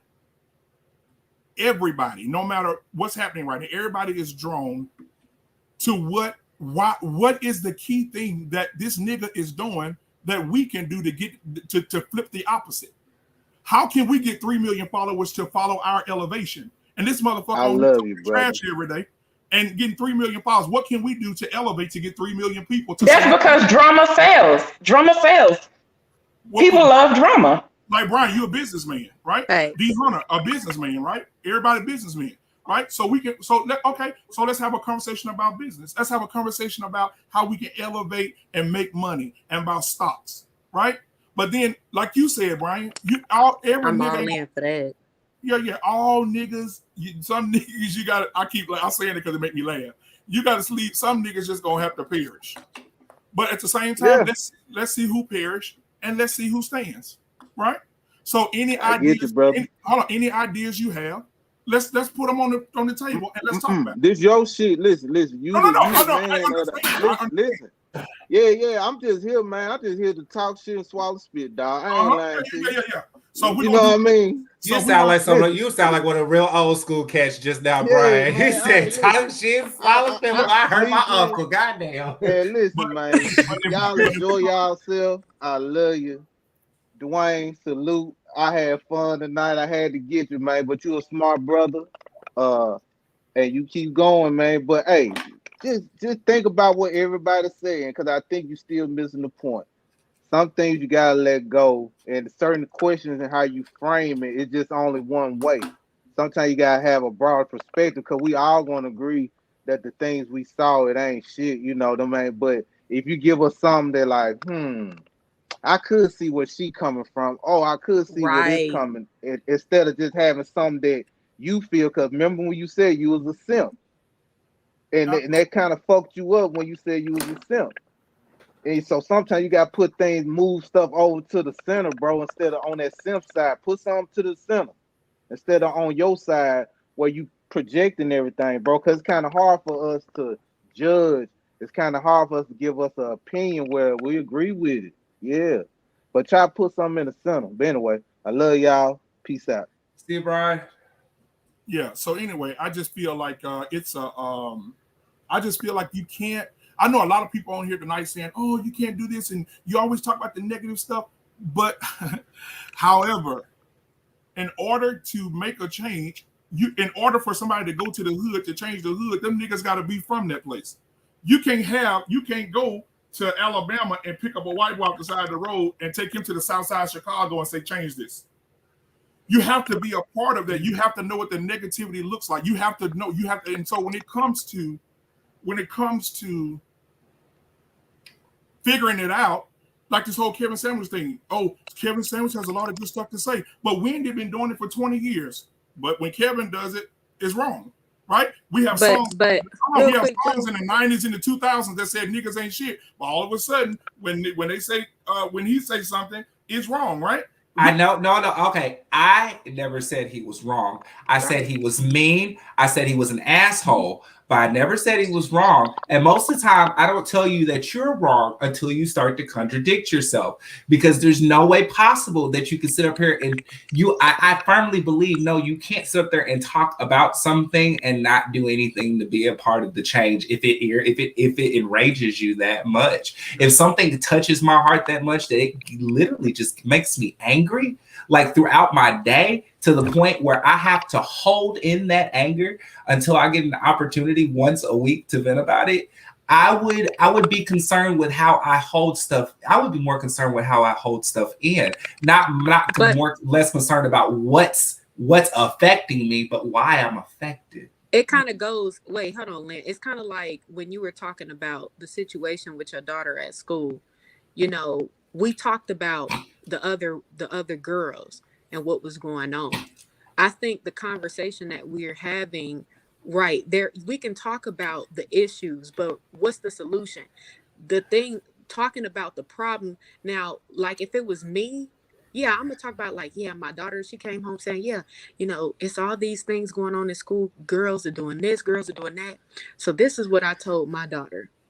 Hey, Lizzie, when you go to school and you're around that type of environment and you are having girls that are saying these things and doing these things, you know, like it's kind of goes along with kind of bullying and stuff. Like she said that girls call her ugly and this and that and the third. What I told my daughter to do, I say, most likely if they're doing that, it's something that they don't like about themselves. So the solution, what I told her, now they still probably might be mean, but I told her, I said, just say something kind back to them. Like, I understand how you feel, but I think you're very beautiful. Like, kill the negativity with kindness. Like, that's really the solution when we see these problems happening. Instead of just talking about the bad. What are the changes? Like, all we can do is be better to those people and try to bring some type of light in their life. Because we as a people, we are a messed up people. We are emotionally messed up. You know, we've had traumas, abuse, all types of things going on. So a lot of people are just messed up, and a lot of people have gotten away from God. So it's like, what do we do? Not just, we can't just talk about the problem. What's the solution? If I send my daughter to school and she's around these things, I'm going to tell her, hey, don't, be a part of those, activities and what other kids are doing when you know that it's wrong. But if they're trying to bring it to you, hey, just say, hey, this is how I feel. I don't feel like that's right. The reason I feel this way, my mom told me this. So I hope that you take that in consideration and you change what you're doing, because it just looks bad as a female. Men have to hold men accountable, and women have to hold women accountable. That's not happening, Caleb. Like, I don't care. My friends and stuff like that. This is why, I've separated from so many people, and they look at me and they like, well, it's probably because she trying to be better, or she this or she that. You can feel however you want to feel. It's just, my thing is, if you don't take care of your kids, I can't hang with you. If you're not a responsible person, if you're not trying to be positive or trying to add some type of value to my life, then what are you doing? I don't want to see this. Is why I don't watch TV as much anymore. Like, I can't even, I ain't even gonna lie. I did watch Squid Games because it was a huge thing, but Squid Games is the first thing that I done watched in like a year, movie or entertainment wise, just because I said, you know what? I can't be wrapped up in what's going on in the world. I got to make sure my household and my children are good right now, because the world we live in right now, by the day, is getting worse. I feel like, they're trying to push. At least they're making it look like that. Man. And in actuality, we've reached a place of compassion and love that no other planet in the universe has. That's the one thing I love about America, is you can always find somebody to root for you. That's not something you can really get in a lot of other places on this fucking globe. And as bad as people try to make it seem like it is, I mean, I'm sorry, I would rather women be ratchet and all out there and comfortable. That's my thing. Are you being ratchet because someone told you to be ratchet, or are you being ratchet because you actually are ratchet? If you actually are ratchet, I mean, that's a personal elevation thing. Your whole mind would change if you had daughters, bro. And it probably would. That would create a bias. And unfortunately for me, I don't look at your daughter or anybody else's daughter more or less special. I've never met your kids, but I would never put Kaylin's child, who I have met, over yours, because they're all young women. Right. They're all going to develop into something, just like those kids that you knew were going to get pregnant. Like, they're still somebody's kid, and they could probably be going through the same thing that some of you say some of these black boys that you excuse. Like, you always excuse them. When Sierra got on here and she was talking about her dude and how. And you were honest. You were like, he got messed up and he got messed up in the head, and then it just kind of it rear-ended him. Okay, well, that was it. That was just it. We were done talking about him.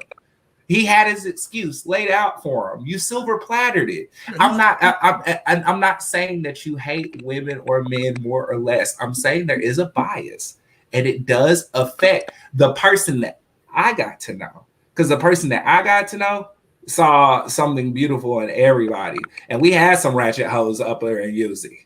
So I mean, we never spoke of them like that, and we know who the most ratchetest was of all. But you know what? There was only one that was disrespectful.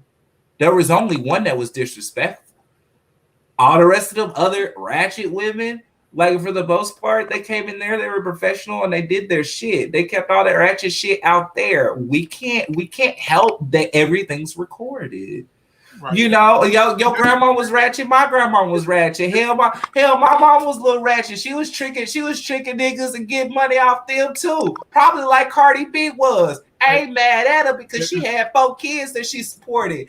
Oh well. Right. I'm not saying that makes her behavior okay. I'm just saying those were the times that they felt like they were subjected to. But you ain't got to be subjected to that type of anger or disgust. I'm not angry. Again, I'm gonna go back to what I said earlier. I'm not angry. I'm more disappointed, basically, because we all disappointed. I'm saying because growing up, I saw Big Mama raise, say, hey, I made these mistakes, and I don't want these mistakes for you, and I love you, and I don't want you to make these mistakes. And they had, but you still did. They had such an attachment for you that you didn't make those mistakes, right? And no, and it's a beautiful thing, and we still. But what I think what we're trying to say to you, what we're saying is that just because your big mama is dead, don't mean all the big mamas dead. We still got them out here. They're in training. Look at Kayla. She's one of the most beautiful people that I know. I just told her like 3 weeks ago, I get so happy talking to you because I just feel like God fills our relationship. And that's because that's not the person that she was that I met 7 years ago. It wasn't far from it, but it wasn't that. She chose that she wanted to be a better version of herself. And that comes within time. I had a very interesting conversation with one of her friends last night where we discussed that we as Black people, this is what he said, and it hit. As Black people, we are immature. We are children. We have just even been given the luxury and the right to even develop ourselves. Black women have just been given the right to even come out the house any way they want to, because damn, you just don't feel like caring some days. But I mean, it's just like a kid. If you sit up there, it's like if your daughter get in a relationship with somebody you don't like, I promise you, if you fight her, they're gonna be together forever, or as long as he lets her be with him. I wouldn't do that. Basically, what my approach is, I'm going to raise you to the best of my ability. When you become an adult, your decisions are your decisions. However, I do grow tired because I don't know if you guys saw it on Facebook when I went viral for beating a nigga up at 7-Eleven's bathroom. I don't know if y'all saw that. However, you said you went viral for that? Yeah, I did. What? And so I gotta see that. Yeah, I went to 7-Eleven and a guy, I bought my daughter a car, and my daughter started driving to work at McDonald's, and it's a wooded area beside McDonald's, so the homeless has taken over there. They didn't just in droves. And so on her way to the car, he followed her to the car, and she got in the car and locked the door. He's pulling the handle trying to get in with her, right? She calls me daddy. This dude trying to get in the car with me. I get in the car. I'm racing up there. I'm not stopping for a stop sign, nothing. And I'm getting up there, and I get up there, and he's still standing there. I get out the car, my 9mm. He's dead. I'm about to kill this man. And so he runs into 7-Eleven, and I got the gun up like this, and I can't shoot. Too many innocent people, right? So I put the gun up. I go in. He goes in the bathroom and hides. I tell the lady at the gas station, "You got a key to the bathroom?" She says yes. She opened the bathroom. I walked in and beat the fucking shit out of him until the toilet bowl fell over. Damn, I gotta see this video. Yeah. And so that's that's the thing that I have to deal with on a daily basis when it comes to my daughter. And I know a lot of people say, "Oh, you holding grudge, you holding on to the past." It's not that, man. I've never been scared of anything in my life. I don't fear no man, no nothing. I fear two things now, and my whole life I feared only one. I fear God, and I fear something happening to my babies, my daughters. My dude popping them in the head, still kidnapping them, throwing them in the van, sex trafficking. Dude, it scares the shit out of me, and I don't want my daughter to be put in a position where she has to be those things that I talk about on this show. Ratchet, walking out with her ass out, her breasts out. You know them to do to her, let's get that one. When she get around the corner, roll the van door open, put her ass in the van. You know what I'm saying? I don't want her to even attract that type of attention, right? Because I want them to be safe. If something happened to one of my girls, I would never be the same, right? And so that's what I harp on a lot. When we're on the show, y'all saying, Joe, you got to let stuff go, and you bashing women. I'm not bashing women. I want women to realize you have a power that you're not using. And you don't have to walk around dressed like a hoe. You don't have to walk around with your titties out. You don't have to walk around with see-through stuff like Lizzo. You don't want nobody to talk about you, Lizzo, but you go to a party butt naked. Like, why? But here's the thing: if that's the message you're trying to deliver, sometimes it's not the message; it's your delivery. That's true. It's your delivery. If we start talking about something, we're addressing whatever situations between us, and you just go off and you just start cursing me out. Now, your message probably would have landed safely had you not delivered it the way you did. So now at this point, I missed the total message and I'm going to defend myself because I don't like the way you spoke to me. If that makes sense.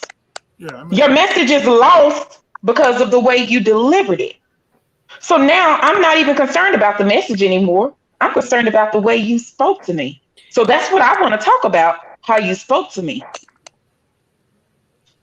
So if that is if that is your message, then maybe your approach needs to change because your approach seems more on the side of bashing. It doesn't seem, like you said, it's not productive. It doesn't seem like it's coming from a place of love and wanting to help them. It sounds like bashing.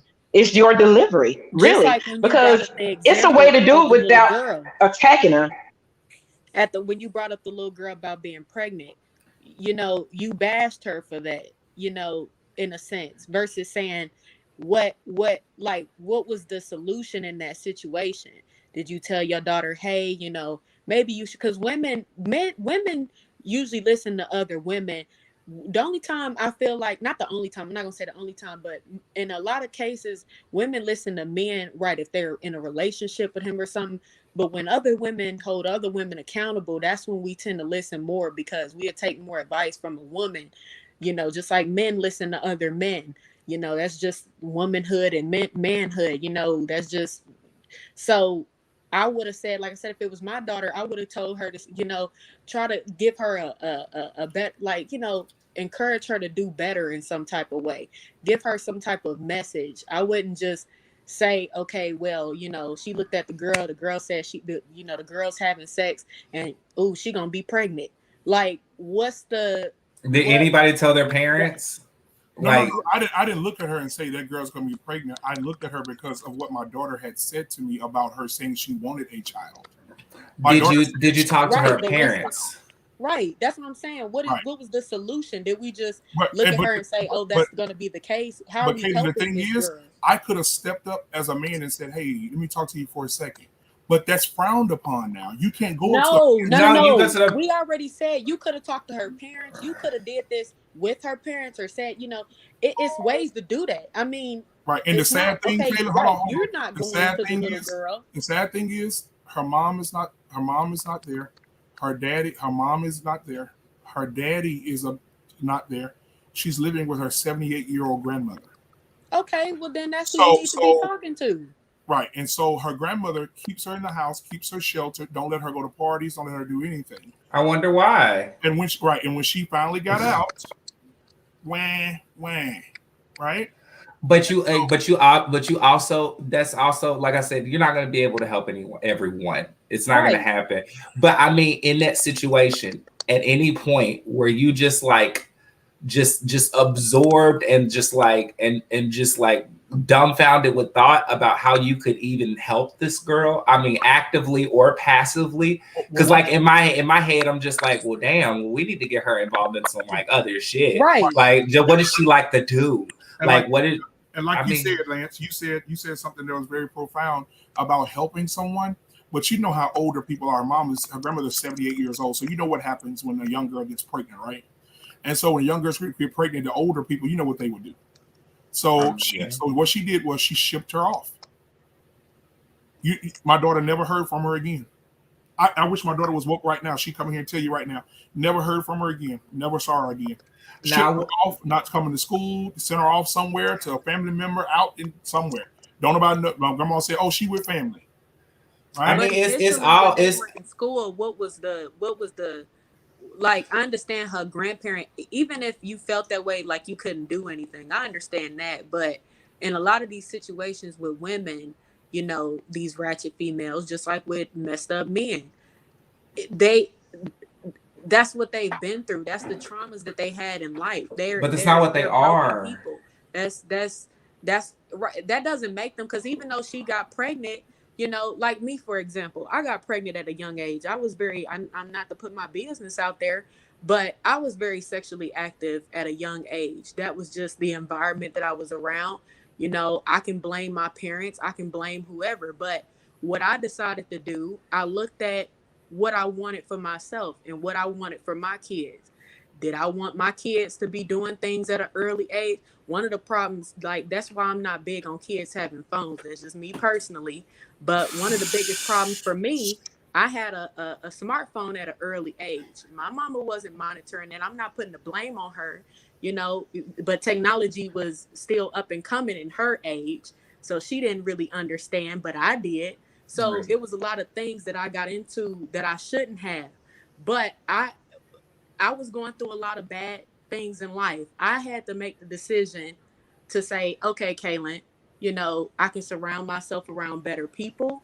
I can stop being around these type of people. Like, yes, we know it's messed up people out here, but that's why I say so much. I feel like in our community, what we need overall is counseling, because we're a broken people.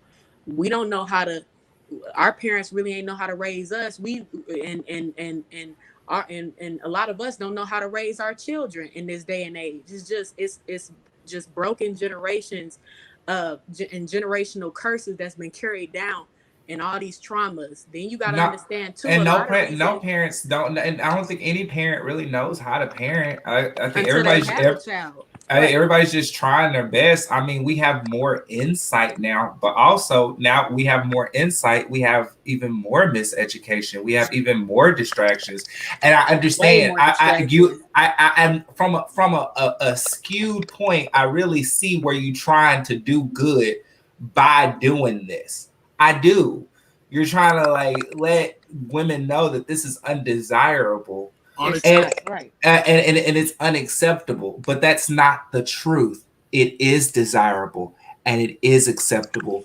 The question is now how to the wrong people though, Lance. No, to the right one. There's lots of good guys that fuck ratchet girls just because they can. Okay, hold on. Case in point, my friend. Case in point, you. Let me ask a question. So I know we talked about everything tonight, and we'll get final thoughts in a second, but I'm gonna ask this question. Everybody give a quick answer, then we'll end. So we talked about Kevin. Okay, that conversation is over, right?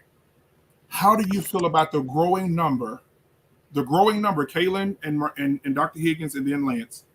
How do you feel about the growing number of Black women? What's this lady's name? I know y'all saw her because she's all over social media. She's a matchmaker for Black women. She hook Black women up with nice men. Like she helped people get married and stuff. Like the Love Millionaires Club and shit. No, not that. April Mason. She's out of Atlanta, Georgia. Very successful woman. And you probably see that she's dating Rick Ross right now. I don't even know who that is. Right. Her name is April Mason. She's a millionaire, but a millionaire matchmaker. And she just said she's closing her matchmaking business. Her business was dedicated not to men. Her business was dedicated to taking successful Black women, matching them with successful Black men for successful couples and strong and powerful relationships between our community, right? Mm-hmm. She just posted a huge article. I just tried to find it. She says she's no longer, at any point, she's no longer going to do it. She's done. She said the reason that she's done, she says because from she's been doing it since 98. So she said these last 3 years have been hard on her. She said the women are paying the money, but it's not about the money. She says the fact that she said our Black women are expecting so much out of these men and they're not willing to give it. And she said these men are asking what these women bring to the table, or what do they experience, or what do they want to do in life. And she said the women are telling her it don't matter what I want. He need to bring the table to me. And she said she's never seen so many successful women that make 6 figures a year, $1 million a year, want to be married, but they don't want men to know anything about them. They want to run the relationship. And she said now all the women are going to get boob jobs, butt jobs. She said they're going to get these purple and green hair put in their head. she said it's just so despicable to even do business with them that she no longer wants to be in the business anymore. And so many other women, if you just go down Tasha K and all these other people that's on YouTube, that these women have a whole channel of talking about how Black women are right now. So I'll start with you, Dr. Higgins. How do you feel about the growing number of Black women that are doing the same exact thing Kevin is doing? They are not as popular as Kevin, but they have their podcast and they have 100,000 subscribers and 700,000 subscribers. Like, how do you guys feel about the growing number of Black women that are doing the same thing Kevin's doing right now? To be honest with you, I really don't have much knowledge on that. I don't watch it. I don't watch Kevin either. So I mean, I didn't know what the statistics was for his show or whatever it is he do. I don't know what it is, but I really don't. Even the lady you just spoke of, I don't even know who that is. So I really don't even have a response for that. But I can say that a piece of a table can be added to a piece of a table. So she can still have a table and he can still bring it. Do y'all remember? I don't know if y'all remember coming up where they had the drop leaf tables. You remember the tables? And they'd be round, but you can expand them in that middle, come out. Okay, that's a table and a table,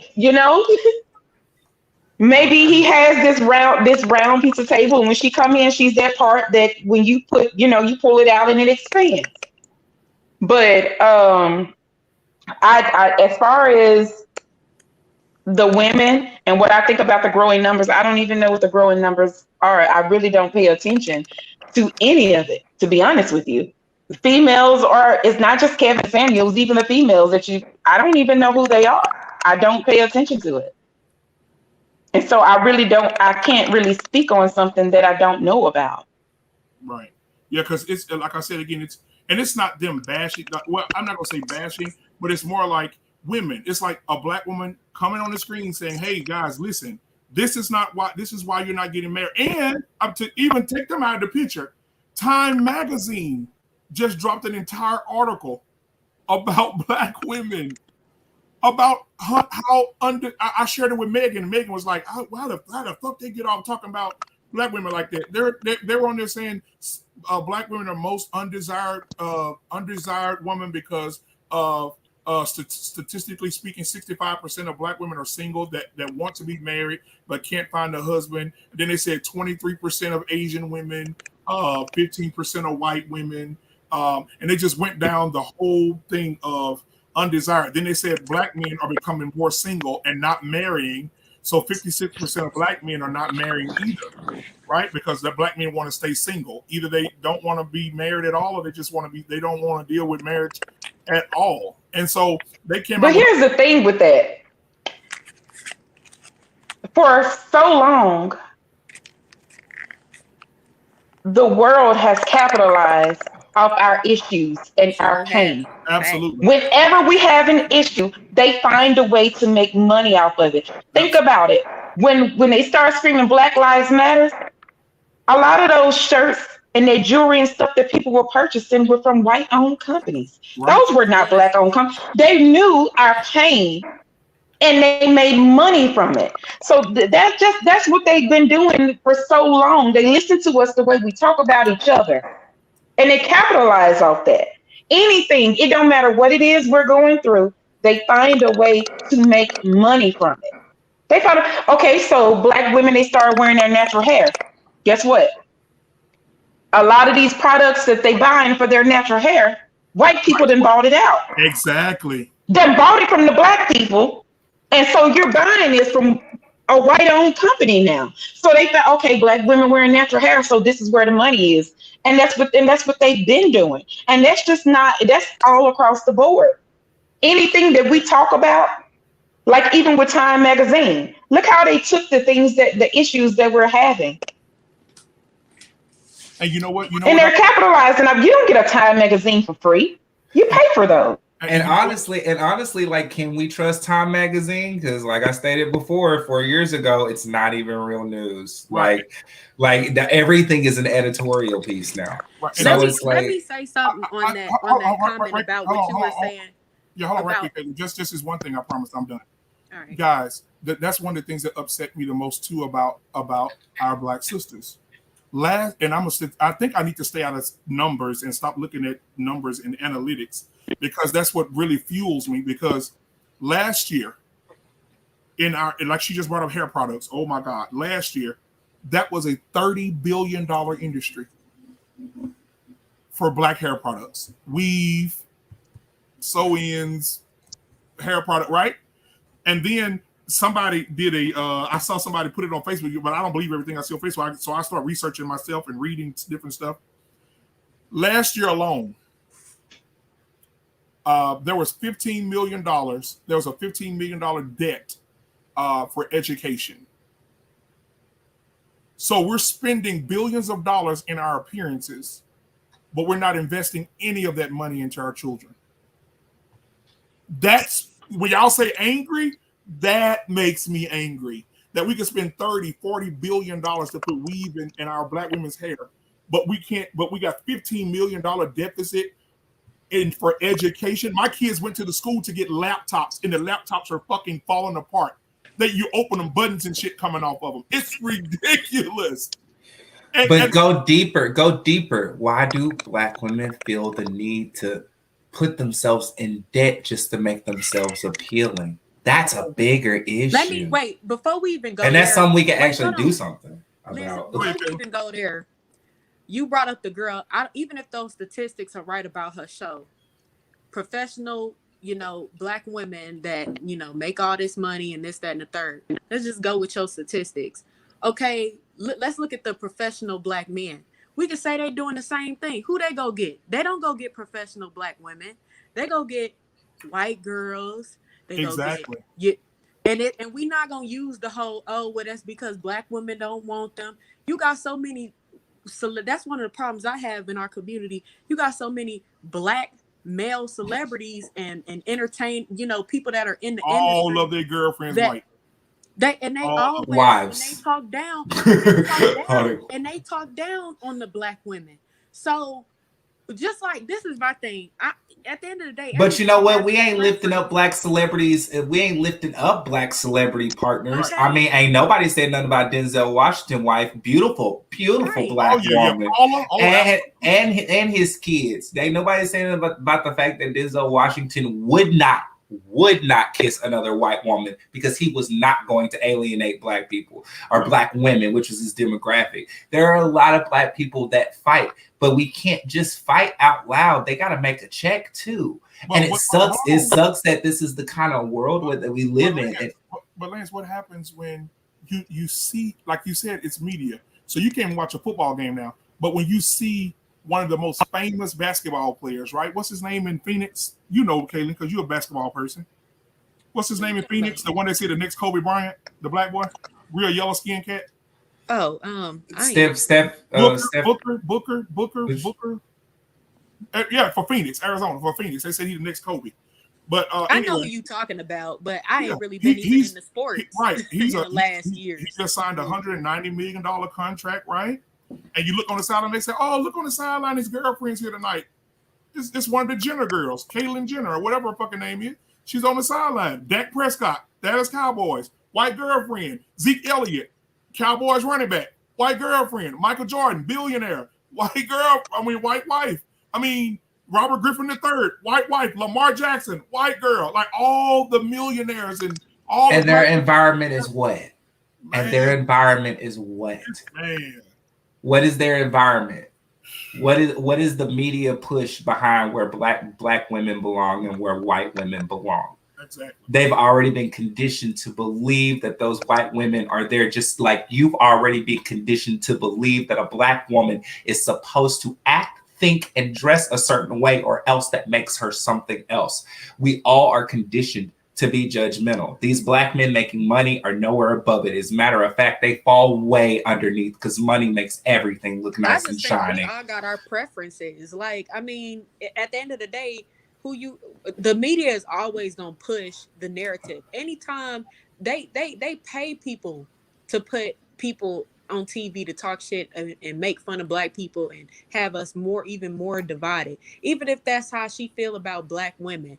to me, I'm looking at her like you could have said you didn't want to be in it because of that.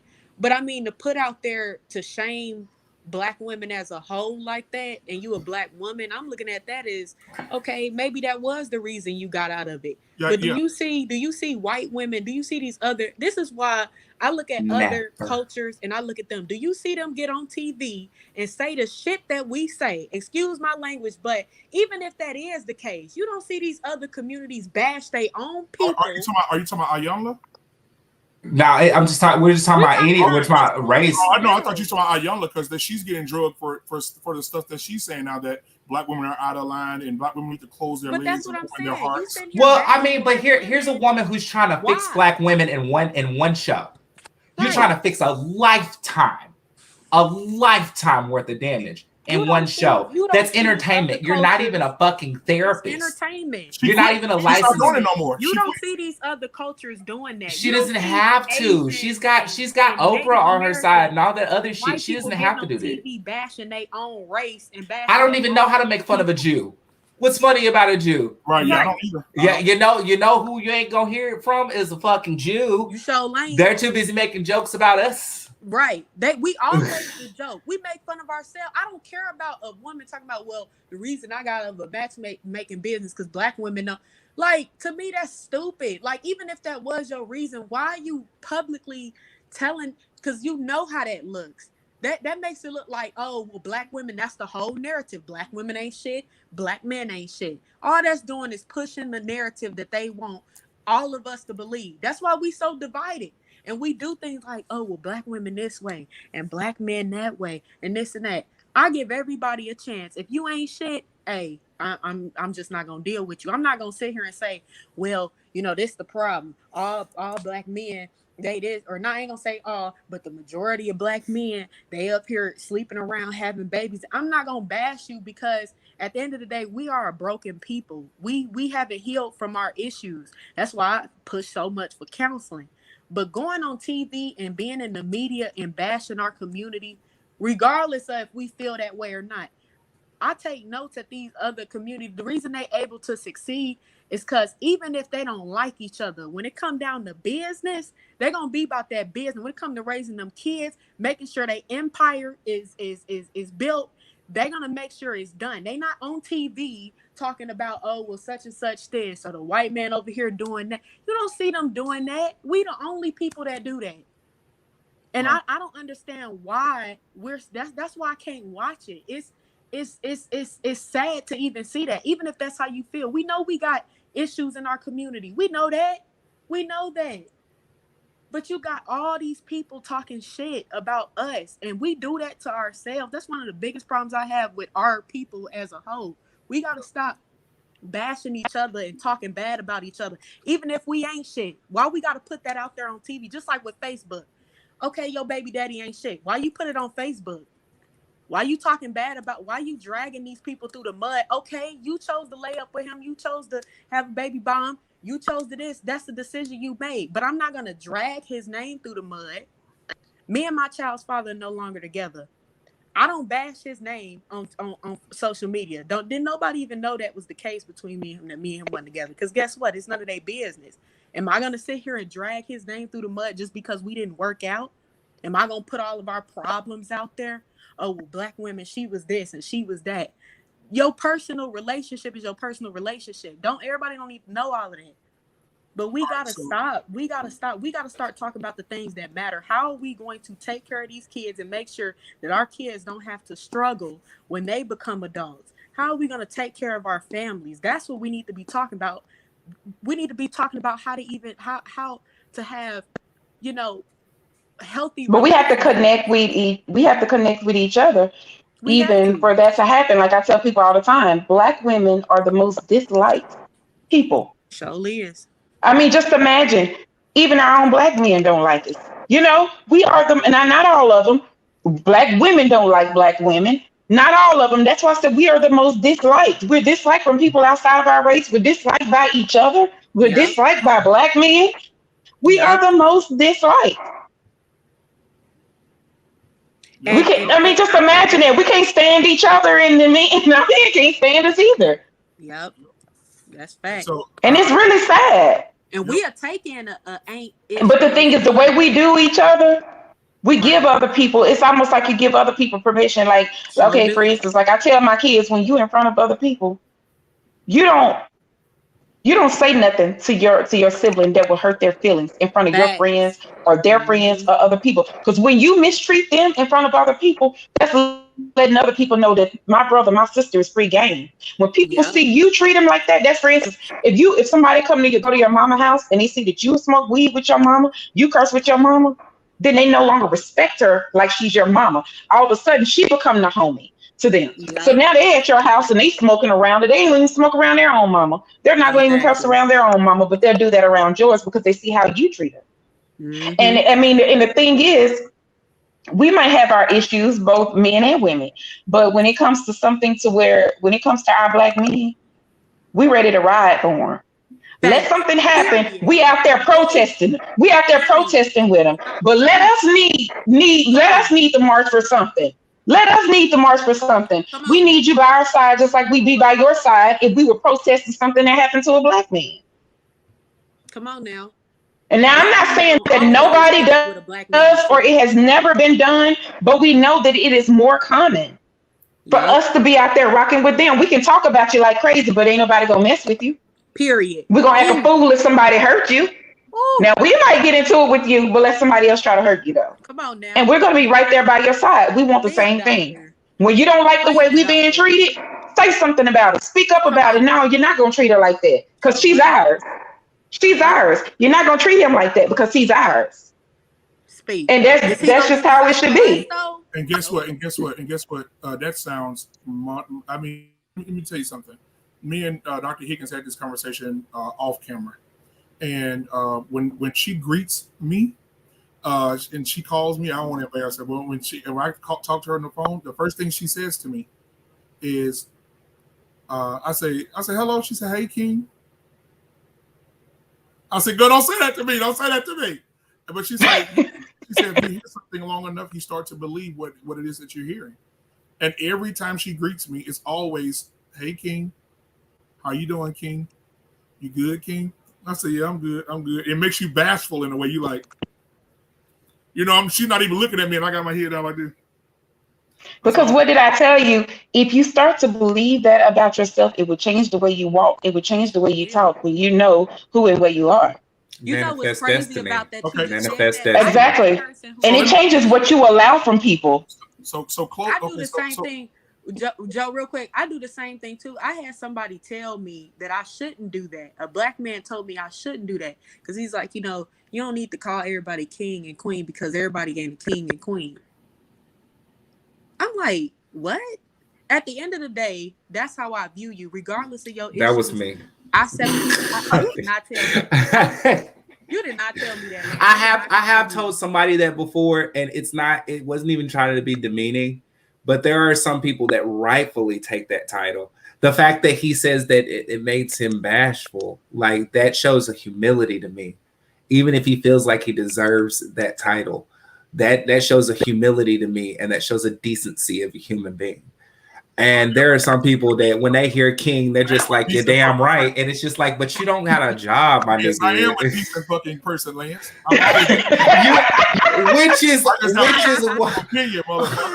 Which is why when I come on this bitch, I'm like, "Who is this?"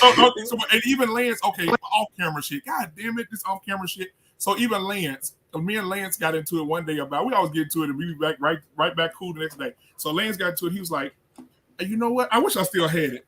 You know what? You're not the same person. The Joseph that I knew, he was so loving and caring. And he was everyone. And he was so motivating. And he was, even Brittany reached out to me one day. You remember Brittany, right? Even Brittany reached out to me one day. She was like, yeah. So she was like, "Hi, Joseph, what are you doing?" I was like, "I'm not doing nothing." She's like, "Oh my God, I was just cleaning out one of my old purses, and I saw one of the little things you used to put on our desk when you used to come in with motivational things every day." Kaylee, you remember that? What's crazy, I actually got a couple of those still too. Yeah. So I used to, Dr. Higgins, I used to go to every day. All of us used to work at the same place. So I used to go in I used to be there for everybody because I was doing QA at the time. So I used to get there before everybody got there, and I would do these little motivational things. And you can't have ocean. I remember real good. This is the one Brittany sent me. You can't have ocean dreams camping by the lake. Okay.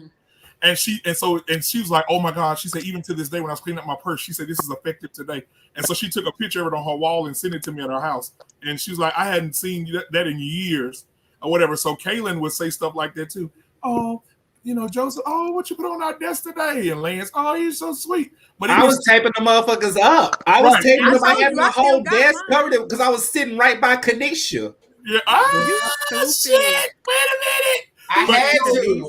But I am still that person. I am still that person that you guys know. But at the same time, there are some things that upset me, and I vent those things out. And Dr. Higgins knows that I'm not an evil person. She knows that. She's been knowing me since I was. We all know that. I mean, it sounds like they know that too. Yeah, we know That's why some of the stuff you say, it comes off as a shock to them. Because if they know you to be that kind of person, it wouldn't be shocking.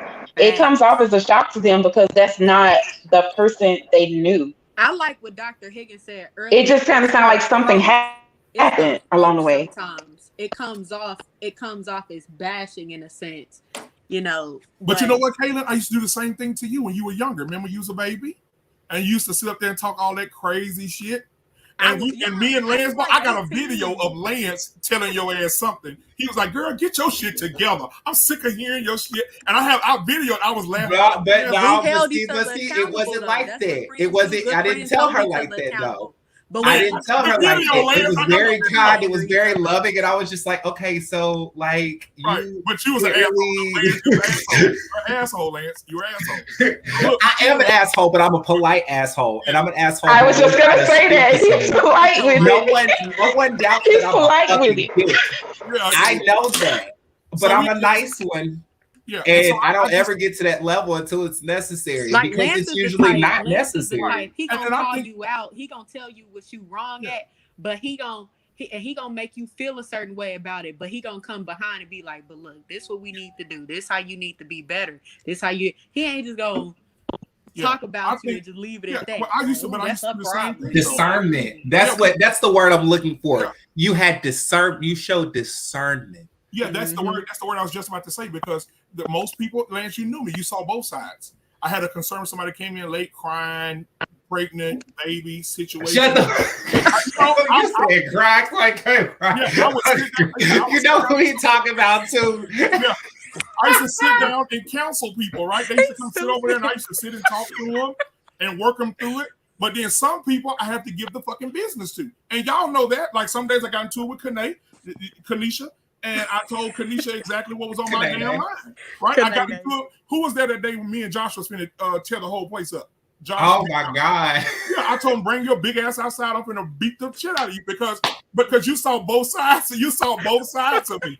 Right? Don't disrespect. You don't gotta respect me, but you're not gonna disrespect me. So you bring. But there was never one side without the other. There was never one without the other. There was discernment because you understood the value of both sides. There is a value to bashing. I firmly still believe in shame. It's one of the greatest things the church ever brought us.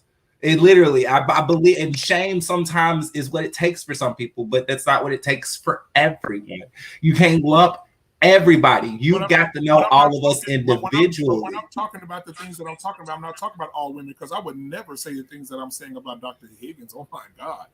I would never, you know what I'm saying? I would never say those things about Kaylin or Sierra. But you are. No, what I'm saying, the women that I know. I'm talking about the women that I see at the gas station beating their boyfriend up by the gas pump. Or I see the other woman cussing out the window. You bitch ass nigga, 20 on pump 3. Or I see women spitting in dudes' faces and punching men upside the head. And I mean, I'm like, what? I'm confused. What? And these dudes just sitting there just taking them punches to the head. I'm like, dude, like, are you kidding me? And I'm just like, those are the women that I'm talking to when I'm saying the things that I'm saying. Those women that have no self-control, like Tom Hanks' son. Tom Hanks' son was in the house. He bleeding. He took the camera out. he got a black girlfriend. He took the camera and said, "Look what's happening to me." And she cut him across the face with the knife, cut his arm, cut his chest, and he videoed the whole thing. And the only reason she snapped is because he told her, "Why did you go in my wallet and get my black card? And why did you take $50,000 off of my card? And where is my $50,000?"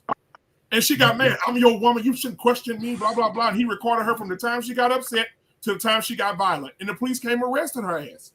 And do you think that she had a bonnet on when he met her? Probably not. Okay, that's the point that we're trying to make, though. You just grouped every woman who probably had 6 kids and didn't have time to do her hair into a whole ratchet community. You got to give me credit. I said some women, not all. You said that after the fact, in retrospect, but you're not speaking in that manner presently. Yeah. And I think that's just the thing you need to be aware of. I know you're not a bad person. We all know you're not a bad person. That's why we keep arguing with your ass. But so overall, you know what I think, Joe? I think you would be a way better Kevin Samuels. Like, I feel like if you were in Kevin Samuels' position, I feel like you would talk differently to those women. If those women came on the show, you know, right, call them out about what you think. Because as a man, you know, you're just telling them what you feel like they need to do in order to, you know, be with a better man. What you feel like they could change about themselves to change, you know, so they could be with a better man. But, you know, you would be a very much a help. I think you would be a way better Kevin Samuels because you would talk way different. Like, he comes off as bashing. And oh Lord, please don't give him no ideas. Like, I know, but I do feel like we already hear like, this episode. I'm calling in. I'm gonna call in with a bunny on. This episode number 6, man. When I talk about a platform, what you talking about? This single second generation. So can y'all do me a favor so we can close this thing out? 30 seconds on the overall show tonight. Give me your thoughts on the show. 30 seconds. Lance, go. No, you did come to me first. So my closing thoughts on the show. Productive as always. Probably not for the world, but I definitely think for Bishop. And hopefully we come to an acceleration point to where we can achieve something unheard of and great. Maybe even change the world. That's my goal. Every time. I think overall, like Lance, it was productive. You know, I feel like, you know, there's deeper issues and more productive things that we could be talking about for solutions. And that's kind of what I'm more so wanting to hear when it comes to talk shows in our community and stuff like that and podcasts. You know, how do we grow as a people? We know what our issues are, and we don't want to keep putting that out to the media, what our issues are. The other cultures don't need to know what our issues are. We need to work on our issues. So, but I think that we're getting somewhere for sure, you know, as a people as a whole. So this was good. Dr. For sure. Okay, I agree with everything that both of you said. I do think at this point we are on our way to solution-focused conversations. We talked about that. We know what the issues are. We vented about it. So I think it's time now to talk about how we can fix it, what we can do, what can we do, how can we support each other, you know, in what we're doing. And that's not just, you know, us, that's men and women. How can we support each other? What can we do? And, you know, even if there's a woman who is doing all those things, you know, that the complaints speak of, then you're just, okay, well, if you feel that way, what do you think a man could do better? What do you think could be done better to change your mind? And then sometimes you got to understand too, like I tell people, when you put certain things out there, and for instance, if I'm a woman saying all men ain't ish, if I'm saying that all the time, guess what? There's a good man out there who's not gonna want me because he's seeing that I'm constantly posting that all men ain't ish. This man got more to do with his time than have to come in and try to change my mind. He got more stuff to do. You know, he's not gonna, it's like, okay, that's already dead before I can even step in because this is how she feels. And it's the same thing with women with men. If this is how you feel, it's a good woman somewhere watching And it's like, you know what? I'm not about to deal with that. That's how you feel about women. I'm not about to deal with that. I got other things to do with my time than to be sitting there day in and day out trying to change his mind about women. But anyways, I really enjoyed everybody as usual. And like I said, I think we're really gonna lean towards some solution focused conversations. And y'all, we just need to heal as a people, all of us. You know, we all have our issues or whatever. Some people's are just at the surface, and some people's, you know, we're just going through it in silence. But we all need to heal, because without that, that thing kind of transpires into every relationship. And that's not just your intimate relationship with people, but your friendships, all the ships. Okay. It just transpires into that. And then we find ourselves treating people certain ways because of things that we can't get over. And that goes for men and women, because we have to understand there's some men who's been hurt too. And they feel the way. But the difference between men and women, and I say this all the time, is that when a woman behaves a certain way in a relationship, we get to use that excuse that we've been hurt before. But if a man cheats and he's doing this, that, and another, nobody wants to hear his excuses. Nobody wants to hear that he's been through this, that, and the other before. He don't have the liberty of using it as excuses. But women, we get to use it as excuses, and people get to, you know, hug on us and love on us and say, well, you know, just talk to me, anything you need. And I just feel like the guys, they need the same thing. And we got to be there for each other. And it's just really, it's so hard. It's sad because it's really so hard to find people who genuinely care and who you can talk to without your business being told to any and everybody. Mm-hmm. And it's so sad that it's that way, you know, but it is. And I'm so thankful that I have, you know, a few people, because my circle is so small, I could turn around in one place and touch all of them. Mm-hmm. But those few people that I have, we can talk about anything. And it doesn't matter whatever happens with our friendship. I will never bash them about anything that we ever talked about when we were friends. That's just it. Okay. Well, guys, you know, it's for me, it's been a pleasure having a difference. It was kind of I was a challenge for me, because it's good having 5 against 1. It was good for me. It helped build my confidence a lot today. So y'all helped me. You make me sick. He do. You can't even take him serious. See, he lacks accountability. He has to throw that out there. You know, the 5 against 1, and 5 against 1. I mean, you know, own your stuff. I believe I survived that fire squad. You know what I'm saying? I was like, Kanan, Lance, you know, I ain't never been raped on live before. You know, my time people went. Goddamn, you know, and then Lance did that little turn. You know, I gotta be a comedian for a second. You know, Lance did that turn when he says something like he didn't say something fucking smart. He was like, but did your grandmother do that? He said, but did your grandmother do that? I be searching for the logic and the shit you be saying. I be really looking around the room like, does it make sense over here? Does it make sense over there? But you know what? He will do this when he reads you. He will do this to make you look like it came from a loving place. Yeah. He will. What you searching for? The microphone? Yeah. Lance be like, he'll put his face in the camera. It comes from a loving place, though. It is loving. What, man? I love all y'all, man. Kaylin, we go way back, like, you know, 4 flat tires, and we used to have these same conversations. Not the same conversation, but we used to have a lot of deep conversations. Even when Lance used to sneak over there in the little office and get caught by the manager every day. Why are you over here talking to Joseph? Get over there.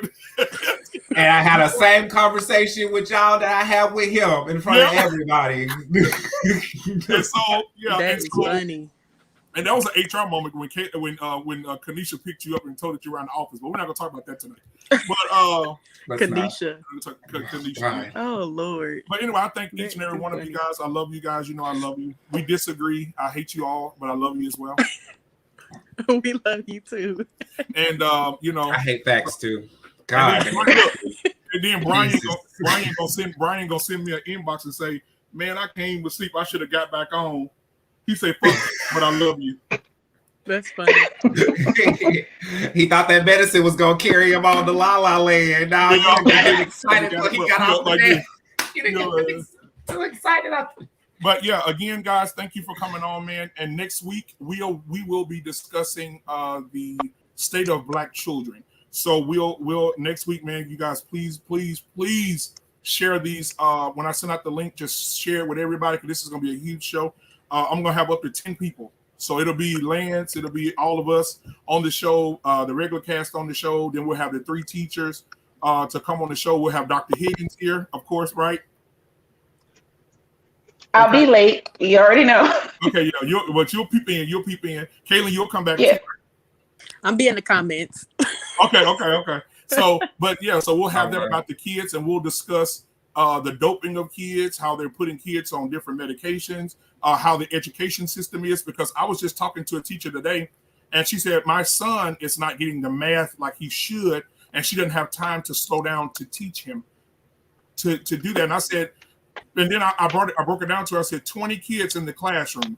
You expect 20 kids to learn at the same pace and pass at the same pace. I might. That's criminal. I'm so tired of stuff like that. I am. am dealing with that with my daughter. But y'all all. Albert Einstein said that if you judge a fish by its ability to fly, it'll spend its whole life thinking it's stupid. Mm-hmm. Yep. Exactly. And you know what really got me? My kids are in Dallas DISD, right? Sorry. Yeah, I'm sorry. Yeah. Man. And so, but I was riding the other day because the kids wanted to go to a park. So I said, oh my God, get in the truck, let's go. So we went to a park. As we was riding, we were just riding, and we found a little park. There's a new school they built here in Mesquite called Vanguard. Mm-hmm. And it's a high school. Have you heard of it? Yeah. Mm-hmm. Oh my God. So I Googled it. I want my kids to go there. So I Googled it because they'll be in high school next year. So I Googled it, and I'm like, Black rates. Man, 1 or 2 black people. That's the black rate. Their lunchroom looks like a 5-star hotel. Mm. Right? That they got state-of-the-art tables and desks, the size, huge desks that have motors in them that go up and down, and it's beautiful. It's like a whole fucking college campus. It's like a really nice college campus. It's Beverly Hills 90210. Yeah, they got Texas. They invest in the outside, how they schools look. Though they gonna put that money behind the. They got jumbotrons outside and shit. Yep. And so I went online to see what they offered. Do you know that they have curriculums for firefighters, medical assistants, dental assistant? They have LPN, CNA. You know why? Because they're smart enough to know. They're smart enough to know that if we can invest in y'all, and this is what you grow up to become, then you put money back into our economy here. They have Texas. It's a huge state. We know that it has so many outlets, shopping malls, some of everywhere. And every time you look around, every time I go to Dallas, they're fixing on the roads. Somewhere they're always doing road work. So and they can afford to do it because of the things they have there. They're generating that revenue. So you train them up, and then when they grow up and they become these things, they'll be there making money. So where they're going to spend their money.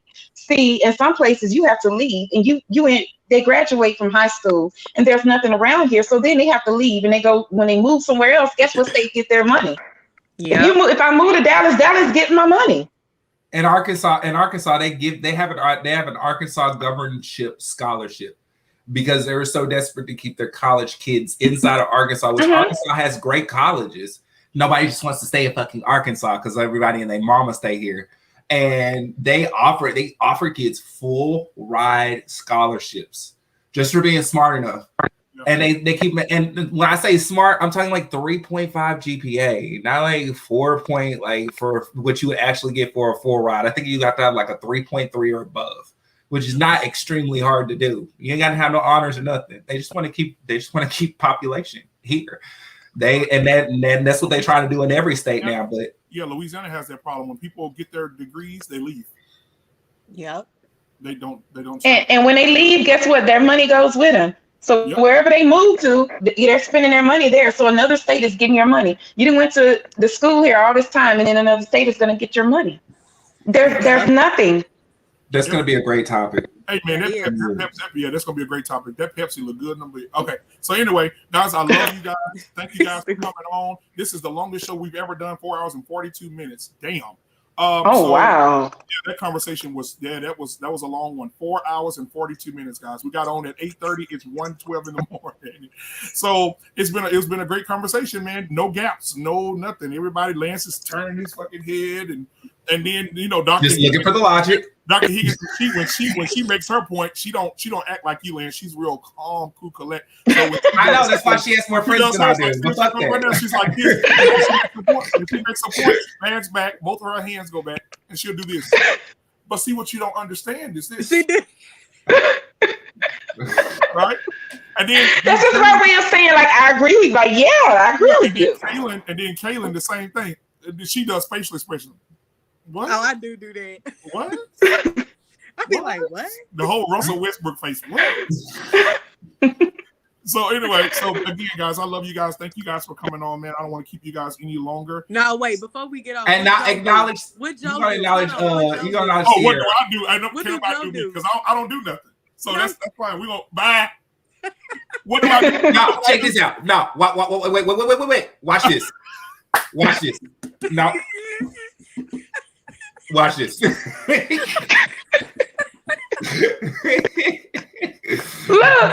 and after he hold on, let me drop this. Oh shit. Let me drop this for you. Hold on. Look, and then after he do all that and whatever he dropped, we still looking like, okay, but where is it going? Pick it up. You done picked up 5 damn 6 damn things. Now you done picked juggling. I love y'all, man. Sierra said acknowledge her. What's she? Oh, I'm sorry. Sierra, she had a car accident today. So Sierra, we love you and we hope you feel better for next week. I didn't know. Oh, she had a car. That's why she's not on with us tonight. So we love you, Sierra, and you stayed up with us and watched the whole show until 1:13. I know you probably over there asleep and your back hurts. I hope that person that hit you was in it wrong, and I hope you rolled out on the ground under the car, put your leg under the back wheel, and said "out." So you get the check. Now you know they all ratchet. She got out and acted a whole damn fool. Oh, that's what she did. But yeah, we love you, Sierra. So guys, we'll see you guys next week, and I love y'all. And I'm about to go in here and lay it down and put this broadcast out there. Y'all can share it with whoever. I don't know who gonna watch. I'm gonna break it down into different segments, but I'm also gonna send out the large video as well. So in the link. Okay. Check out his radio show. Check out Brian's show. Who else got a show? Yep. My radio show comes. Brian has a show. Like, I don't know where do you see Brian's show? I just found out. Yeah. Brian does videos. He does like from his he does it like from from his house sometimes, and then he does it while he's on the road as well. So he does. No, I'm saying, how do you watch it though? Like, where do you go on to watch it? Yeah, you go to Brian Jehovah. That's all you got to write in. That's all you got to type in. He ain't no Christian, but he got Jehovah as his last name. Brian. Go figure. I wasn't gonna ask no questions. I was just like, that's not his real name. That's not his real name. That's just like his stage name. So Jehovah. I'm like, I was hoping it was a real one. I was just like, damn, you just go fuck what my parents thought I was gonna be. We talk about your ass, Brian. But anyway, guys, I love you guys. Y'all have a good night. All right. Love you, dude. All right, y'all be safe. Be good. Bye-bye. Bye. Hey, that's it, y'all. Black Men Unfiltered every Tuesday at 8:30 p.m. It's been a beautiful night. It's been 4 hours and 46 minutes. We had a ball. A lot of people had to leave out and go to sleep, but we held in there. And peace. We love you guys. And also share this video and also subscribe to this channel. We'll be back every Tuesday bringing you great content. Peace.